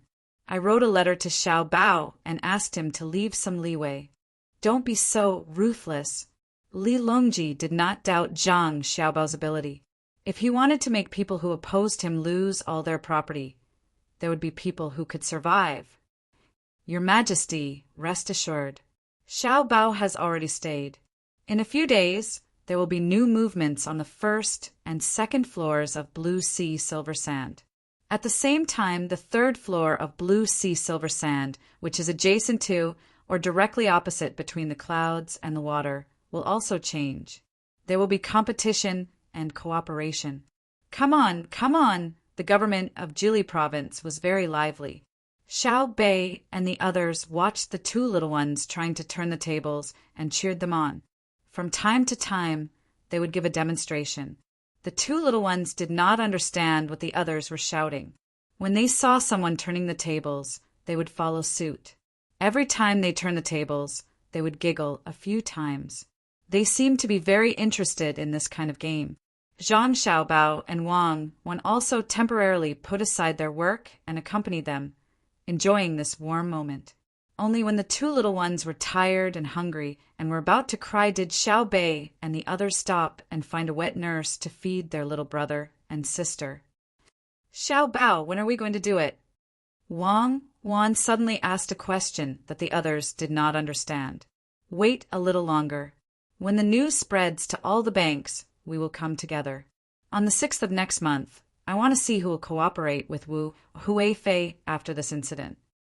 Zhang Xiaobao looked at Xiao Bei and the others, who said that they were going to find guards for him, run out one after another, and replied to Wang Wan. Wang did not say anything more on this topic and changed the topic. Then what about printing money? How can we not let Li Longji print money randomly? Li Longji will not print money randomly. He is not stupid. Unless there is a financial problem, he will devalue the currency to deal with it. As for whether or not someone will print money crazily in the future, that is not something we can control. Zhang Xiaobao really did not know what to do about this matter. Not to mention now, even if it was at any other time, he would still print money. Which country had not done this before? Wang Wan stretched lazily. Then let's wait until the 6th. I am sleepy, so I will go back and take a nap. Tomorrow we will send 1,000 people to North America to find something good for you. The days passed by one after another. When the 6th arrived, the great Tang Bank suddenly posted a notice. It said a total of 2 things. The first was naturally paper money. Zhang Xiaobao contacted many merchants and agreed to accept paper money.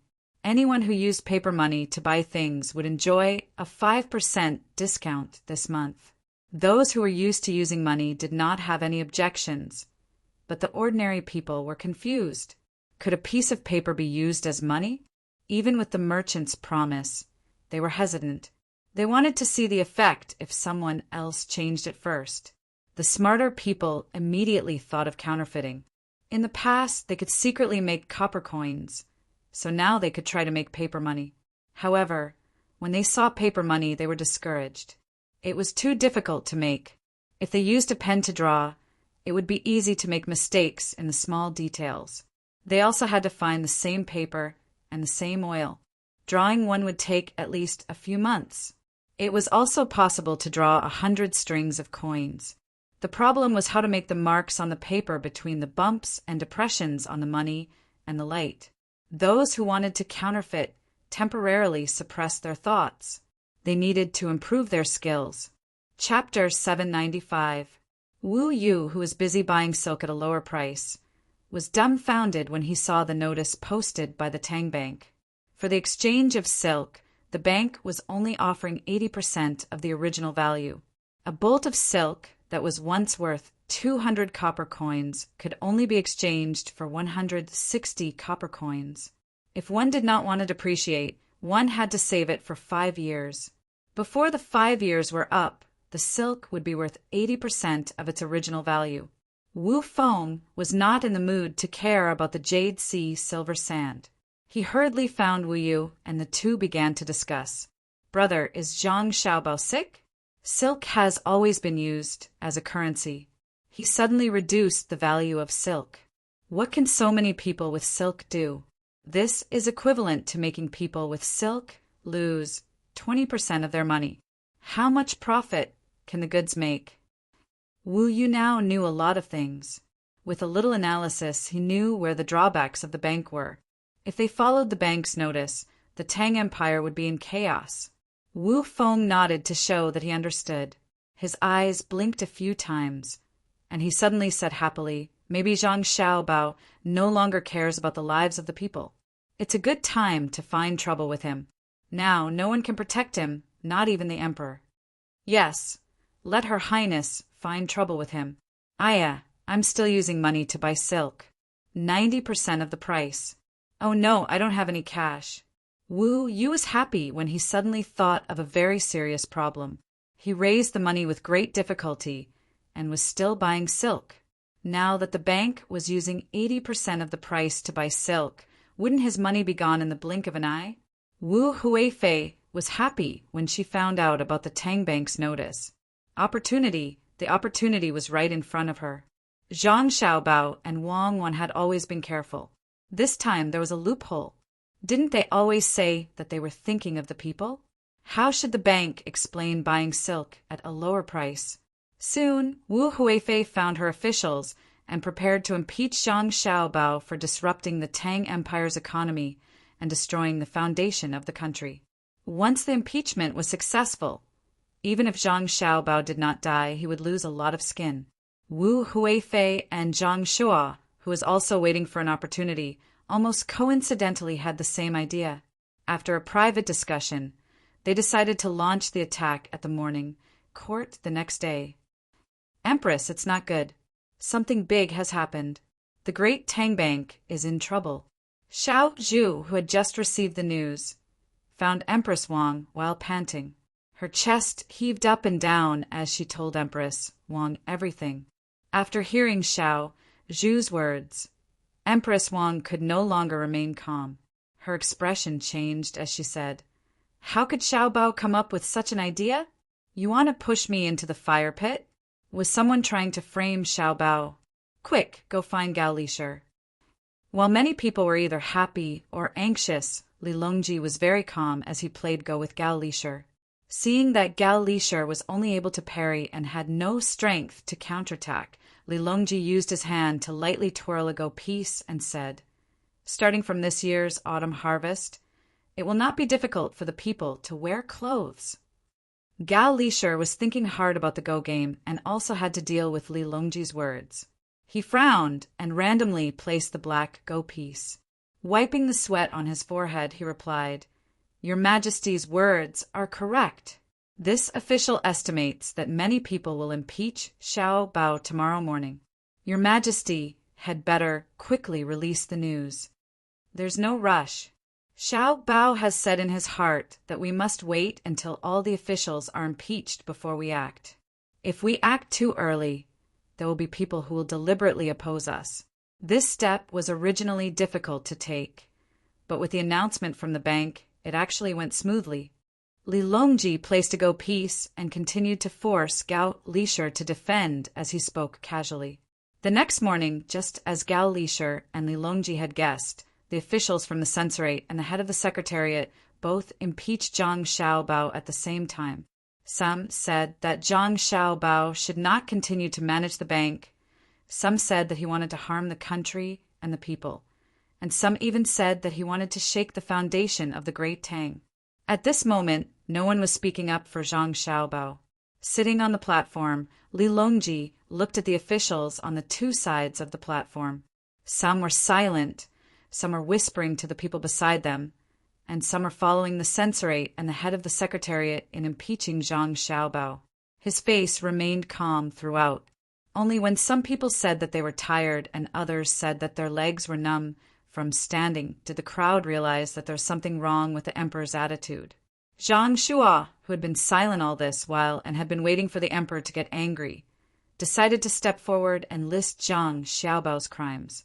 After thinking for a while, he finally stepped forward and said to Li Longji, "Your Majesty, does the manager of the great Tang Bank, Zhang Xiaobao, have any other tricks that he has not used yet? Currency is an important matter for the people and must be investigated." As soon as Zhang Shua said those words, the officials from the censorate and the head of the secretariat looked at each other. What did he mean? Didn't they say that they would impeach Zhang Xiaobao together? Why did they suddenly change their minds? Li Longji was waiting for others to ask. Otherwise, how could he show off his ability? He nodded, indicating for Zhang Shua to step back, and then opened his mouth. What does the great Tang Bank's 80% revenue have to do with currency? It's not like we don't allow silk to be used as money. It's fine as long as we don't deposit it in the bank. Can it be that when the bank puts up a notice saying that it's buying silk at 10%, there will still be people fighting to deposit it? After hearing this, the officials felt that it was very reasonable. But why did it feel like this reasoning did not hold water? Where did it go wrong? That's right, the bank was buying silk at a low price, so there was no need to deposit it. No one was forcing anyone to deposit it. But this matter should not be so simple. What was going on? Zhang Shua did not immediately react and stood there in a daze. At this time, Li Linfu, who had returned to the court, stood up and said to Li Longji, "Your Majesty, firstly, the bank's name is Great Tang, and the people all know that most of the bank's wealth belongs to the imperial court. The bank's notice is issued on behalf of the imperial court. The people do not know the emperor's words, so they only hear it for your Majesty. Secondly, the transaction is 4 to 6 chen of silk, and the bank is willing to deposit it far and take it near. However, silk is cheap, so how can there be silk in the market? If silk does not exist, how can there be business? Hence, it is cheap and has left the money of the market. It can only become goods, or the people will riot." When the others who wanted to impeach Zhang Xiaobao heard this, they suddenly understood. That's right, the bank's name was Great Tang, and everyone knew that the Great Tang Bank was under the control of the imperial court. Wasn't the bank's notice the emperor's intention? How could it be separated? Also, those who did not deposit silk in the bank would leave it behind. They would only deposit their money in the bank here and go to the place where they needed it. It had always been 40% of the silk and 60% of the money. If there was no silk left, how could they trade with others? If everyone did not want silk, the price would be even lower. It was estimated that it would not be long before silk could no longer be used as a currency, and it would become ordinary cloth to be traded. If things went wrong, the people would be in chaos. Finally, they found the root of the problem. Those who wanted to impeach Zhang Xiaobao were eager to give it a try again. Li Longji, who was originally trying to deceive the officials, did not care when he saw a smart person appear. He went along with Li Linfu's words and said, "What you said is very true, and we also know that. Therefore, we want to collect silk to fill the national treasury. The time limit is 5 years.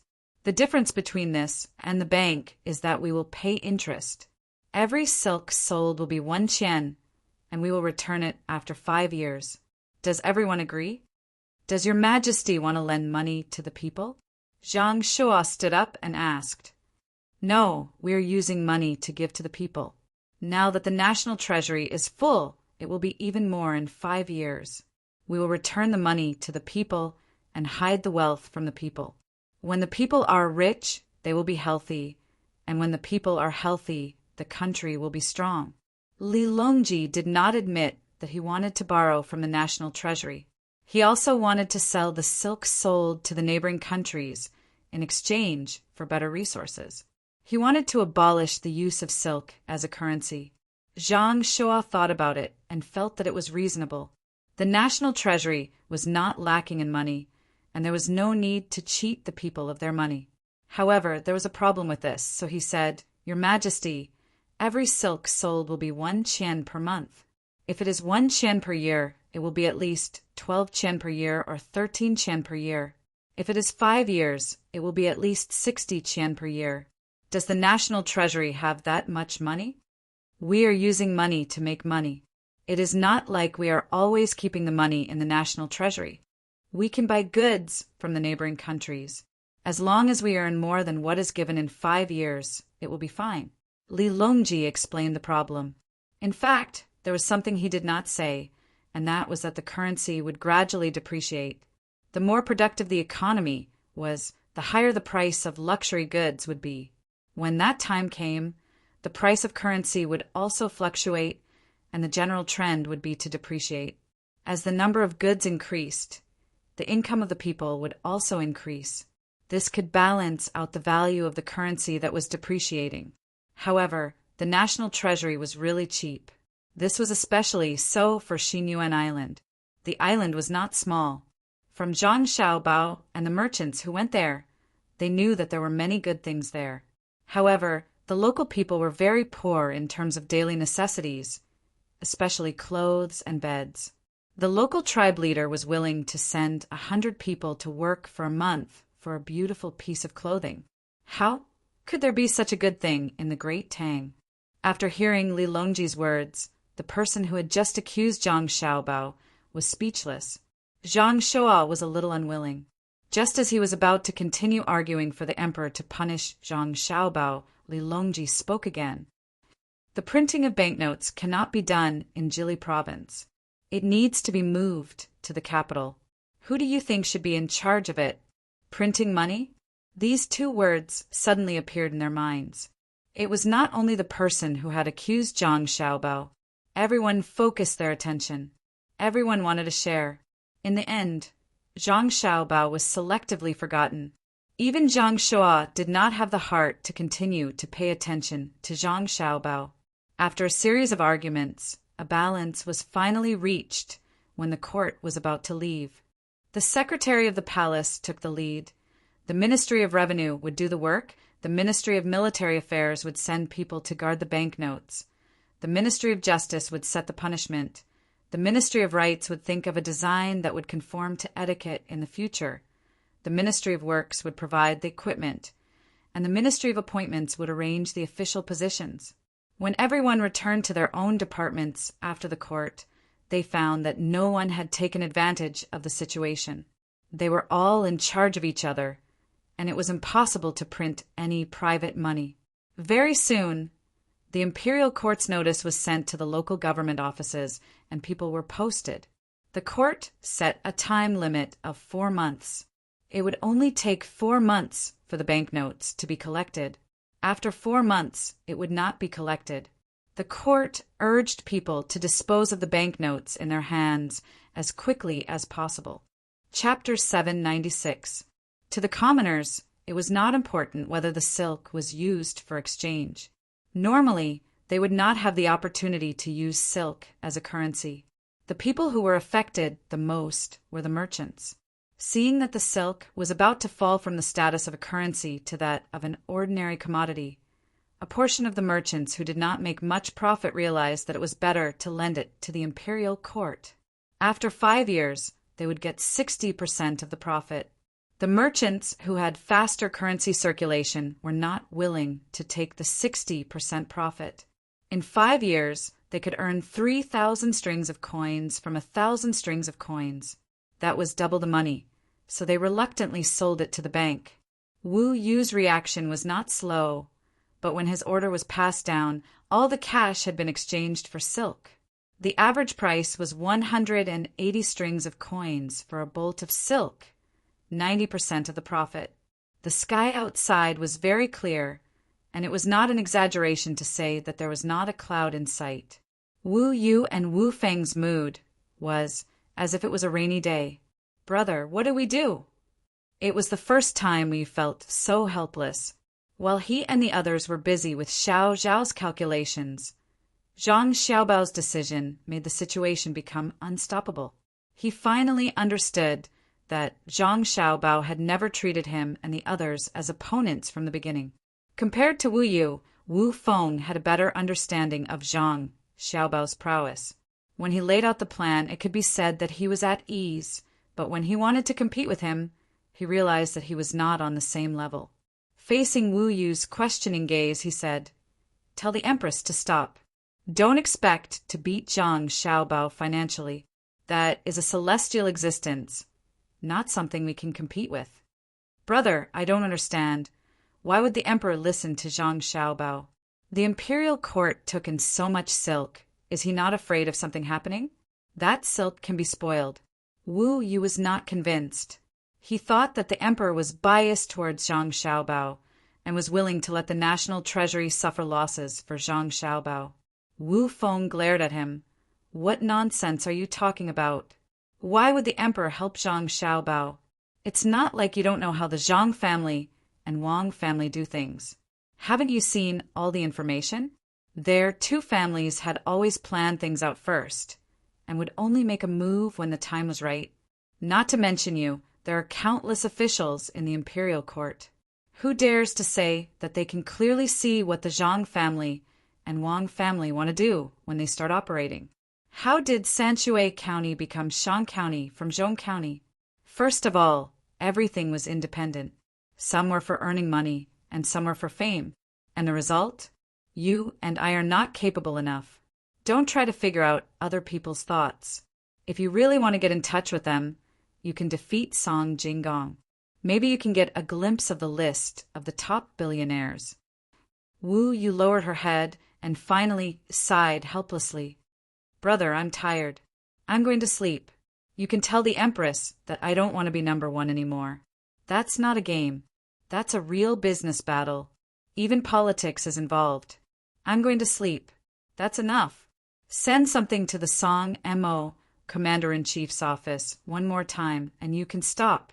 For the last time, you should send various kinds of tools and steel that didn't pass the smelting process.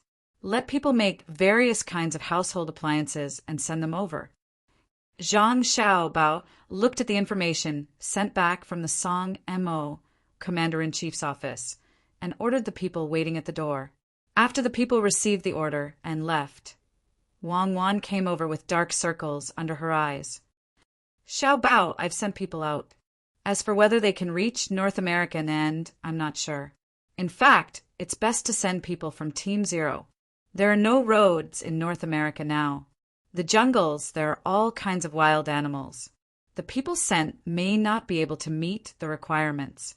1,000 people, I'll be satisfied if I can get the remaining 100 people. Do you think the people in the Song Mo Commander-in-Chief's office will really have the intention to oppose? You go and rest in a while. I'll take Xiao Bei and the others to the beach to play. Don't worry about those 1,000 people. The jungles in North America are dangerous, but people learn. If some people die, they'll naturally understand more things. Zhang Xiaobao found his swimming trunks and looked at the world map that was not very neat on the table. His eyes were full of determination as he looked at Wang Wan's dark circles and said, seeing that Wang Wan was still worried, he said, "To be honest, I'm not willing to enter the primitive jungles. I'm not sure if I can easily survive in such a place. Miasma, poisonous grass, insects, snakes, and wild animals. Whether it's the Delta, the Beret, or the Alpha, who can guarantee that they can return safely? I don't think the three you mentioned are the most powerful." "There are more powerful people than them," Wang Wan retorted. "I know you want to say that the special forces in China are all the same. The powerful people are not limited by the region or country. But in that kind of place, your Ba Wang flower is useless. The 1,000 people are just going to explore the road. We don't expect them to fight from North America to South America. Didn't you give them a lot of good things when they left?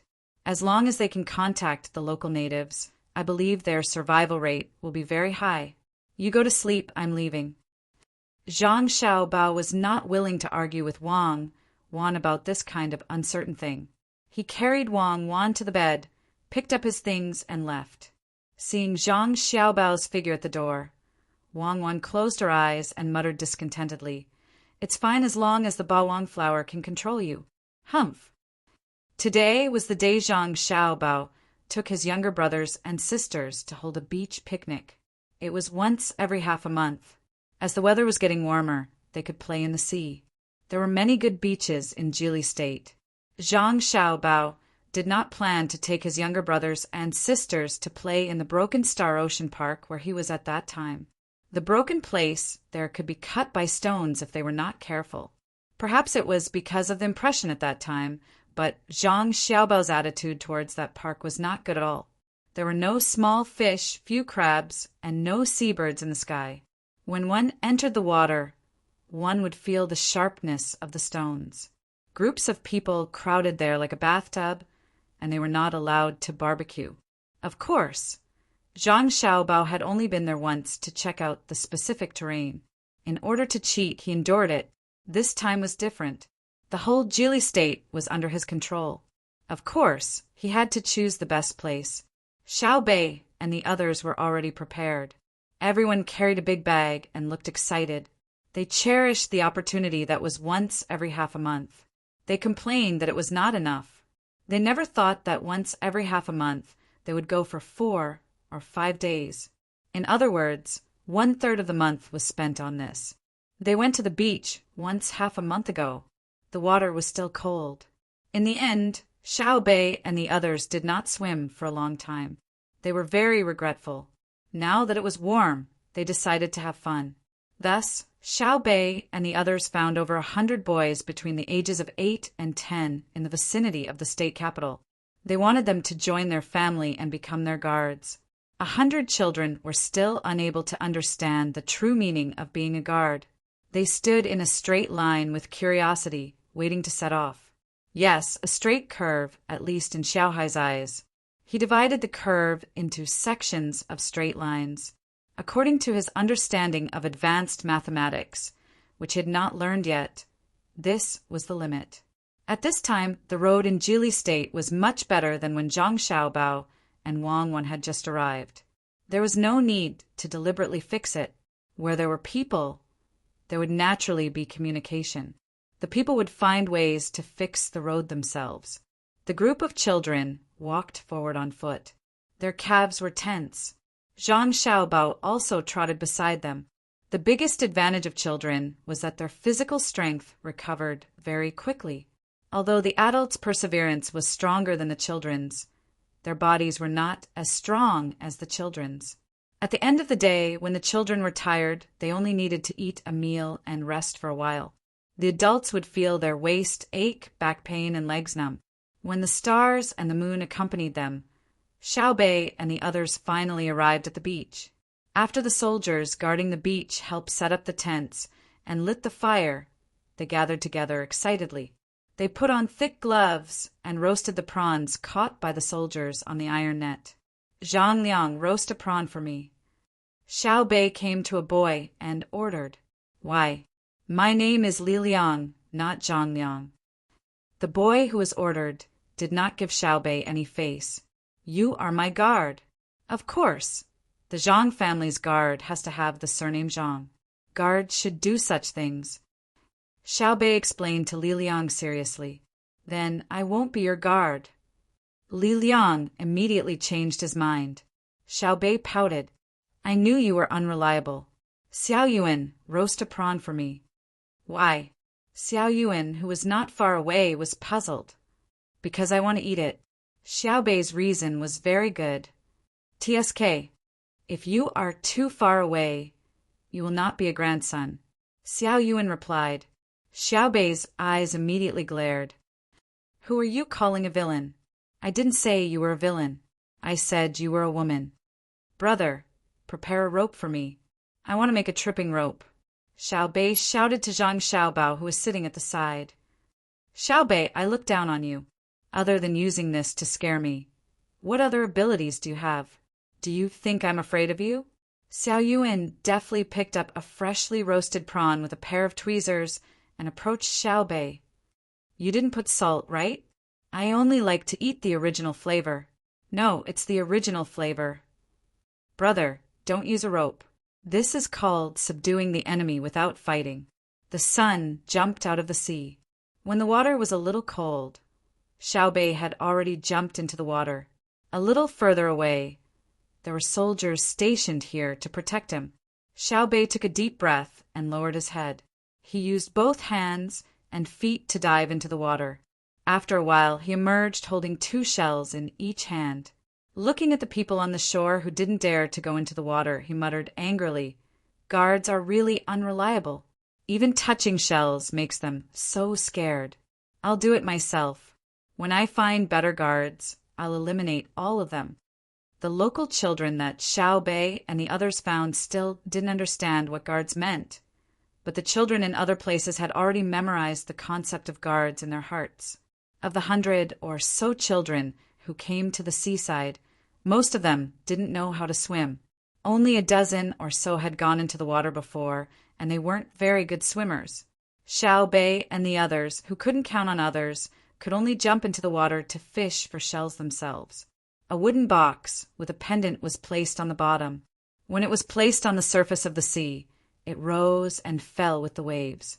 Xiao Bei and the others surrounded their respective boxes and kept diving and floating, making the group of children on the shore surprised and impressed. Zhang Xiaobao looked at his younger siblings and prepared to rescue them at any time. When the temperature of the water rose little by little, the 100 or so children on the shore also jumped into the shallow water. A large boat appeared on the surface of the sea, gradually growing bigger from a black. Chapter 797. When Xiao Bei and the others had gathered enough shells and were about to go ashore to roast them, the boat carrying the children became clear in everyone's eyes. Where did the boat come from?" Xiao Bei shook the water off her hands and looked at the boat in confusion. If it wasn't for the flag of her family, she would have thought that someone was trying to sneak an attack on them while they were here to play. Zhang Xiaobao, who had also come ashore, smiled and didn't say anything. It wasn't until the boat got closer and could no longer move forward that Xiao Bei and the others saw the other party's approximate age and the clothes they were wearing on the boat that Xiao Bei and the others saw clearly. "Brother, where did the guard come from? He's so small." Xiao Bei opened her mouth in surprise and pulled Zhang Xiaobao's hand. "He's not small anymore. The younger ones are already high-ranking officials. How can a 10-year-old guard be small?" Zhang Xiaobao rubbed Xiao Bei's head and said with a wink, "Oh, so that's the case. Brother, the guard you asked for is too small." Xiao Bei reluctantly admitted this fact. Zhang Xiaobao shut his mouth again. Xiao Yuan, who was at the side, shook her head twice, and suddenly revealed an expression as if she knew everything. She said to Xiao Bei, As for this guard, I know. You know. Quick, tell me about it. Xiao Bei poked Xiao Yuan. My hand touched something hard in the water just now. I can't rely on the shells later. Who can help me roast them? Xiao Yuan had a pained expression and waved her hand in front of her eyes. Xiao Bei pouted and muttered, My brother will roast them for you. Tell me quickly. I like to eat Xiao Bei's roasted shells. I don't eat other people's roasted shells. What should I do? Xiao Yuan turned to look at Xiao Bei and asked, You tell me first. After you're done, I'll see if I can roast them for you. Xiao Bei acted like an adult and began to negotiate with Xiao Yuan. I forgot. If no one agrees, my brain won't work. Xiao Yuan shook her head. I'll roast them for you. Roast shells, right? Okay, tell me. Xiao Bei pretended to be angry and turned her head to the other side. Satisfied, Xiao Yuan pointed at the boat coming over and said, Do you still need to ask? The person coming over is our guard. You can't find someone else. Yes, no. Really? Brother, is it true? Is it true? Xiao Bei excitedly grabbed Zhang Xiaobao's hand and shook it back and forth.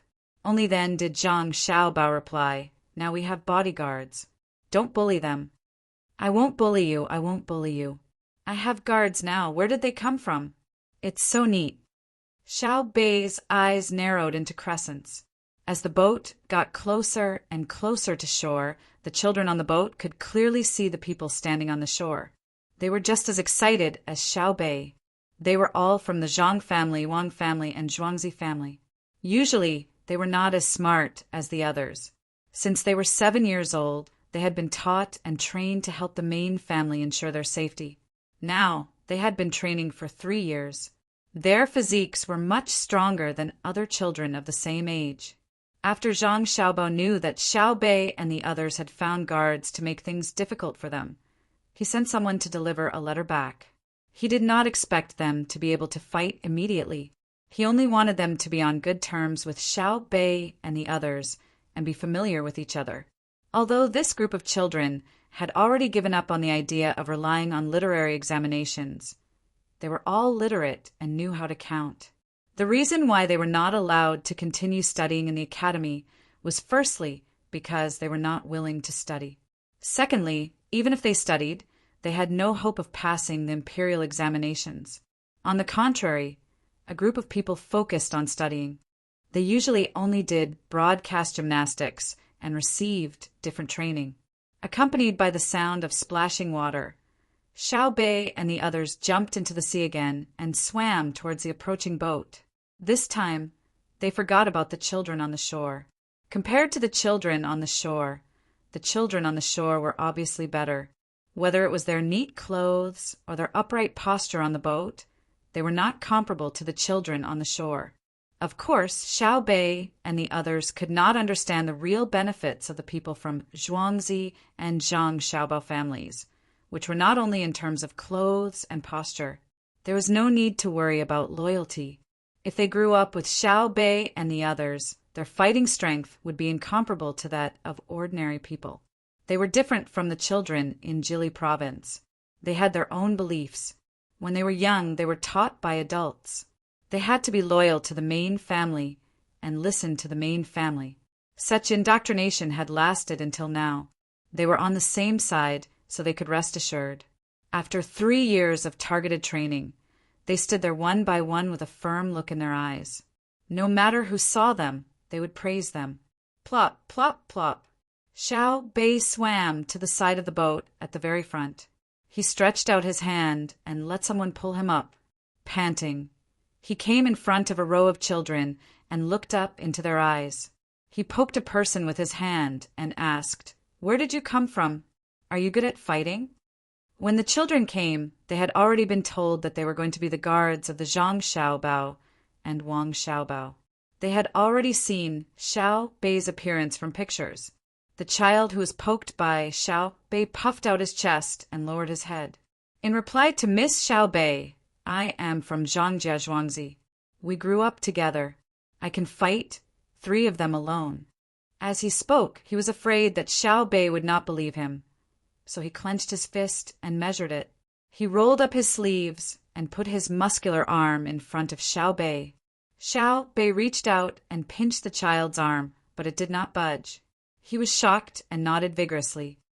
"That's great. When we get to the shore, help me teach those people who don't listen to me a lesson. Let them be guards, but they don't help me fish for shells." Humph. Yes. This child had the spirit of guard training. He agreed without thinking, even if he knew that it was not good to do so. Xiao Bei laughed happily.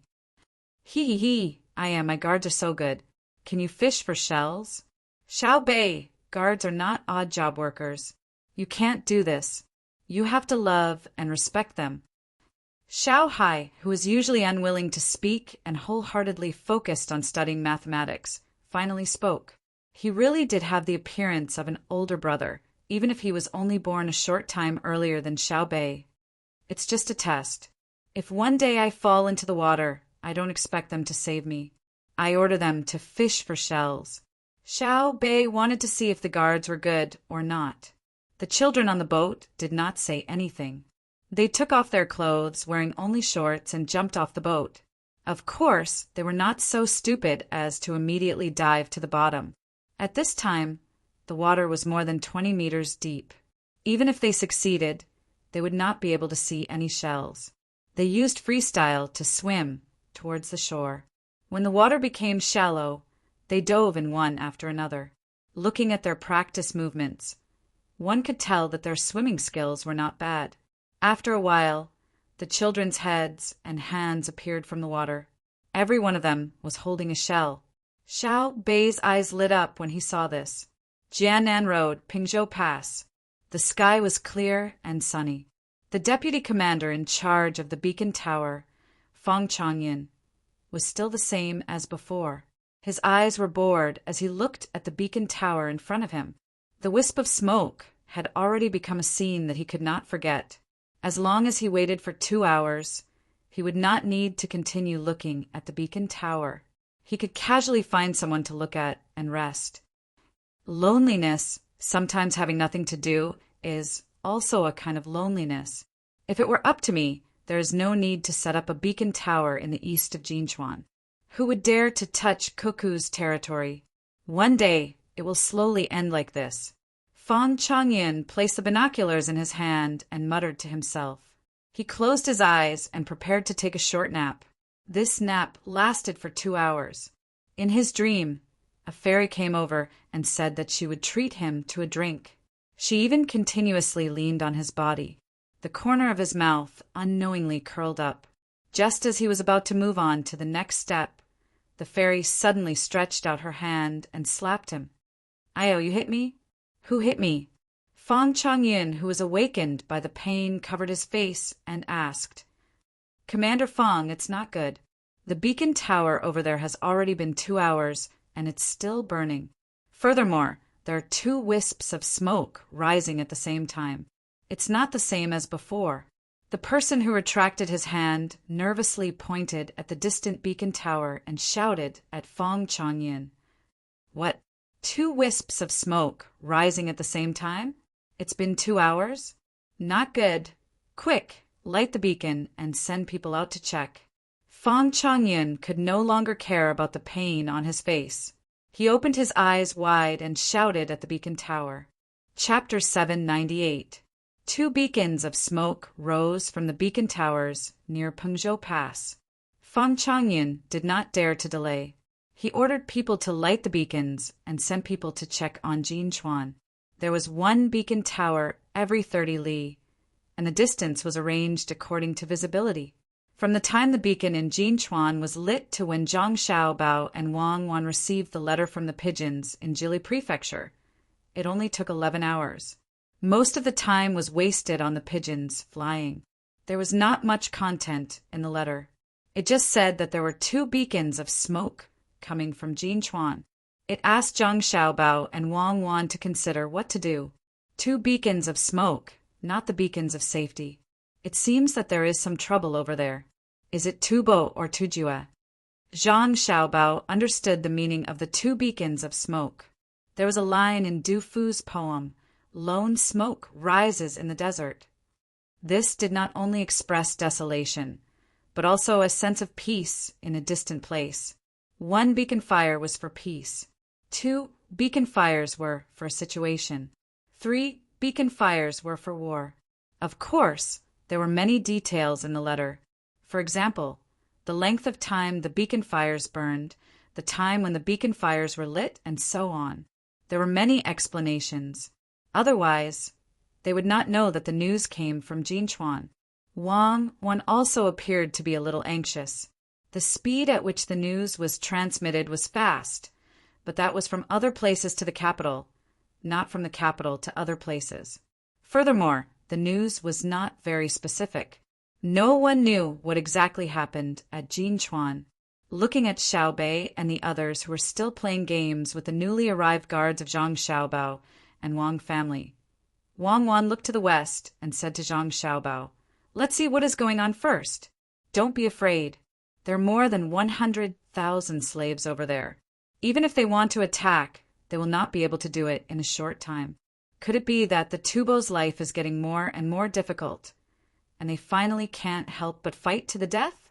If that's the case, we'll have to go again. Jinchuan's army can't be commanded by anyone else. If someone takes a fancy to it and reports it to the imperial court, they should be moved to the Great Tang." Zhang Xiaobao nodded to show that he understood. Although they had been helping Li Longji and had a good relationship with each other, that was only possible because the two of them could restrain Li Longji at any time. If Li Longji was in a bad mood one day, or if he suddenly decided to deal with the two families, Lu Zhou and Jinchuan would have to act together. After all, military power was the right to speak. As if sensing that her brother and sister were not in a good mood, Xiaobei, who was competing with the guards of the Zhang family and Wang family to see who could catch the most good things in the sea, suddenly stopped and hurriedly swam to the shore. She blinked her big eyes and approached Zhang Xiaobao and Wang Wan. "Are you going back to the manor? Then you can come back to play in the future. It's fine. I can still continue to train the guards when I go back. I've caught a lot of spoonworms. I'll fry them when I get back." Originally, they were going to stay for at least 3 days. If they were going to leave, they would only stay for 2 days. For children, playing for a while was a kind of happiness, let alone playing for a day. Xiaobei was very sensible and resisted the idea of continuing to play. She had long been used to running around with her family. Zhang Xiaobao touched his sister's forehead and tucked back the hair sticking out of the swimming cap on his face. He said to Xiaobei, "We're not going back. The matters in Jinchuan are the same as in Izhou. It's the same here as in the manor." "Oh, then I'll go play. Aya, is there going to be a war? Bring me along. I'm very powerful. Even Xiao Yuan is afraid of my tripping rope." Xiaobei's heart settled back down. After saying this, she ran back into the water. When the water reached her thighs, she dove in with a splash and swam towards the place where the children were gathered. Seeing Xiaobei swim back, Zhang Xiaobao revealed a smile. "Don't let the adults' matters affect the children. Let Shui Yin go and take a look. If necessary, beat them again. That's fine. Someone go and find Zhang Ying." Wang Wan ordered someone standing not far away. Zhang Ying followed them and searched for eagles by the seaside. Zhang, who left with 1,000 soldiers to explore the road to North America, he brought along a lot of dogs. After a while, Zhang Ying arrived in front of Zhang Xiaobao and Wang Wan. "Let Shui Yin go to Jinchuan and ask what happened there. Bring back the news." Zhang Xiaobao pointed at Shui Yin, who was still soaring in the clouds, and said to Zhang Ying. After a whistle, Shui Yin spread her wings and landed on Zhang Ying's arm. She shook her head, giving people a feeling of puzzlement. Zhang Ying ordered someone to bring a pattern with the characteristics of Jinchuan. Zhang Ying made a few gestures to Shui Yin. Shui Yin's gaze fell on Zhang Xiaobao and Wang Wan. She blinked her eyes and looked to the west. Zhang Xiaobao and Wang Wan suddenly had a strange feeling. Shui Yin knew how far Jinchuan was from Jili State and didn't want to go. Someone go and kill a cow. Zhang Xiaobao said to the person next to him. The family servants immediately went to the nearest place to find a cow, killed it, and dragged it back, dripping with blood. Zhang Xiaobao personally cut a few pieces of beef and fed them to Shui Yun one by one. He didn't care whether Shui Yun could understand or not. He said to her, "Oh, you can still eat beef when you get there. When you come back, I'll kill another one for you. It's a little far, but this mission is difficult and honorable.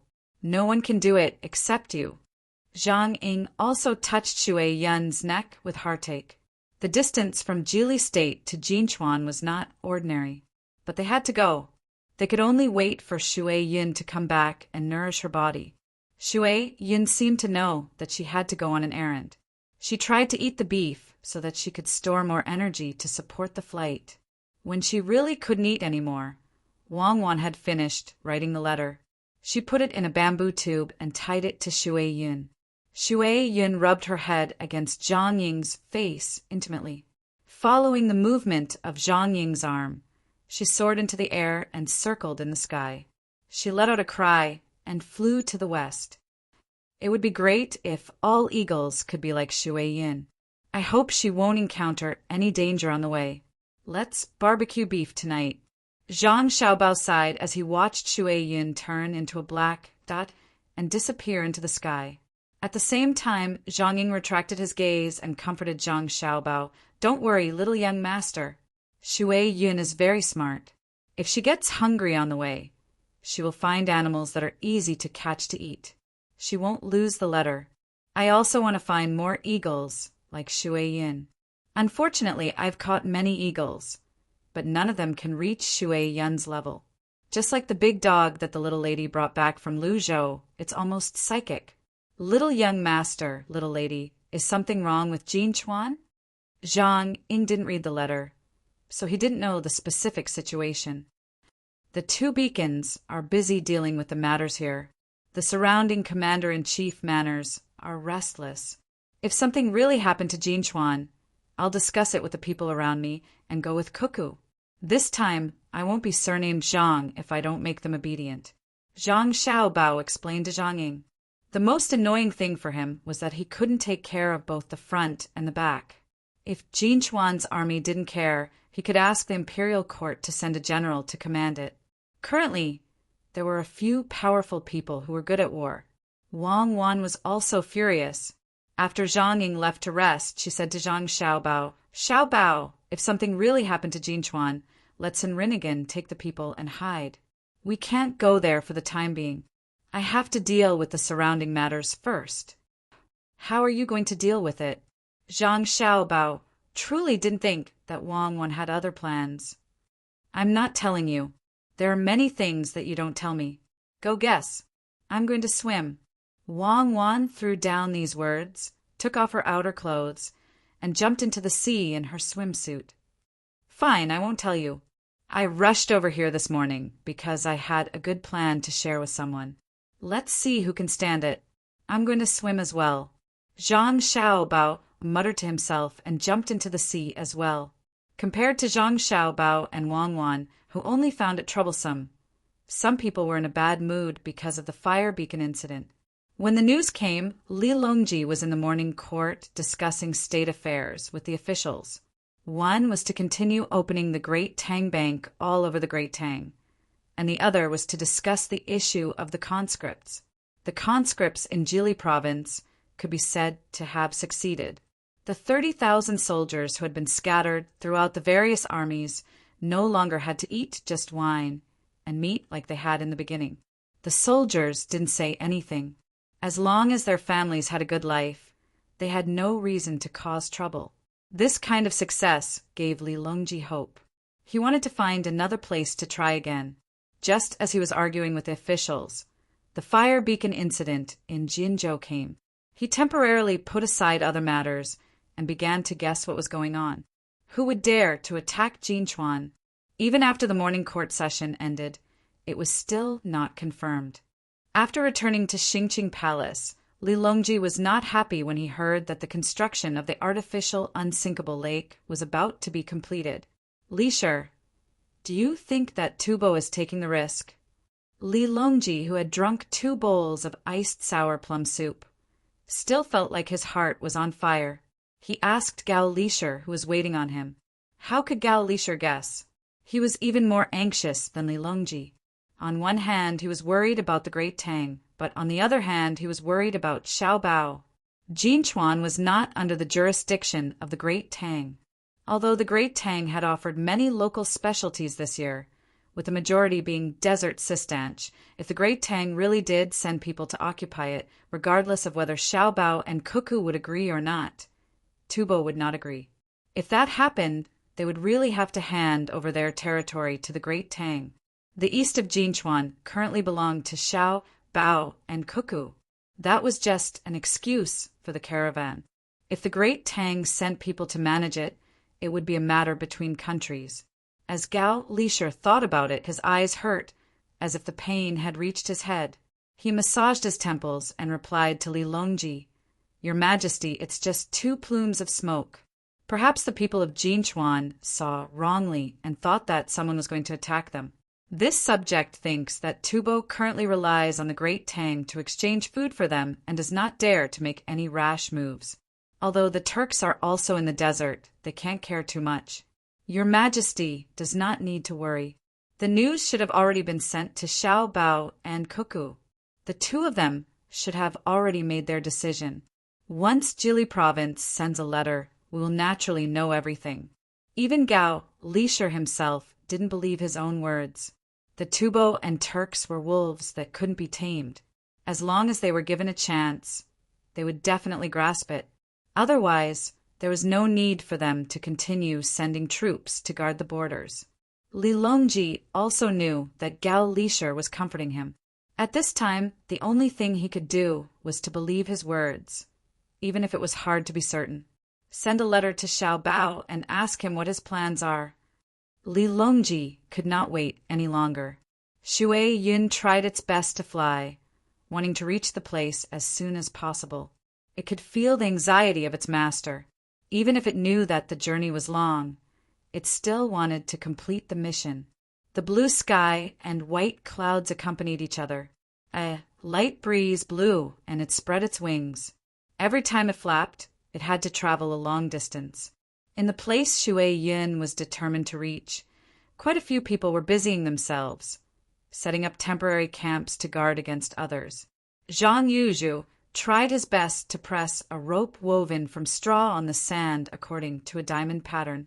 He also placed the seeds of the haloxylon amandendron tree in the middle and carefully watered them with water from a bucket pushed over from a distant lake.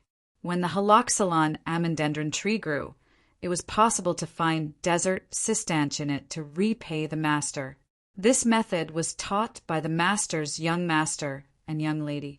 As long as one could collect 10 caddies of desert sistanch in a year, he would have a good life and would receive a lot of extra rewards. One had to know how to be content. Even if there were no rewards, one had to do a good job for the master. One's family name followed the master, and a stable life was also given by the master. Just as young Master Han said, one would only know what happiness was when there was a comparison. When some people were sad because they did not have shoes to wear, they would find that some people did not have feet. He had to cherish the days he had now. Even if the duo people who came the day before yesterday were eyeing him covetously, he was not afraid. If they really dared to attack, he would fight them to the death. Thinking of this, Zhang Yuzhu worked even harder. He seriously planted every seed, hoping that it would sprout and grow up. Looking at the guards from the master's house, Zhang Yuzhu was even more afraid. Compared to Zhang Yuzhu, Senrignigan was in a very bad mood. The group of duo people in the distance did not plan to leave since the day before yesterday. They looked like they were going to stay here permanently and built a temporary camp by the lake. More than 500 people did not come to harass them, but they did not leave either. If they wanted to keep 500 people here, it would be too easy. There were more than 100,000 people. Just the number of soldiers alone reached 20,000. 40 against 1. One person could strangle the other party to death with a pinch. Sinrignigan was not worried about the 500 people, but what was behind them. There were also duo people in the Great Tang, so it was not strange. What was strange was that if they came to the lake in the desert, were they not worried that they would starve to death after eating the food they brought? When things were abnormal, there was bound to be a demon. Thinking of this, Sinrignigan said to Han Xianfeng, who was also looking at the duo people with clairvoyance, "Young Master Han, do you think that the arrival of the duo people could be secretly supported by the Turks or Tibetans?" They are from two places? That can't be right. Han Xianfeng could not be sure. The only thing he could be sure of was that the duo people who stayed by the lake did not come with good intentions. Mi Fan was already feeling uncomfortable. Ever since the duo people arrived, Mi Fan had not been able to eat. What kind of ability did Mi Fan have? It was very mysterious, and there was no way to explain it. However, it was this kind of existence that Mi Fan had never been wrong about since she had known it. Looking at it this way, the 500 duo people were the root cause, let alone Han Xianfeng, who was unwilling to believe that the duo people had the support of the Turks or Tibetans. Even Sinrignigan, who said this, did not believe it to be true. But based on the intelligence reports they had gathered, both the Turks and the Tibetans had such a possibility. While the Turks were internally unstable, ever since the Great Tang's Emperor Fengchan had dispatched soldiers to guard the border, the Turks had begun to shift their focus to the desert. Although Tibetans were lacking in food and had an unequal exchange with the Great Tang, the people who could eat large amounts of food were not slaves. The slaves only ate a small portion of the food. Taking advantage of the arrival of spring, they went to the mountains to dig up wild vegetables to replenish their food. There were also people who caught all kinds of insects to eat, especially locusts. On one hand, this could control the locust plague this year. On the other hand, a portion of the food saved could be used on real soldiers, and a portion could be stored for future use. Even a ghost would not believe that these two places did not have any ulterior motives. Young Master Han, if I were the leader of the Turks or Tibetans, I would support the duo people and secretly provide them with all kinds of intelligence and food supplies. I would let them understand the price of desert sistanch between the clouds and the water after it is made into a dish. The desert sistanch here does not look expensive, but it is not cheap either. If you pick 10 caddies of desert sistanch, you can get 10 strings of cash as a reward. 10 strings of cash is enough to feed 10 pigs for a year, according to the current price of food. It can even be used to make a few sets of clothes for the pigs. But if you send it to between the clouds and the water and make it into a dish and sell it, it will be dozens or even hundreds of times the price. The nobles in the capital of the Great Tang are proud to be able to eat this dish. Let the Polyeater understand and then fight with us. Once a fight breaks out, there will be even more Polyeater participating. Both the Tubo and the Turks can just watch from the sidelines. This is called killing with a borrowed knife. Young Master Han, you must be on guard. Sanri Nigan said a lot of words, wanting Han Xianfeng to come up with a good plan as soon as possible. If this continued, the pressure in his heart would be too great. How could Han Xianfeng not understand? He put down his clairvoyance and looked up at the blue sky.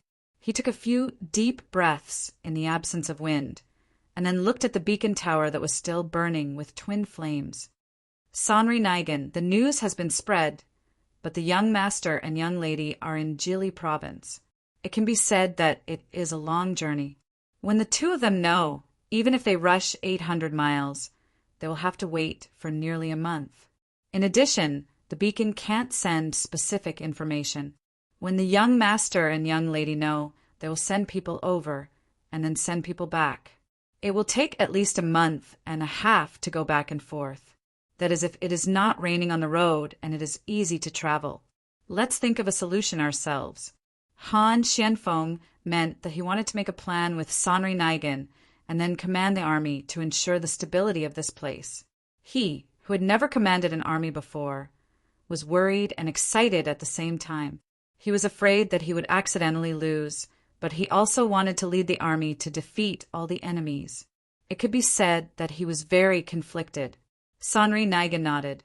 He had commanded an army before. For example, the slaves he brought with him. He had also fought in battles before. Now that he had to command more people, he was also very nervous. From now on, the 20 of you are my guards. In the future, you have to protect me. I will take care of your meals and your monthly allowance. Xiao Bei, who had caught enough seafood at the seaside, chose 20 people from the 100 people who came from Sanshui County. These 20 people were the best at catching seafood, which meant that they were ranked in the top 20. The children who came to be guards would not object. They would do whatever the master said. They had already understood during training. Why? You want 20 people. What should we do? Xiao Yuan did not care about the psychological trauma of tripping rope and strongly objected. Xiao Bei also realized that she wanted more people, but she did not want to admit it. She deliberately did not look at Xiao Yuan's angry eyes. She lowered her head and looked at her little feet.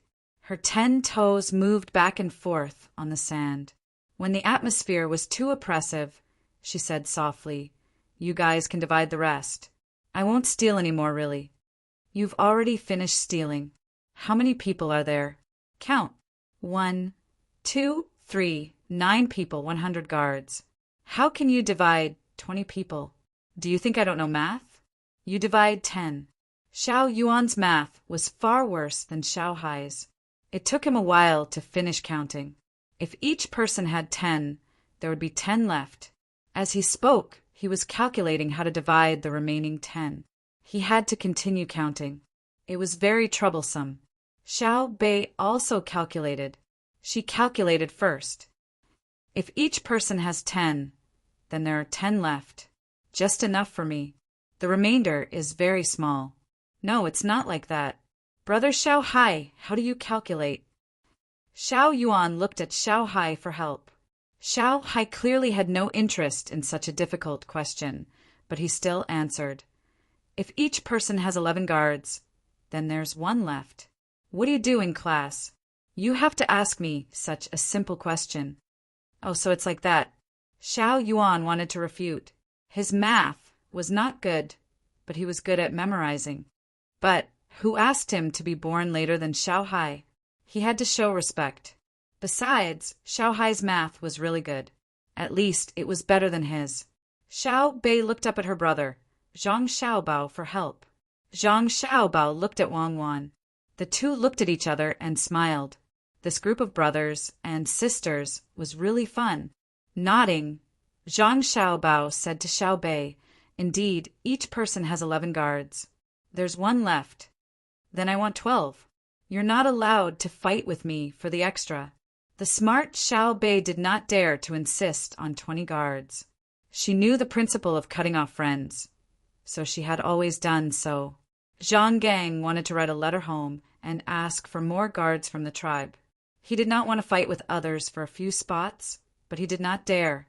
Seeing that no one said anything, he could only agree to the fact that Xiao Bei had 1 more guard. The 12 people who were ranked first in swimming were taken by Xiao Bei. She chose people so simply.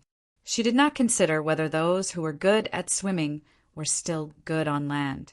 After the others had finished choosing their guards, Xiao Bei came to Xiao Hai's side like a little sister. She grabbed Xiao Hai's hand and shook it vigorously. "Brother, you don't usually need guards. Why don't you let me help you train them? Is that okay? Is that okay?" Usually, it was too difficult to get Xiao Bei to call him brother. Who asked the 4 little guys to be born so close together?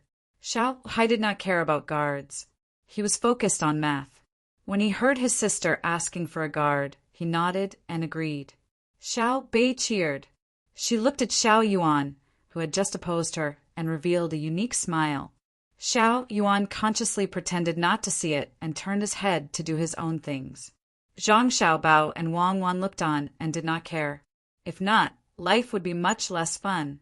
On the way back, Xiao Bei did not ride a car or ride a horse. She was very happy. This was because she had her own team, even if the average age was slightly younger.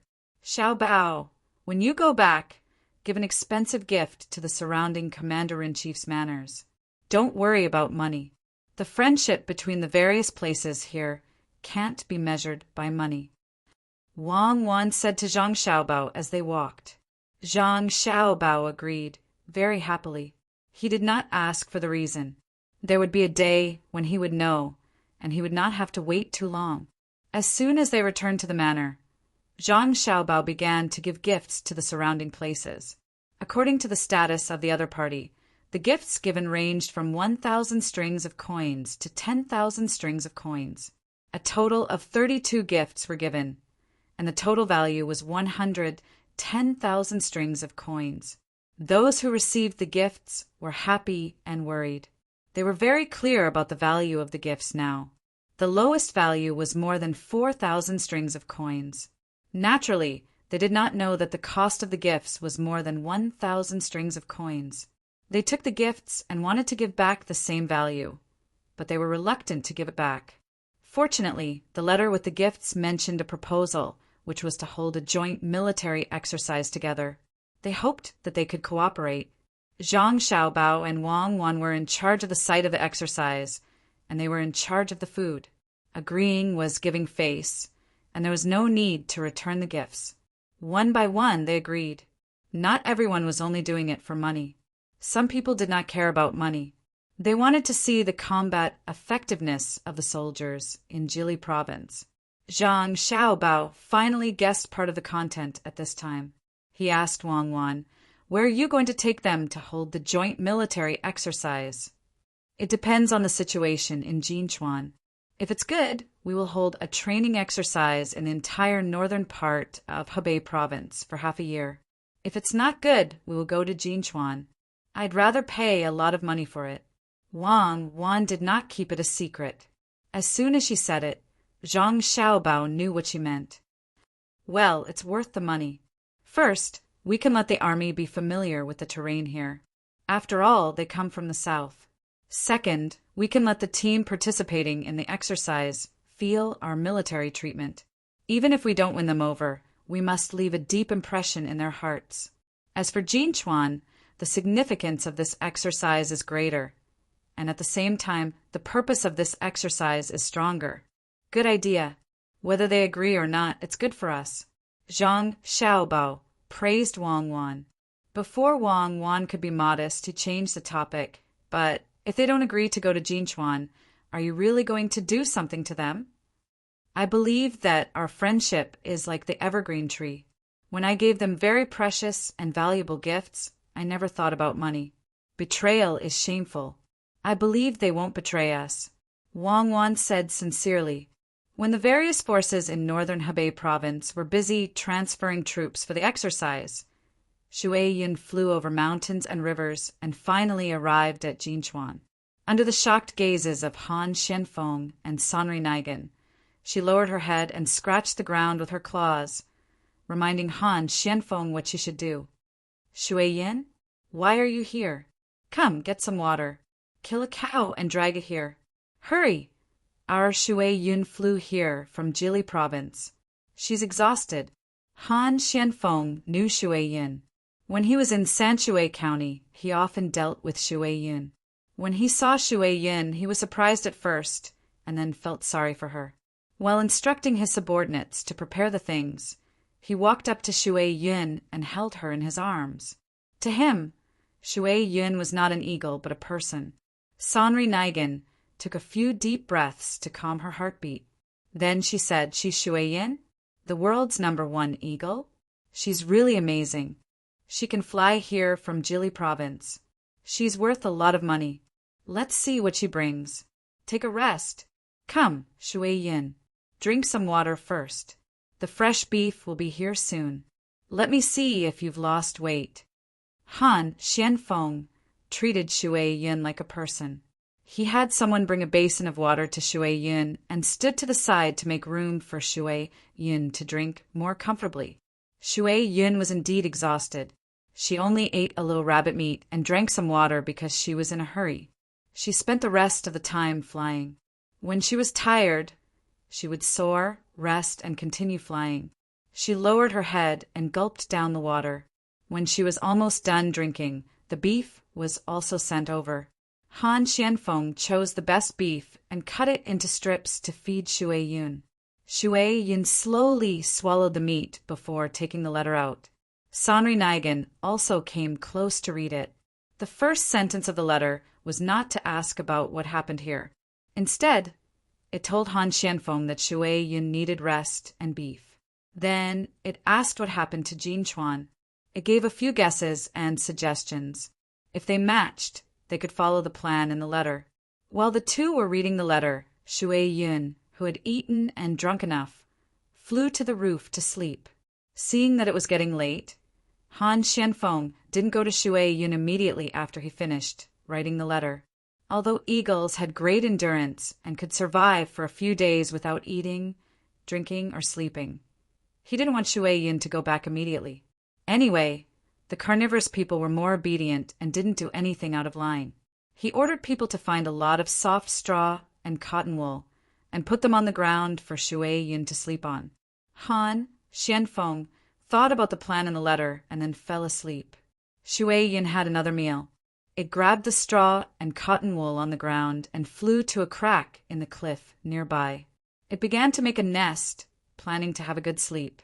If it were other eagles, they might not accept other people's help, but Shui Yun was not. It was not stupid. If it were Shui Yun, where would it find such soft straw and cotton wool? It was colder at night than during the day, so it would save as much energy as possible. While Shui Yun was sleeping with many people, dozens of figures flashed out from a lake in the desert. They quickly ran toward the place where the haloxylon amandendron was planted. When the dozens of people came to the outside of the fence, someone shouted, "Who are you? Stop, don't move, or we'll shoot you to death." Following the shout, there was also the sound of dogs barking, adding a bit of noise to the silent night. Under the waning moon, the dozens of people didn't listen to the warning at all. They quickly jumped over the fence and rushed inside. Then there was the sound of rustling. When the dogs' barks got closer, the dozens of people jumped over the fence again and ran back to the camp by the lake as fast as they could. Then there were the sounds of dogs howling. If someone's ears were good, they could vaguely make out that there were human grunts mixed in. Under the night, everything returned to normal. The guards had been ordered not to give chase when something happened. They had to wait until the sun came up. When the red sun jumped out, the guards finally discovered the situation inside the fence yesterday. Several hundred haloxylon amandendron trees had been cut down, and 3 dogs had gone missing. It must be them, the cannibals did it. I knew they didn't have good intentions there. Zhang Yuzhu, who was in charge of planting the haloxylon amandendron trees, pointed at the cannibals' camp and cried. There was no need for him to say it. The others also understood, but they couldn't make the decision. They could only wait for Han Xianfeng to come. Han Xianfeng, who had gotten up early to train, finally received the news when he was about to finish. He rode over with Sanri Nigan, looking at the haloxylon amandendron trees and the smoke rising from the cannibals' camp. Han Xuanfeng's face was gloomy. Fortunately, Shui Yun didn't go back yesterday. It seems I need to write a new letter. After saying this, Han Xianfeng ordered, "Continue with your work and pretend nothing happened. We'll talk about it at night. There aren't many haloxylon amandendron trees that were cut down. We'll plant more." Leaving these words behind, the two rode back to the house. Han Xianfeng tore up the letter he wrote yesterday and wrote a new one. He called out to Shui Yun, who was hovering in the sky. After Shui Yun came down to eat and drink, he tied a bamboo tube to it and stroked its feathers. "Go back. Be careful. There's no rush here. Don't tire yourself out." It wasn't clear if Shui Yun understood, but she cried out and ran a little. She flapped her wings and flew into the sky again. Gradually, she became a small black dot and disappeared from Han Xuanfeng's sight. "If there were more Shui Yun, we wouldn't need pigeons." "It's much more convenient," Sanri Nigan said enviously. "They're chickens. You can have as many as you want. The only thing we can hope for is for Shui Yun to find a partner." When we have a little shui yin, we'll see if we can raise one. Han Xuanfeng's eyes were still looking at the sky. Sanri Nigan knew about eagles and said, even if we have a little shui yin, it might not be useful. She might fall to her death. First, she'll be pushed or thrown down by a big eagle. Then, even if she can fly, she'll have her wings broken by the big eagle. Not many survive. You're talking about other eagles. Shui Yun isn't that stupid. He'll wait for others to make a thick cushion for him and then throw the little eagle down from the sky. Even if it doesn't learn to fly, he can catch it and throw it again. It's the same when he breaks its wings. With the little prince and his wife's wealth, it wouldn't be difficult for them to pave dozens of acres of cotton for Shui Yun. If you don't believe me, just wait and see. When Shui Yun has a child, will the little prince and his wife do that? Will Shui Yun cooperate? Han Xianfeng, who treated Shui Yun as a human, didn't agree with Sanri Nigan. Other eagles weren't smart enough, but Shui Yun, a psychic eagle, would be very cooperative. After all, it was his child. Sanri Nigan was dumbfounded by Han Xuanfeng's words. Thinking about it carefully, it was true. Yes, Shui Yun is different from other eagles. Other eagles are arrogant, but they are arrogant to everything. Shui Yun is only arrogant in battle. It knows when to advance and retreat. If someone is good to it, it will be very cooperative. That's why it's alive. Many of its enemies are dead. Don't worry about Shui Yin. The little prince and his wife will think about it. Tonight, the revenge will begin. Han Xianfeng looked in the direction of the duo eaters' camp and sneered. Night fell again. No one could see Shui Yin, who endured the sleepiness and continued to fly. The moon was a little less, and the sky was darker. Instead, the stars were brighter. Dozens of figures came out from the lake. They went around a big circle and headed toward the fenced haloxylon tree. When they got close to the fence again, the leader finally found that something was wrong. He stopped in confusion. After thinking carefully, he realized what was wrong. There was one sound missing. The dog stopped barking, just as he was hesitating whether to continue or not, and whether there were any traps ahead. A fire suddenly appeared in the direction of the camp. Then there were screams.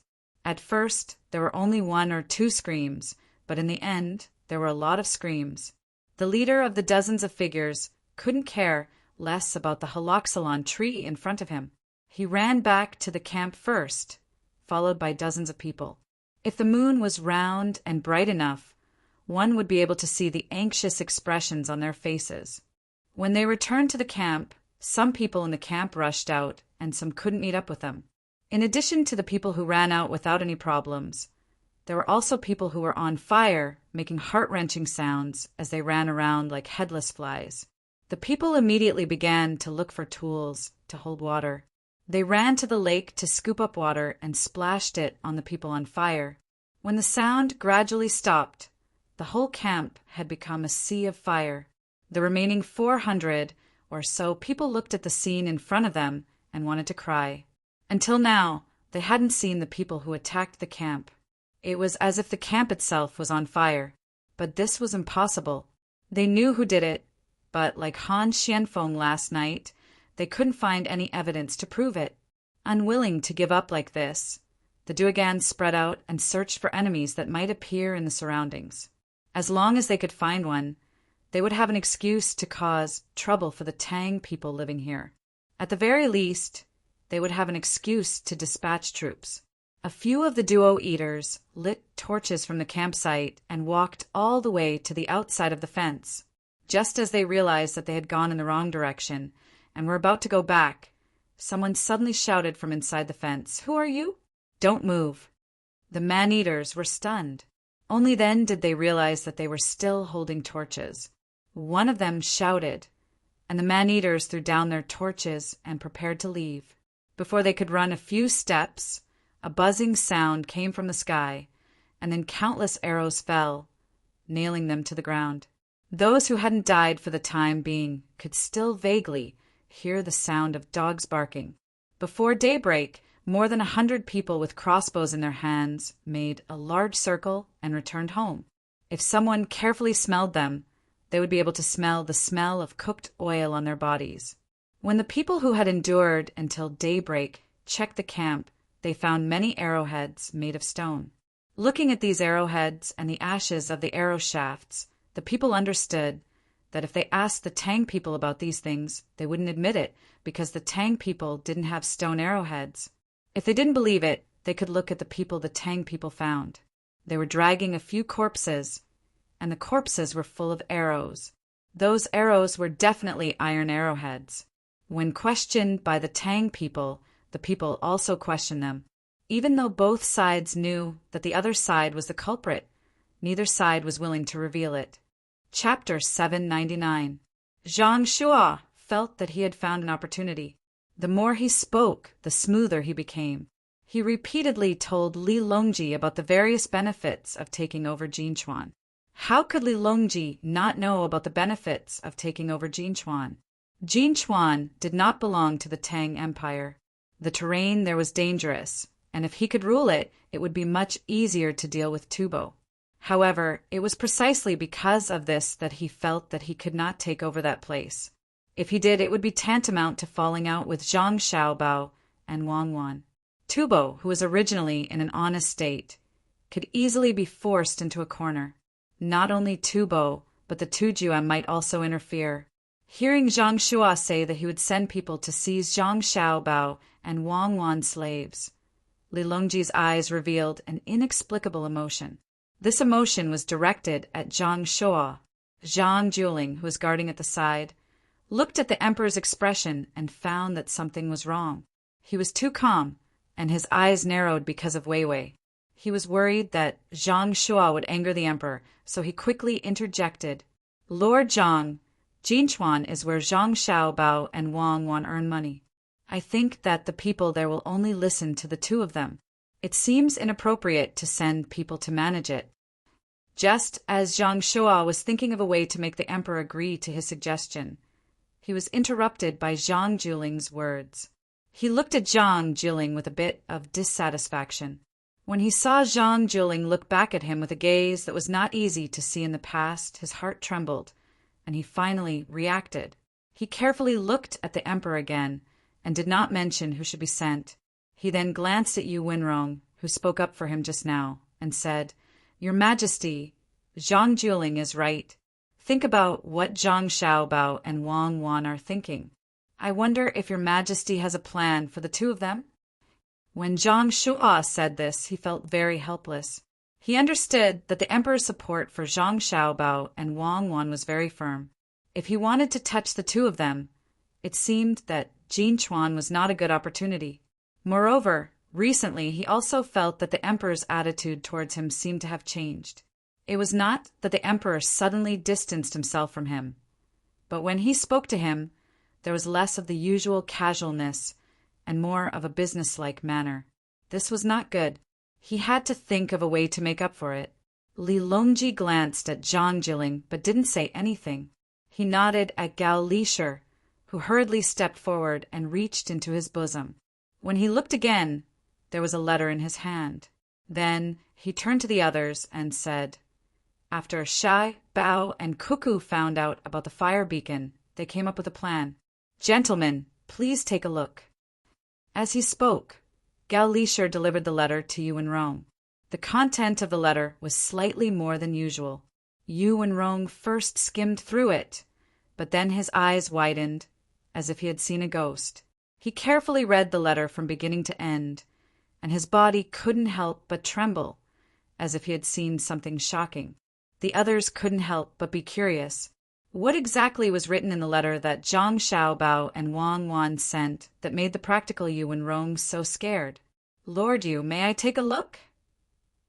Li Linfu, who had always wanted to learn and surpass Zhang Xiaobao and Wang Wan one day, saw that Yu Wenrong didn't hand the letter to anyone else, so he reminded him. Yu Wenrong blankly handed the letter to Li Linfu. He stared blankly at the letter. Those who knew him knew that this was his expression when he encountered something special. Li Linfu took the letter and carefully read it word by word. After reading it, He also shivered and sucked in a breath of cold air. He handed the letter to another person and said to Li Longji, "Your Majesty, this subject understands today what it means to be so intelligent that it's almost like a demon. This subject is inferior." Li Longji's head moved up and down slightly, indicating that he agreed with Li Linfu's words. In his heart, he thought, "Do I need you to say this? Otherwise, how could I have been fooled? Who would have thought that something would happen to Jinchuan, and that the two of them could be used to deal with the people of northern Hebei province?" The letter was passed around one by one. Everyone who read the letter had an unusual expression. They were frightened, but at the same time, they felt sorry for the people from the martial manor. Those people didn't pay the rent tax, and some people didn't even pay the tribute. Look at what happened now. His Majesty sent 2 children to see whether they would pay the rent tax or not in the future. Those who looked down on the children might pay enough, even to the extent that it was unbearable. Zhang Jiling read the letter and said, as if he was talking to himself, at first he thought that it was just 2 children who were easy to deal with. Later he understood that His Majesty sent the 2 most powerful people in our province. Alas, it's time, luck, and fate. His voice was not loud, but in the quiet environment others, including Li Longji, heard it clearly. No one refuted Zhang Jiling's words. As he said, Zhang Xiaobao and Wang Wan could be said to be the 2 most powerful people in the Tang Empire. They should be deeply honored to be sent to Jili province to suppress the martial manor in northern Hebei province.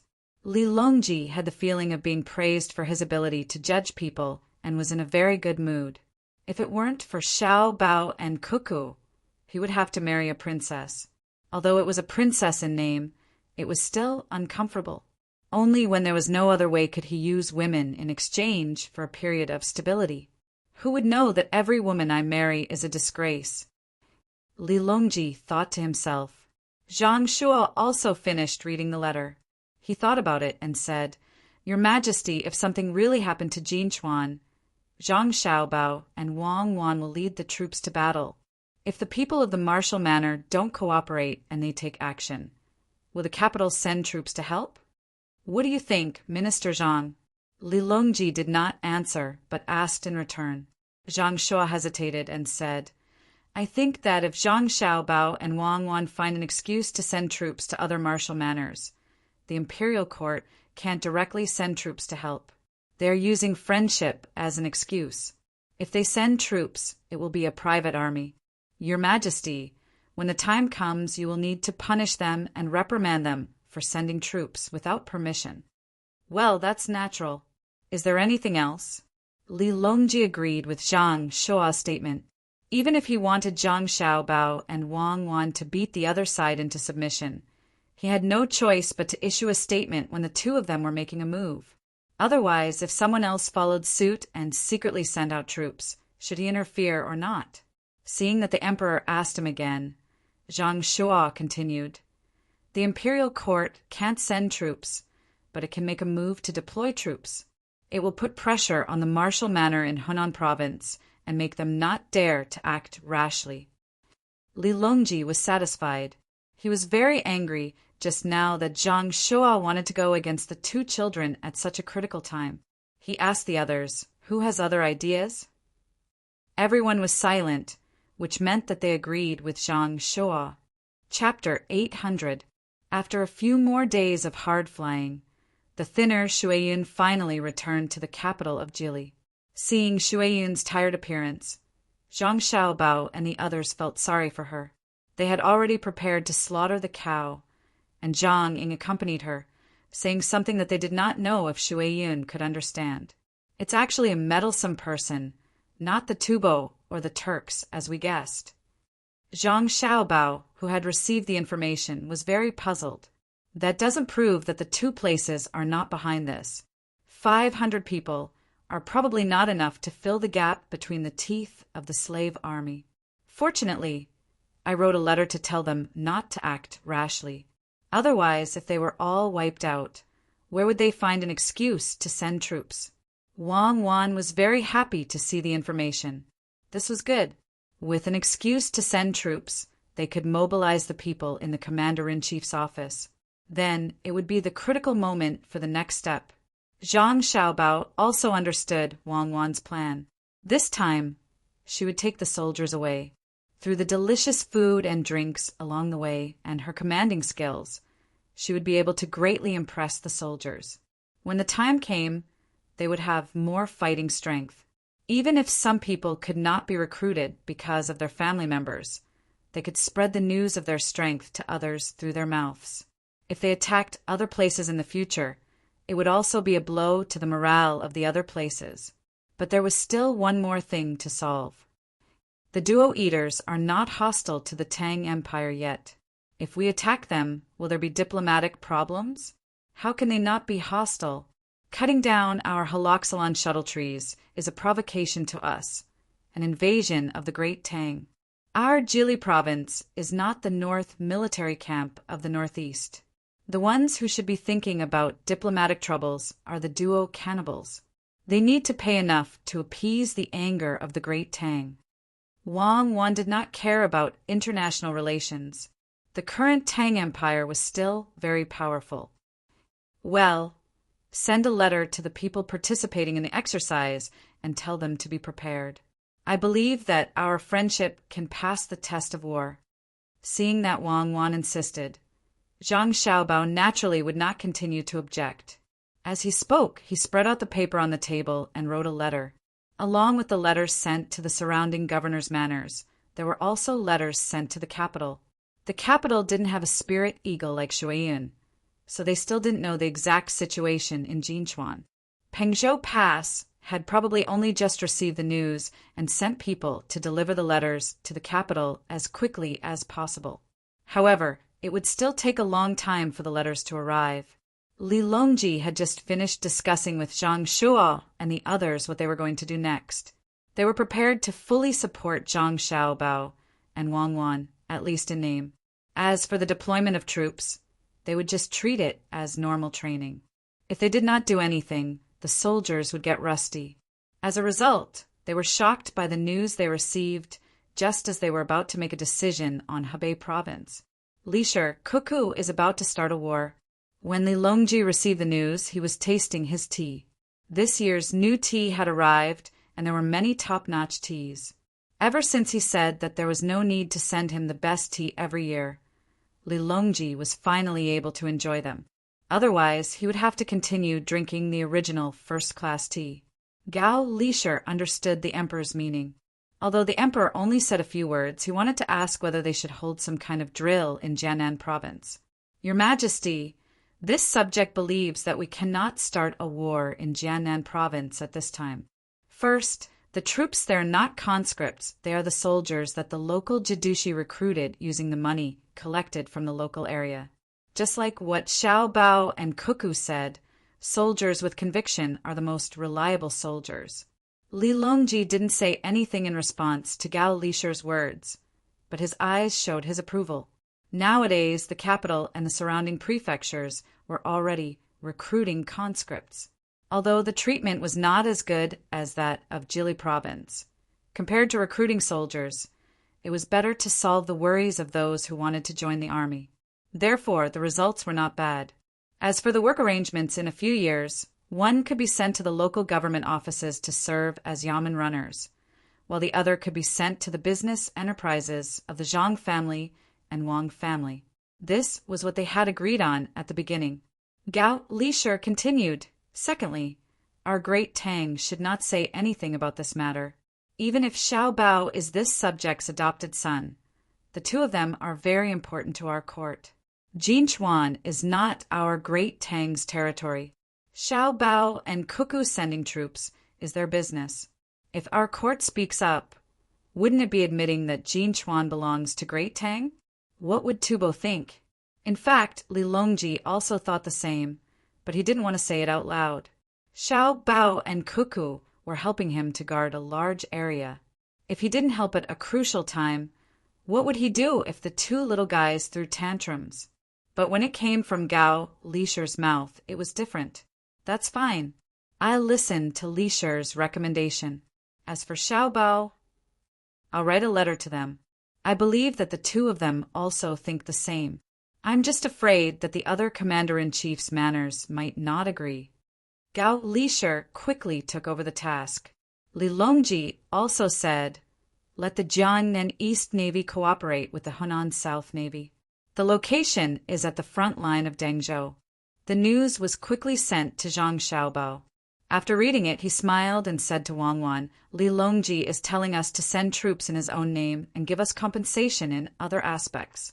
Now, it's up to the people of the Commander-in-Chief's manors to cooperate."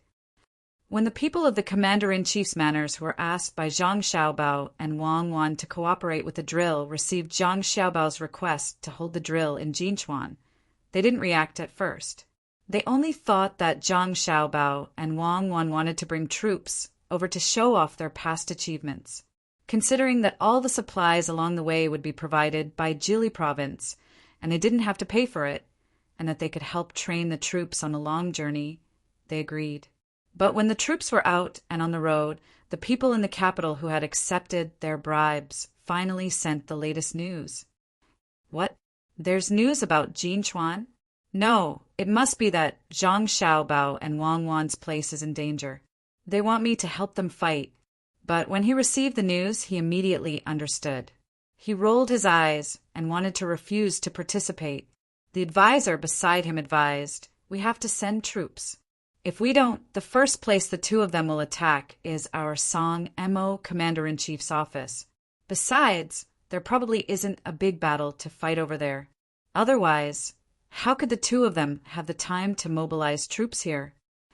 Chapter 801. Waves splashed on the shore, and the sound of gulls and egrets could be heard. With Jili province as the leader and other provinces as support, they came to the seaside and boarded the boat prepared by Zhang Xiaobao and Wang Wan. They looked at the place where the water met the sky and moved north against the current. However, at this moment, Tuyu was also standing on the deck of a ship. His face did not reveal the excited expression of the other soldiers. In fact, he really wanted to stay in the Song Mo Commander-in-Chief's office, and take advantage of the fact that Zhang Xiaobao and Wang Wan were not here to stir up trouble. But he didn't dare to do so. It had nothing to do with Zhang Xiaobao and Wang Wan.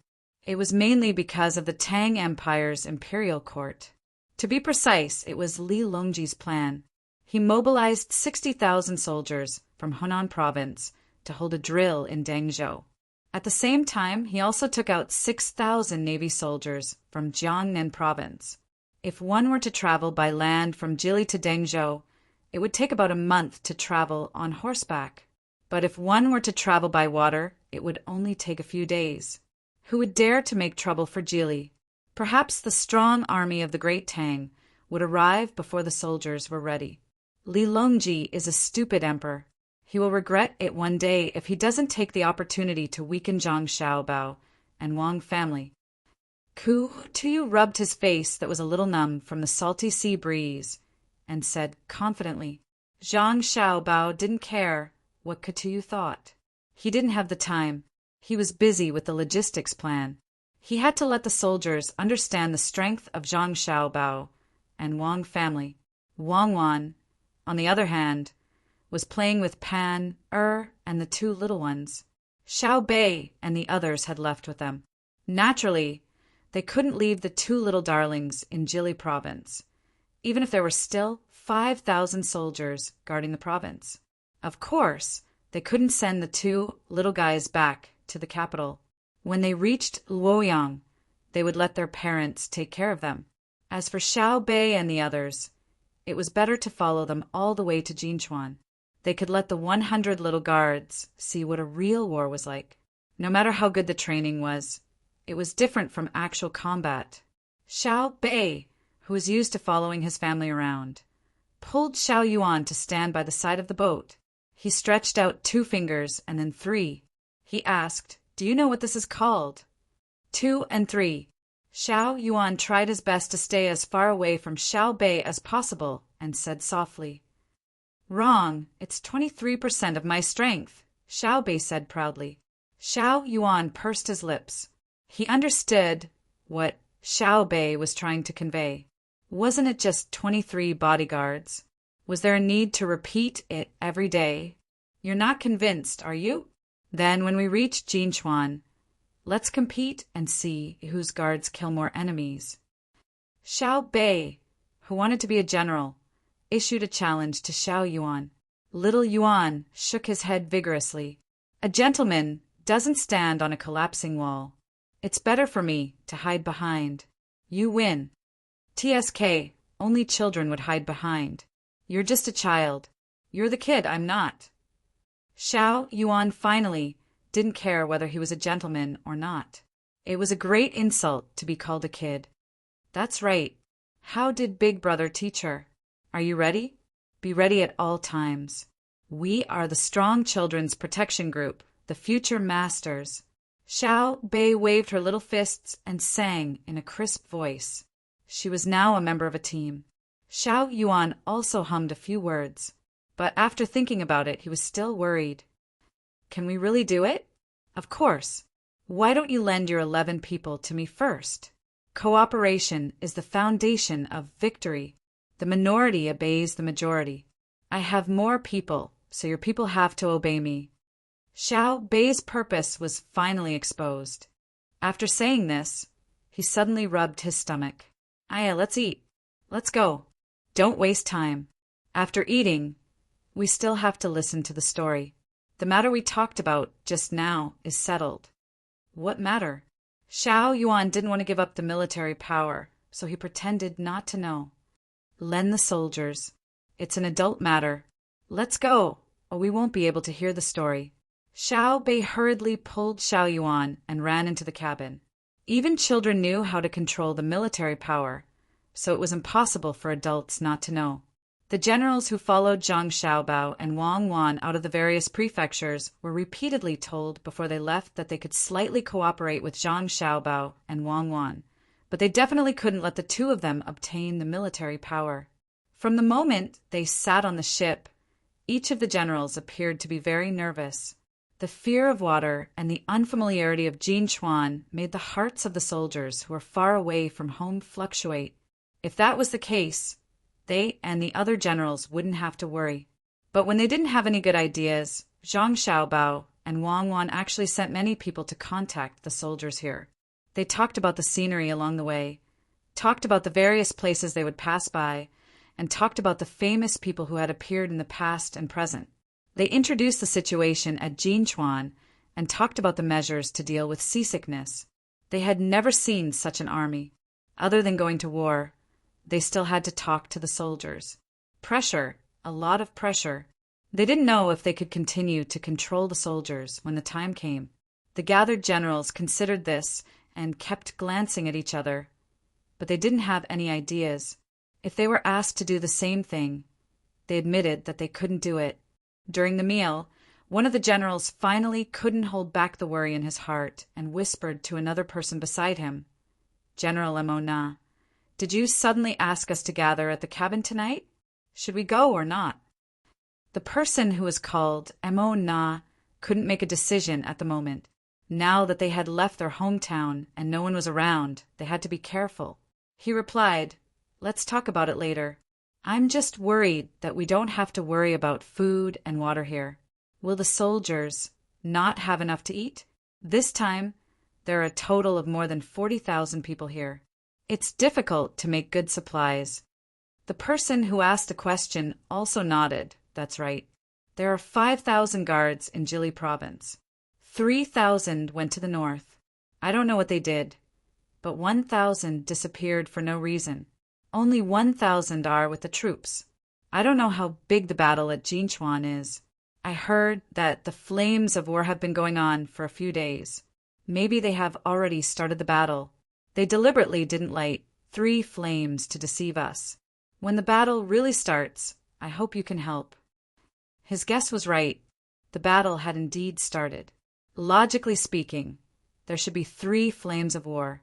However, whether it was Han Xianfeng, Zhang Xiaobao, or Wang Wan, they didn't want to do that. 2 flames could be a reminder, but 3 flames would make the people in the imperial court who didn't know the specific reason uneasy. Of course. And Mo Na was also nervous. He always felt that he was being schemed against. The generals had different thoughts when eating, but the soldiers under their command lived very well. According to Zhang Xiaobao and Wang Wan's understanding, northerners usually had a strong appetite, so the food prepared for the soldiers was a little salty. Coupled with the light soup, the taste was something the soldiers had never tasted before. Giamos made of marinated donkey meat, pickles in jars, and soup with cucumber, egg, and fungus were 3 simple dishes. All the soldiers ate until their stomachs were bloated.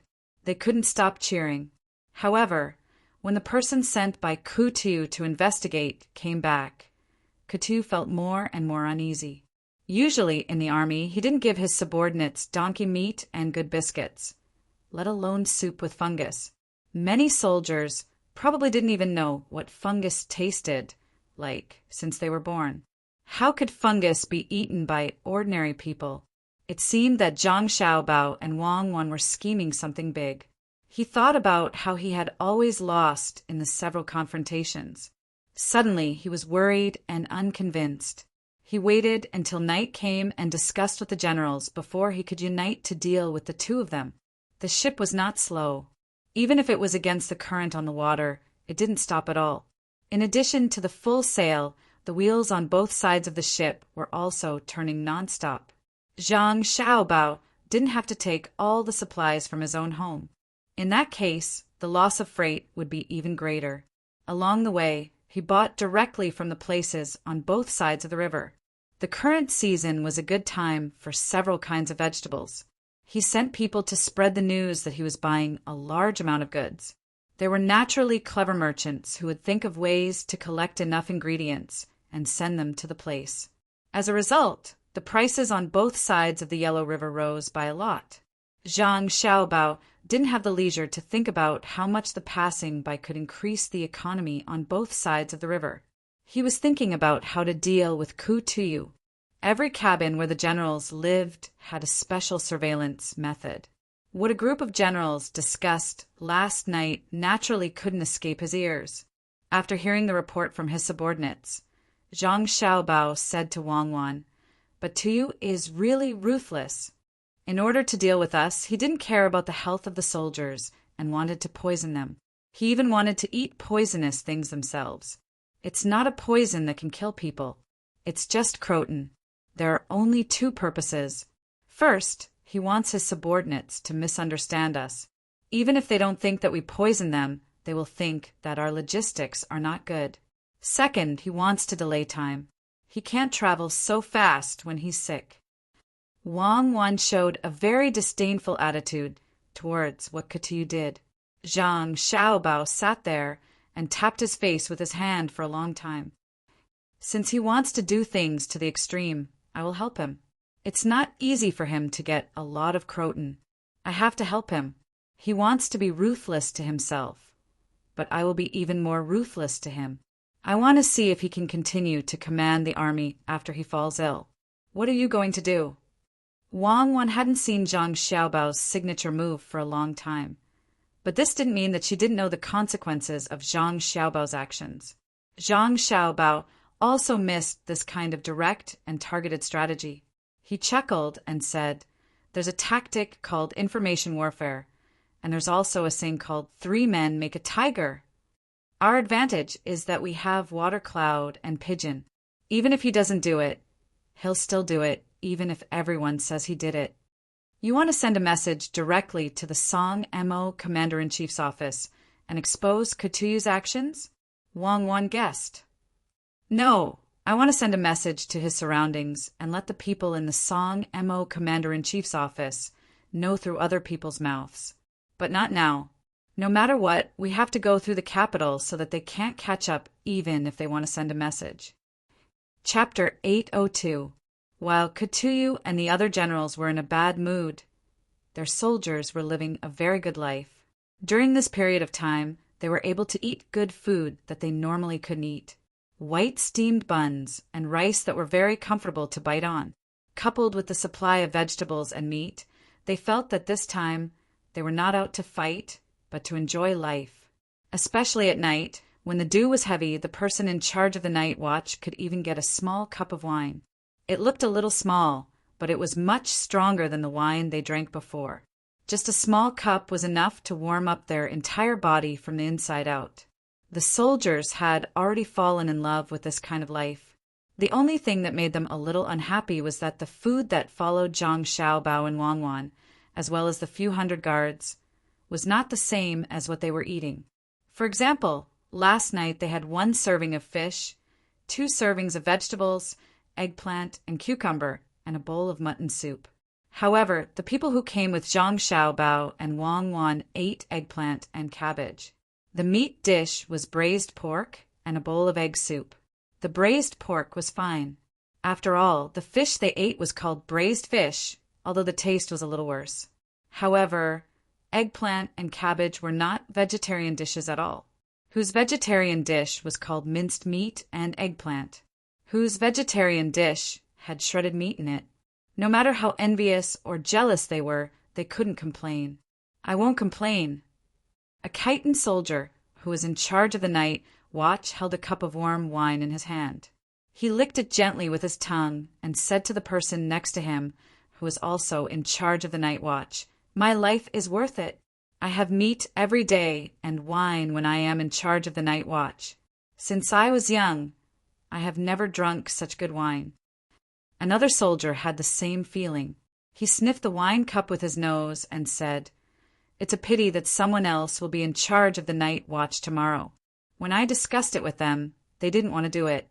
I am willing to do the hard work of night watch. Right now, I'm just scared. I'm scared that if I follow them all the way and come back victorious, how am I going to live without Governor Zhang and Adjunct Wang? Now I understand why their subordinates are so good at fighting and eat so well. Keep your voice down. Don't let anyone hear you.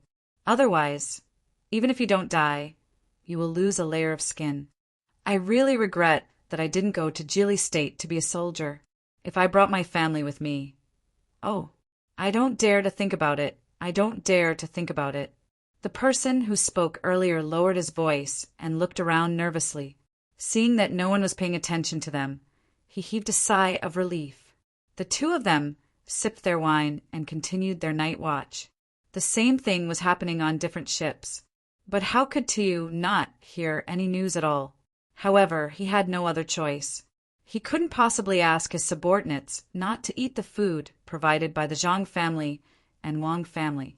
Where would he find food to feed his subordinates then? His subordinates were used to eating the food of the Zhang family and Wang family. When they returned to the martial manor in the future, would they have to follow the food of the Zhang family and Wang family? Pass down the order. Get someone to buy croton as soon as possible. We'll be arriving in Luoyang soon. Hand it over there. Once the croton is obtained, give it to someone to use. Tiu had a feeling that time was passing by like a year. He wished he could grow a pair of wings and fly outside to bring back the croton. The subordinate who had been in charge of waiting on him agreed and carefully left the cabin to make the arrangements. Contacting people outside was a very troublesome matter. When the time came, they still had to send the croton to the various ships. A moment of carelessness could be discovered. Zhang Xiaobao and Wang Wan had already helped Tiu arrange some of the matters. They were also waiting for the right time to come.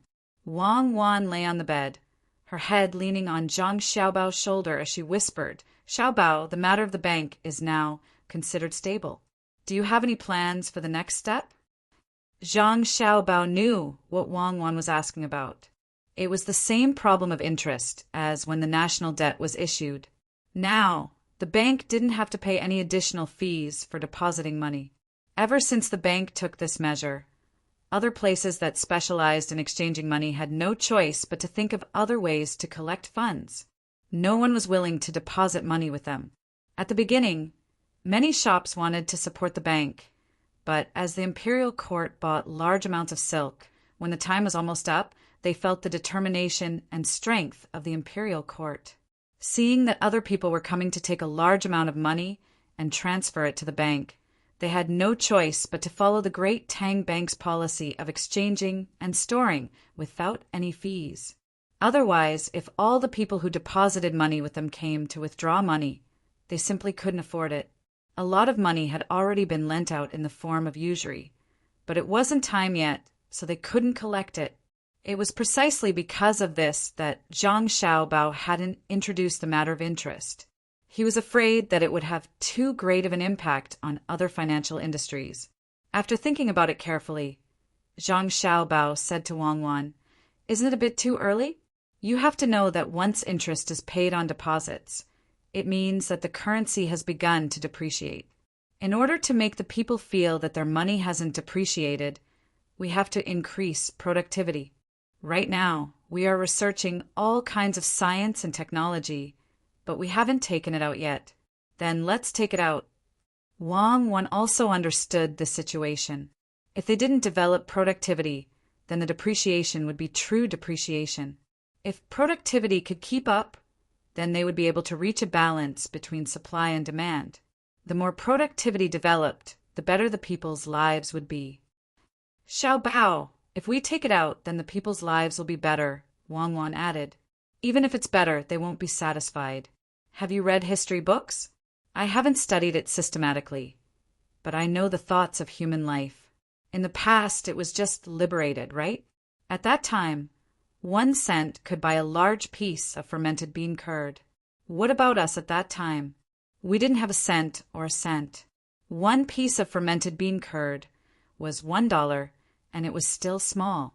It should be considered a devaluation of the currency, a devaluation of more than 100 times. But at that time, the money we earned was very little, only a dozen or so dollars a month. At that time, we earned close to $10,000 a month, and that was considered low. But at that time, the people complained that the price of goods was too high. Because luxury goods were expensive, some people earned more money. What's that saying again? It's called, "Don't worry about scarcity, but worry about inequality." Do you mean that in order to let the people live in the happiness of undeveloped productivity forever, you don't want them to transition to an era of inequality where they can eat a lot of food and wear beautiful clothes? I don't agree. When Wang Wan heard Zhang Xiaobao's words, she wondered what he was going to do. But she also knew very well that if one wanted to rely on someone's power to interfere with the development of the era, they could only delay it, but they couldn't stop it. Zhang Xiaobao shook his head. "I don't agree either. What I mean is that if we develop productivity well, others won't appreciate our kindness. Why should we release all the technology at once? Let's do it bit by bit. If we release a little bit, we can earn a lot of money. The investment in scientific research is not small. In order to have more money to invest in benefiting the people in the future, we need to continue to accumulate a lot of money.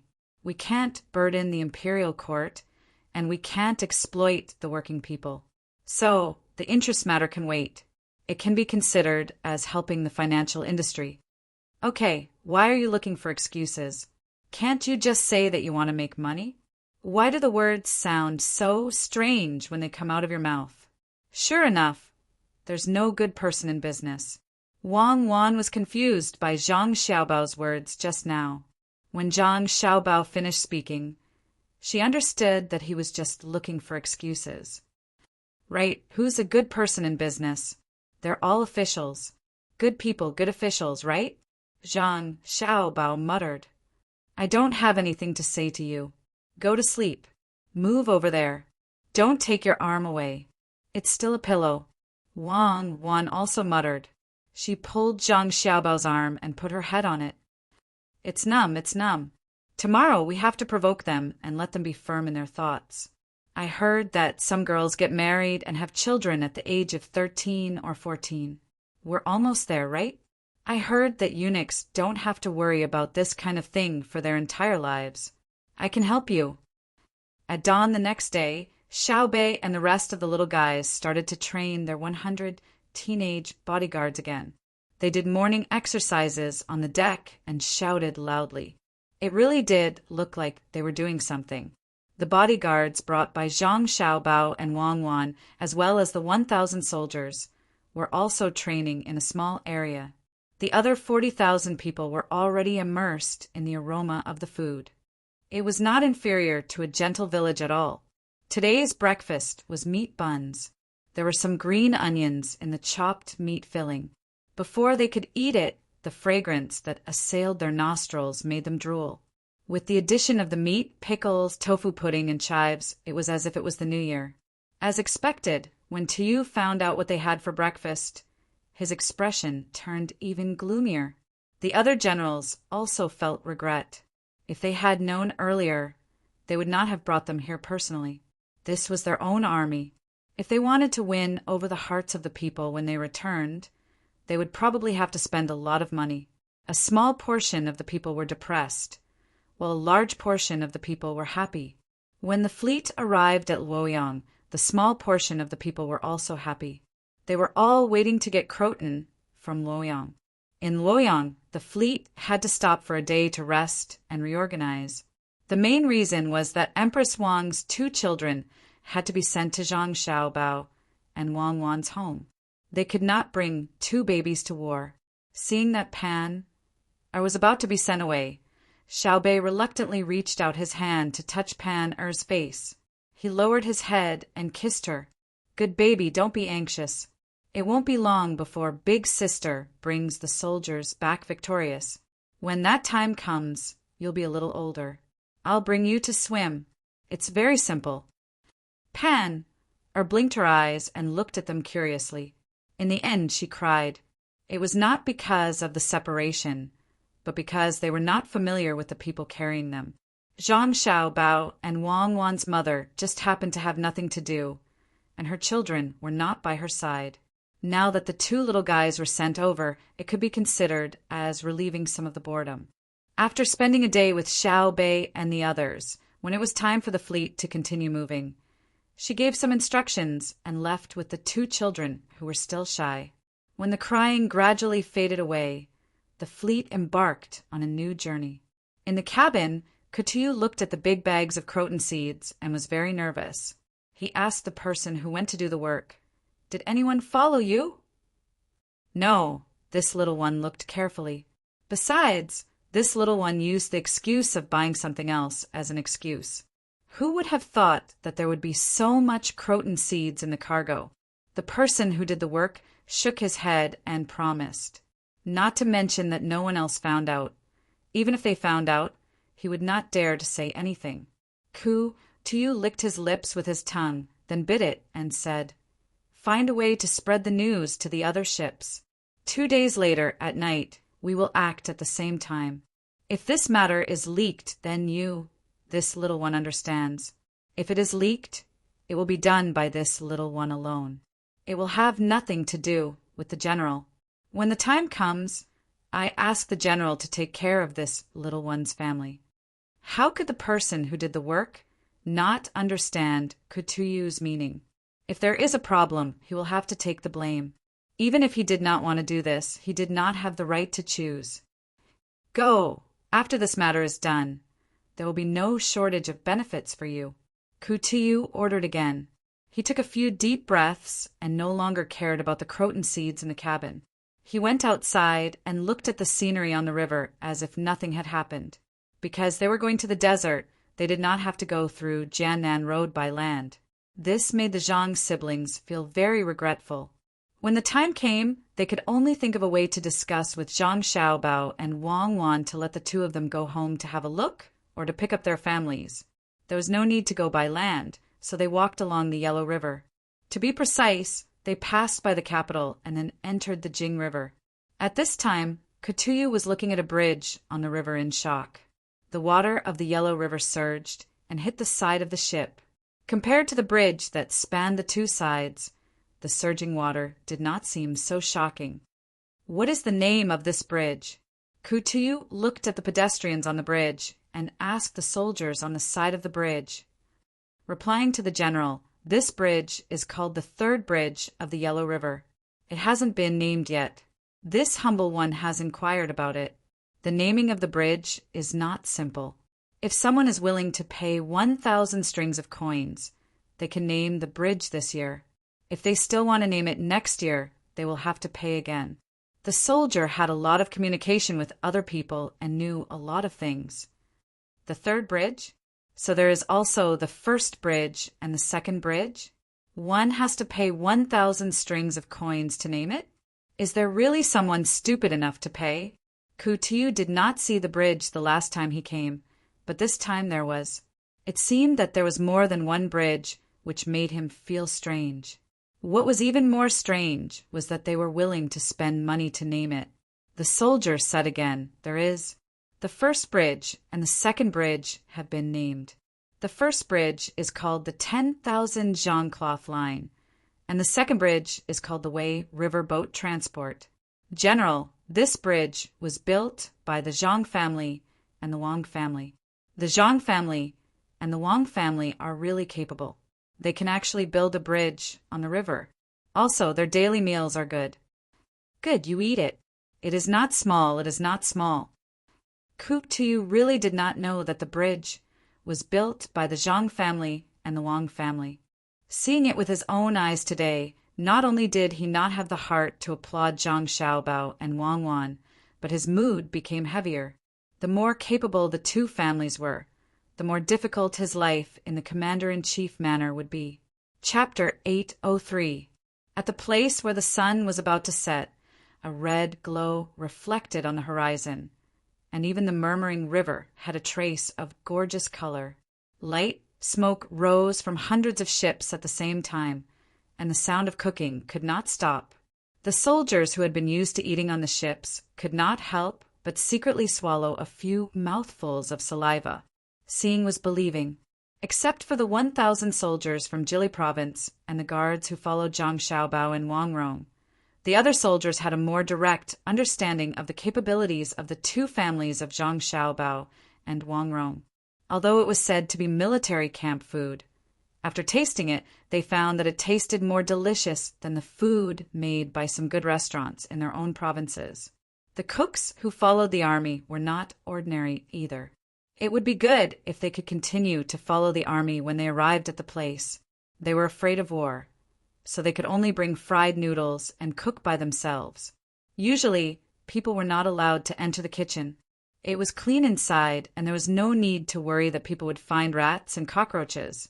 It was the same today. Some soldiers liked to wander around when they were bored. The most frequent place was naturally the kitchen. If the master chef was happy, maybe they could steal some food. 3 dishes were fried, 2 vegetables, and 1 meat. There was also a big pot of soup. The main dish today was pancakes, which were hot noodles. They were very thin and also very big. Seeing that the dishes were all shredded, one knew that they should eat pancakes for dinner tonight. "Master Bai, are you busy?" A soldier strolled to the door of the kitchen, put 1 foot in, raised his neck and looked at the busy person over there and asked casually, "Not busy, not busy. Here, try this." The chef, who was working inside, had finished cooking. What he needed to do was to boil the soup. The dishes were first taken outside, and when the soup was ready, dinner would be served. While preparing the ingredients for the soup, Master Bai put a prawn in front of the soldier's mouth. The soldier quickly opened his mouth and chewed vigorously. He stuck out his thumb and praised, "Delicious! Master Bai's prawns are delicious. There's still soup left. Tonight, we're going to have a good time again. Master Bai, I really don't want to eat your dishes. What if I can't eat them in the future?" "You can't stop your mouth from eating. Soon, the soup will be ready in a while. You can carry it over after flipping the flour." Master Bai chuckled. Even though he knew that the words of others were not true, he was still happy. Who wouldn't be happy when praised? They said that the soup was ready, so they filled a few large buckets and let the soldiers on the ship carry them out. The soldiers who carried the buckets were a little unfamiliar to the chefs in the kitchen. In the past, it was always a fixed soldier who carried the buckets, but today it was changed. After asking, they said that they would continue to change in the future. They couldn't always let a certain group of people do more work. Learning from Zhang Xiaobao and Wang Wan when they were leading the army, in the spirit of sharing weal and woe with the soldiers, the generals of the 40,000 soldiers also ate the same food and were not picky about their food. Actually, there was no excuse to be picky about the food. Was there a need to be picky about the food prepared by the chefs of the Zhang family and Wang family? The food of the generals was the first to be delivered. However, when they suddenly saw the bowl of soup in front of them, they took 2 deep breaths and gritted their teeth. When they broke the bowl, they immediately gulped it down into their stomachs. They didn't touch anything else. Otherwise, it would be more troublesome later. Just as the generals tacitly drank the bowl of soup and didn't eat anything else, the chefs on each ship suddenly started to eat again. Master Bai, who had just fed the soldiers prawns, instructed his little disciple beside him. Go and tell the generals not to drink the soup. There was a mistake. Today, they should be drinking seafood soup. The ingredients of the soup just now were mixed up. Go quickly. The little disciple didn't know what was going on behind his back. He hurriedly ran out and shouted at the generals who were preparing to eat. When some of the generals heard that there was a better seafood soup, they immediately stopped what they were doing and waited happily. They rolled up the pancakes one by one and prepared to eat them later. Only a small portion of the generals' expressions changed. It was a very small portion, so small that they were only in charge of carrying the food. What soup is different? Even the swill poured by the chefs of the Zhang family and Wang family is better than the signature dishes of ordinary small restaurants. There's no need to spend so much money. Everyone drink. We'll drink this. A person in charge of carrying the food picked up a spoon and began to ladle soup into the bowls of others. The person in charge of delivering the news was anxious. You can't drink it. The master said that the ingredients were mixed up. If you drink it and get sick, he won't care. The people who were prepared to drink the soup boldly began to hesitate. At this time, the person in charge of delivering the news said, The soup will be ready soon. Wait a moment. There are a lot of prawns in the soup. If you drink the soup now and drink the other soup later, you won't get sick. After the person in charge of delivering the news, everyone stopped what they were doing. Even the people carrying the food didn't continue to insist. They looked at the soup in front of them, sighed, and began to roll up the pancakes like the others.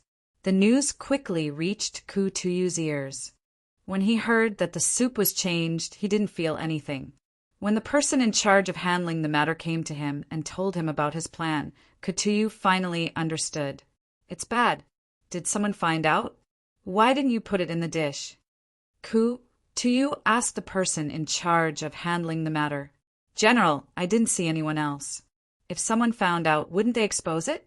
I also want to put it in the dish, but it's too obvious to put it in the dish. If it's not evenly mixed, it can be found at a glance. If you eat it again, the taste will be different. It's only safe to put it in the soup. The person in charge of handling the matter immediately explained that the croton powder was not colorless and tasteless. Did you drink it? Ku Tuyu asked again. Yes. If I don't drink it, won't I be suspected? I drank a lot. General, did you drink it too? After the person in charge of handling the matter asked, his expression changed. It was unknown whether the croton powder reacted so quickly or it was just a psychological effect. Anyway, after he finished speaking, he covered his stomach with his hand and said with a bitter face, General, I'll go out first. Let's go together. Ku Tuyu didn't look good either. When the two of them walked hurriedly to a certain place, Ku Tuyu seemed to be very unwilling to give up. Have Zhang Xiaobao and Wang Wan and the others eaten? General, you forgot that they eat different dishes from us. They eat better and don't need our people to help them carry the buckets. General, I'll go first. The person in charge of handling the matter gritted his teeth and finally sped up, regardless of the identity of the general. Zhang Xiaobao, who was also eating, knocked the bone marrow out of the bones for his younger brothers and sisters and put one on each person's plate. Seeing his younger brothers and sisters eat happily, he said with a smile, Eat well. If you eat well, you won't get sick easily. Then what if you don't eat well? Will you get sick? Xiao Bei, who liked to eat bone marrow the most, looked at the few remaining bones in the plate in front of her brother, and then looked at the biggest bone marrow in her plate. She opened her small mouth and took a little bite, smacked her lips, and said, That's right. If you don't eat well, you will get sick. For example, that Kutuyu doesn't eat well. When the time comes, he will definitely get sick. Zhang Xiaobao suddenly thought of what happened tonight and was very happy. Xiaobei first looked at her brother doubtfully. She grabbed a bone with one hand and held the wrist of her other hand. Otherwise, she wouldn't be able to bear the weight of the bone. She nodded and said, "Brother said that he will get sick, so he will definitely get sick. I think the bone marrow in this bone tastes better than the one in my plate. Help me take it out and let me compare." Xiao Yuan, who also liked to eat bone marrow, looked at Xiaobei's actions and pretended to be disdainful, saying, "You are so cunning. What's the point of comparing the taste? You can just say that the remaining bones aren't enough to split between each person, and I'll give them all to you." "I don't think that way. You're measuring the heart of a gentleman with your own mean measure. Since you reminded me, I'll do as you say. Brother, give me the bone marrow of the other bone too." Xiaobei had a wronged look on her face, as if everyone had misunderstood her. The few of them were eating noisily when all of a sudden, the generals finally sent someone to look for Zhang Xiaobao. They asked Zhang Xiaobao to send a few doctors over to take a look. It was unknown whether it was because they had caught a cold or because they were not acclimatized to the environment and had a stomachache. If only this could be recorded and let the soldiers know of their plan. "Let's see how they can continue to lead the soldiers," Wang Wan said regretfully. "Yes, even if they find someone to prove it, it won't work. However, they can't expect to lead the soldiers anymore. It's probably because they are not acclimatized to the environment and will need to be treated for a long time. What do you think of 4 months? After all, our doctors aren't gods. Their methods are limited." Zhang Xiaobao also lamented. Thus, the fate of a certain group of people was decided just like that. The doctors went over to take their pulse and then prescribe medicine. After taking the medicine, they would continue to have diarrhea. They would take their pulse again and drink the medicine again. In any case, it was fine as long as they didn't die. The peaceful night passed just like that. Some of the soldiers were discussing the seafood soup from last night. Some people didn't dare to think about that matter. After hearing that the general's stomachs were all bad, they could only sigh and sigh. A day later, Kuyu still hadn't recovered. A trace of waxy yellow appeared on his ruddy face. There were obvious dark circles around his eyes. "General Kuyu, I wonder if your body is better? I keep feeling that it's not because you're not acclimatized to the environment. Later, I will find a few better doctors to come over and take a look at the general. I think it's because of the soup. The others didn't have stomachs. It's because they didn't drink the soup. Wait for me to investigate in detail." Zhang Xiaobao took 2 kinds of fruits and found a cabin where they could stay and said to Li Yundong. Looking at Zhang Xiaobao's eyes, Kuyu suddenly had a feeling that Zhang Xiaobao knew about this matter. Moreover, he was the one who arranged it. Otherwise, how could it be so coincidental? He usually didn't change the soup, but changed it yesterday, and it was changed at such a good time. He had drunk it before. There was definitely no mistake with the soup. The taste was not bad. In addition, all the generals who had diarrhea said that they were not acclimatized to the environment after being examined by different doctors. Wasn't this too much of a coincidence? After thinking about it carefully, Kuyu didn't dare to let Zhang Xiaobao investigate. If he wanted to investigate, as long as he checked all the links, he believed that someone would accidentally say it. As a result, he hurriedly advised, "Governor Zhang, you don't have to waste your energy. It's fine as long as the soldiers are fine. I thought it was also because I was not acclimatized to the environment. I am a person who knows my own body well. It doesn't seem like I ate something wrong. Please wait a moment, Governor Zhang. I will be back soon." However, as Tu was speaking, he did not care whether it was rude for him to not accompany Zhang Xiaobao. He clutched his stomach and staggered outside. The sun shone on his forehead, and it was obvious that he was sweating. Zhang Xiaobao fiddled with the teacup on the table and said to the servant standing to the side, "Your general is so pitiful." The servant nodded in agreement, but didn't say anything. He also realized that Zhang Xiaobao didn't come here to visit sincerely. Otherwise, how could he have taken the pear? It was obvious that the big white pear had a lot of water in it. Moreover, it was of the cold attribute. Who would dare to eat it? Io, help me. After a while, Kuyu came back. His footsteps were more and more staggered. He held the door frame with one hand and clutched his clothes with the other. His voice was trembling. Zhang Xiaobao stood up kindly and helped Kuyu to the couch. He asked with concern, "General Kuyu, why don't you go back to the Song Mo Commander-in-Chief's office first and get someone else here?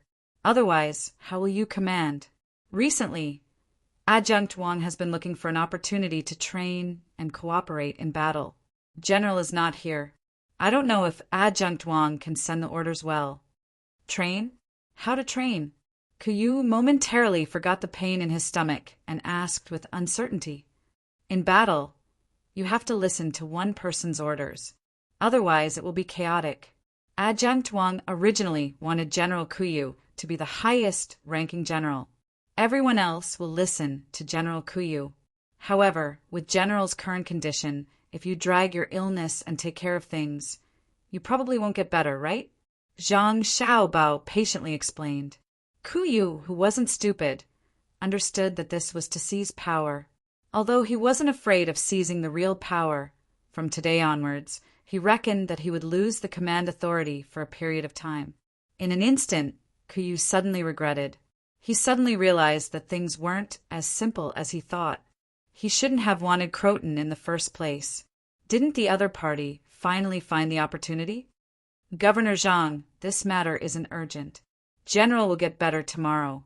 How about we discuss it again then? Yes, tomorrow. Kuyu didn't want to give up power and said to Zhang Xiaobao with a firm gaze,